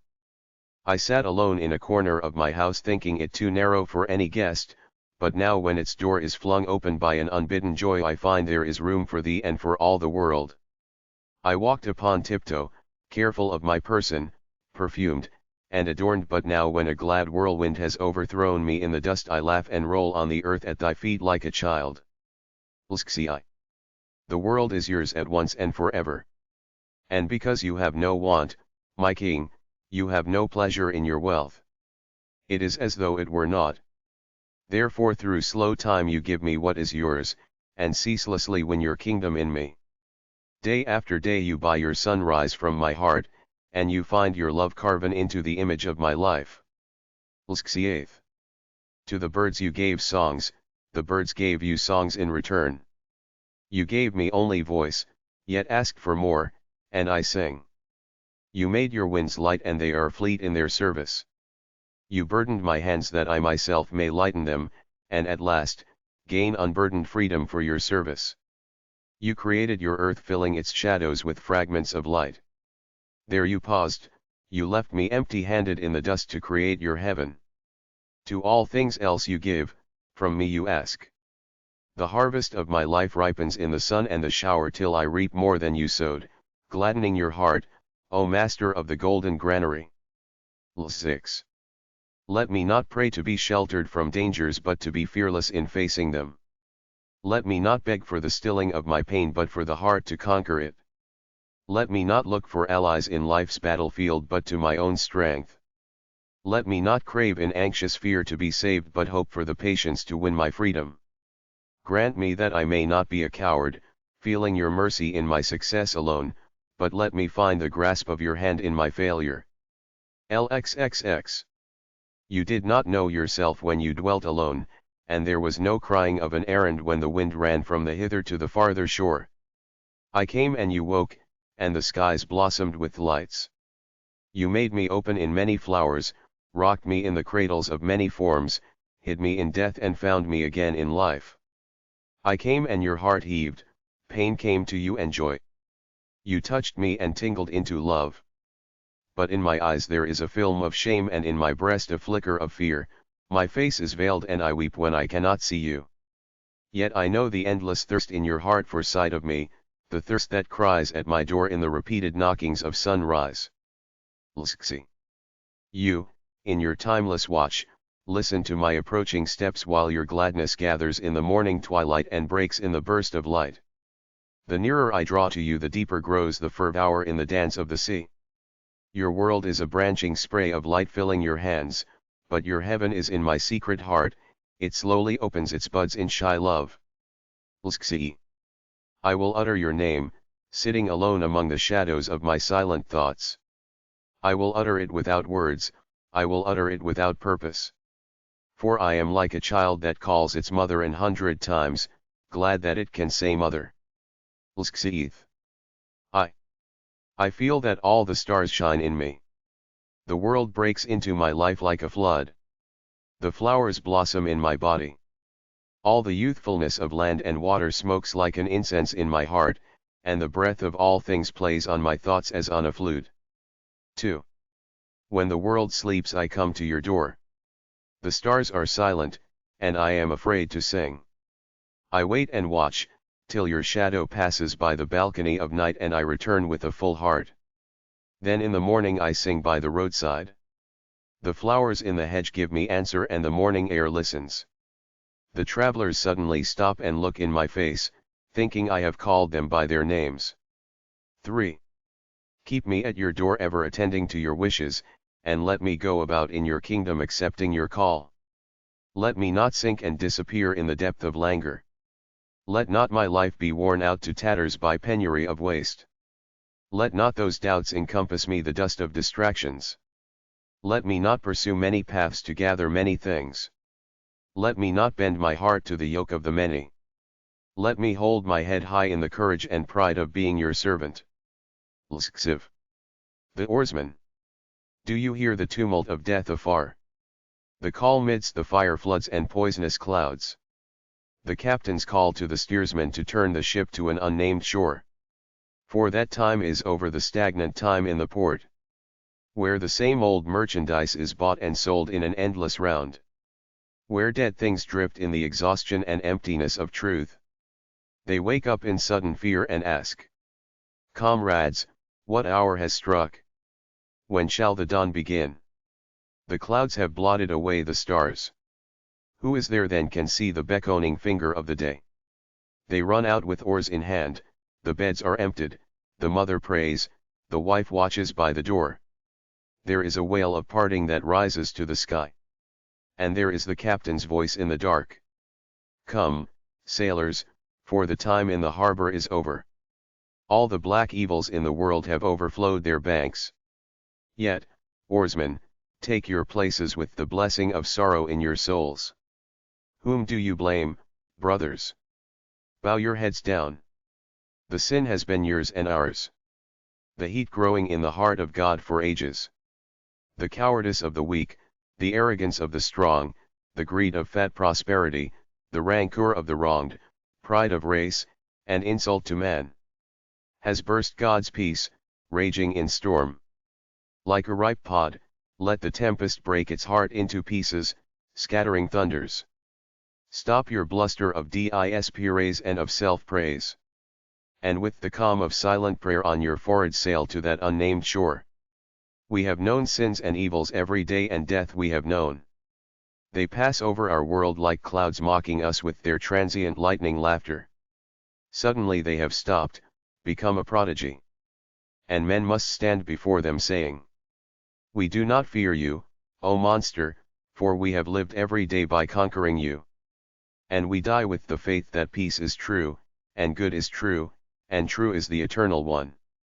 If the deathless dwell not in the heart of death, if glad wisdom bloom not bursting the sheath of sorrow, if sin do not die of its own revealment, if pride break not under its load of decorations, then whence comes the hope that drives these men from their homes like stars rushing to their death in the morning light? Shall the value of the martyr's blood and mother's tears be utterly lost in the dust of the earth, not buying heaven with their price? And when man bursts his mortal bounds, is not the boundless revealed that moment? LXXXV. The Song of the Defeated.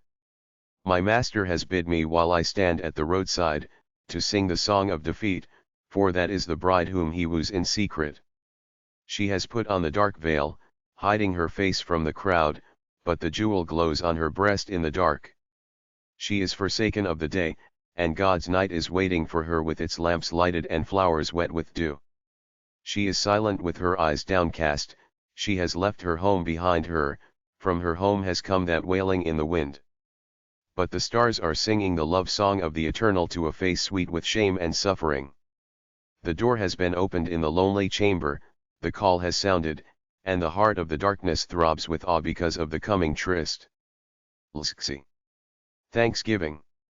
Those who walk on the path of pride, crushing the lowly life under their tread, covering the tender green of the earth with their footprints in blood. Let them rejoice, and thank thee, Lord, for the day is theirs. But I am thankful that my lot lies with the humble who suffer and bear the burden of power, and hide their faces and stifle their sobs in the dark. For every throb of their pain has pulsed in the secret depth of thy night, and every insult has been gathered into thy great silence. And the morrow is theirs. O sun, rise upon the bleeding hearts blossoming in flowers of the morning, and the torchlight revelry of pride shrunken to ashes. The End. Stray Birds. By Rabīndranāth Thakur. 1916. 2. T. Hara of Yokohama. 1. Stray birds of summer come to my window to sing and fly away. And yellow leaves of autumn, which have no songs, flutter and fall there with a sigh. 2. O troop of little vagrants of the world, leave your footprints in my words. 3. The world puts off its mask of vastness to its lover. It becomes small as one song, as one kiss of the Eternal. 4. It is the tears of the earth that keep her smiles in bloom. 5. The mighty desert is burning for the love of a blade of grass who shakes her head and laughs and flies away. 6. If you shed tears when you miss the sun, you also miss the stars. 7. The sands in your way beg for your song and your movement, dancing water. Will you carry the burden of their lameness? 8. Her wistful face haunts my dreams like the rain at night. 9. Once we dreamt that we were strangers. We wake up to find that we were dear to each other. 10. Sorrow is hushed into peace in my heart like the evening among the silent trees. 11. Some unseen fingers, like idle breeze, are playing upon my heart the music of the ripples. 12. What language is thine, O sea? The language of eternal question. What language is thy answer, O sky? The language of eternal silence. 13. Listen, my heart, to the whispers of the world with which it makes love to you. 14. The mystery of creation is like the darkness of night, it is great. Delusions of knowledge are like the fog of the morning. 15. Do not seat your love upon a precipice because it is high. 16. I sit at my window this morning where the world like a passerby stops for a moment, nods to me and goes. 17. These little thoughts are the rustle of leaves, they have their whisper of joy in my mind. 18. What you are you do not see, what you see is your shadow. 19. My wishes are fools, they shout across thy songs, my master. Let me but listen. 20. I cannot choose the best. The best chooses me. 21. They throw their shadows before them who carry their lantern on their back. 22. That I exist is a perpetual surprise which is life. 23. We, the rustling leaves, have a voice that answers the storms, but who are you so silent? I am a mere flower. 24. Rest belongs to the work as the eyelids to the eyes. 25. Man is a born child, his power is the power of growth. 26. God expects answers for the flowers he sends us, not for the sun and the earth. 27. The light that plays, like a naked child, among the green leaves happily knows not that man can lie. 28. O beauty, find thyself in love, not in the flattery of thy mirror. 29. My heart beats her waves at the shore of the world and writes upon it her signature in tears with the words, I love thee. 30. Moon, for what do you wait? To salute the sun for whom I must make way. 31. The trees come up to my window like the yearning voice of the dumb earth. 32. His own mornings are new surprises to God. 33. Life finds its wealth by the claims of the world, and its worth by the claims of love. 34. The dry riverbed finds no thanks for its past. 35. The bird wishes it were a cloud. The cloud wishes it were a bird. 36. The waterfall sings, I find my song, when I find my freedom. 37. I cannot tell why this heart languishes in silence. It is for small needs it never asks, or knows, or remembers. 38. Woman, when you move about in your household service your limbs sing like a hill stream among its pebbles. 39. The sun goes to cross the western sea, leaving its last salutation to the east. 40. Do not blame your food because you have no appetite. 41. The trees, like the longings of the earth, stand a-tiptoe to peep at the heaven. 42. You smiled and talked to me of nothing and I felt that for this I had been waiting long. 43. The fish in the water is silent, the animal on the earth is noisy, the bird in the air is singing. But man has in him the silence of the sea, the noise of the earth and the music of the air. 44. The world rushes on over the strings of the lingering heart making the music of sadness. 45. He has made his weapons his gods. When his weapons win he is defeated himself. 46. God finds himself by creating. 47. Shadow, with her veil drawn, follows light in secret meekness, with her silent steps of love. 48. The stars are not afraid to appear like fireflies. 49. I thank thee that I am none of the wheels of power but I am one with the living creatures that are crushed by it. 50. The mind, sharp but not broad, sticks at every point but does not move. 51. Your idol is shattered in the dust to prove that God's dust is greater than your idol. 52. Man does not reveal himself in his history, he struggles up through it. 53. While the glass lamp rebukes the earthen for calling it cousin, the moon rises, and the glass lamp, with a bland smile, calls her, my dear, dear sister. 54. Like the meeting of the seagulls and the waves we meet and come near. The seagulls fly off, the waves roll away and we depart. 55. My day is done, and I am like a boat drawn on the beach, listening to the dance music of the tide in the evening. 56. Life is given to us, we earn it by giving it. 57. We come nearest to the great when we are great in humility. 58. The sparrow is sorry for the peacock at the burden of its tail. 59. Never be afraid of the moments, thus sings the voice of the everlasting. 60. The hurricane seeks the shortest road by the no road, and suddenly ends its search in the nowhere. 61. Take my wine in my own cup, friend. It loses its wreath of foam when poured into that of others. 62. The perfect decks itself in beauty for the love of the imperfect. 63. God says to man, I heal you therefore I hurt, love you therefore punish. 64. Thank the flame for its light, but do not forget the lamp holder standing in the shade with constancy of patience. 65. Tiny grass, your steps are small, but you possess the earth under your tread. 66. The infant flower opens its bud and cries, Dear world, please do not fade. 67. God grows weary of great kingdoms, but never of little flowers. 68. Wrong cannot afford defeat but right can. 69. I give my whole water in joy, sings the waterfall, though little of it is enough for the thirsty. 70. Where is the fountain that throws up these flowers in a ceaseless outbreak of ecstasy? 71. The woodcutter's axe begged for its handle from the tree. The tree gave it. 72. In my solitude of heart I feel the sigh of this widowed evening veiled with mist and rain. 73. Chastity is a wealth that comes from abundance of love. 74. The mist, like love, plays upon the heart of the hills and brings out surprises of beauty. 75.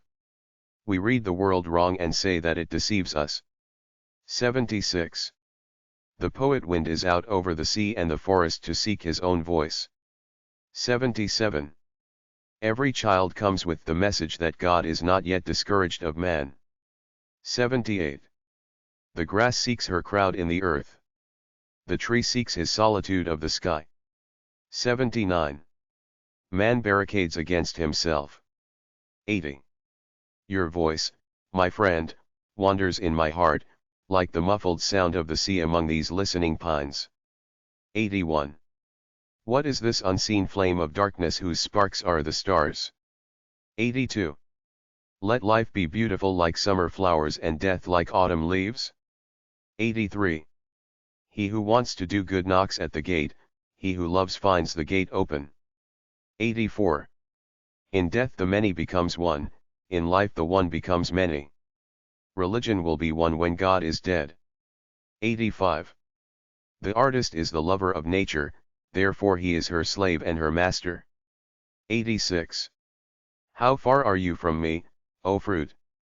I am hidden in your heart, O flower. 87. This longing is for the one who is felt in the dark, but not seen in the day. 88. You are the big drop of dew under the lotus leaf, I am the smaller one on its upper side, said the dewdrop to the lake. 89. The scabbard is content to be dull when it protects the keenness of the sword. 90. In darkness the one appears as uniform, in the light the one appears as manifold. 91. The great earth makes herself hospitable with the help of the grass. 92. The birth and death of the leaves are the rapid whirls of the eddy whose wider circles move slowly among stars. 93. Power said to the world, you are mine. The world kept it prisoner on her throne. Love said to the world, I am thine. The world gave it the freedom of her house. 94. The mist is like the earth's desire. It hides the sun for whom she cries. 95. Be still, my heart, these great trees are prayers. 96. The noise of the moment scoffs at the music of the eternal. 97. I think of other ages that floated upon the stream of life and love and death and are forgotten, and I feel the freedom of passing away. 98. The sadness of my soul is her bride's veil. It waits to be lifted in the night. 99. Death's stamp gives value to the coin of life, making it possible to buy with life what is truly precious. 100. The cloud stood humbly in a corner of the sky. The morning crowned it with splendor. 101. The dust receives insult and in return offers her flowers. 102. Do not linger to gather flowers to keep them, but walk on, for flowers will keep themselves blooming all your way. 103. Roots are the branches down in the earth. Branches are roots in the air. 104. The music of the faraway summer flutters around the autumn seeking its former nest. 105. Do not insult your friend by lending him merits from your own pocket. 106. The touch of the nameless days clings to my heart like mosses round the old tree. 107. The echo mocks her origin to prove she is the original. 108. God is ashamed when the prosperous boasts of his special favor. 109. I cast my own shadow upon my path, because I have a lamp that has not been lighted. 110. Man goes into the noisy crowd to drown his own clamor of silence. 111. That which ends in exhaustion is death, but the perfect ending is in the endless. 112. The sun has his simple robe of light. The clouds are decked with gorgeousness. 113. The hills are like shouts of children who raise their arms, trying to catch stars. 114. The road is lonely in its crowd for it is not loved. 115. The power that boasts of its mischiefs is laughed at by the yellow leaves that fall, and clouds that pass by. 116. The earth hums to me today in the sun, like a woman at her spinning, some ballad of the ancient time in a forgotten tongue. 117. The grass blade is worth of the great world where it grows. 118. Dream is a wife who must talk. Sleep is a husband who silently suffers.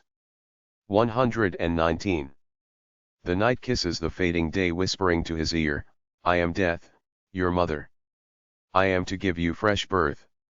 120. I feel, thy beauty, dark night, like that of the loved woman when she has put out the lamp. 121. I carry in my world that flourishes the worlds that have failed. 122. Dear friend, I feel the silence of your great thoughts of May a deepening eventide on this beach when I listen to these waves. 123. The bird thinks it is an act of kindness to give the fish a lift in the air. 124. In the moon thou sendest thy love letters to me, said the night to the sun. I leave my answers in tears upon the grass. 125. The great is a born child, when he dies he gives his great childhood to the world. 126. Not hammer strokes, but dance of the water sings the pebbles into perfection. 127. Bees sip honey from flowers and hum their thanks when they leave. The gaudy butterfly is sure that the flowers owe thanks to him. 128. To be outspoken is easy when you do not wait to speak the complete truth. 129. Asks the possible to the impossible, where is your dwelling place? In the dreams of the impotent, comes the answer. 130. If you shut your door to all errors, truth will be shut out. 131. I hear some rustle of things behind my sadness of heart. I cannot see them. 132. Leisure in its activity is work. The stillness of the sea stirs in waves.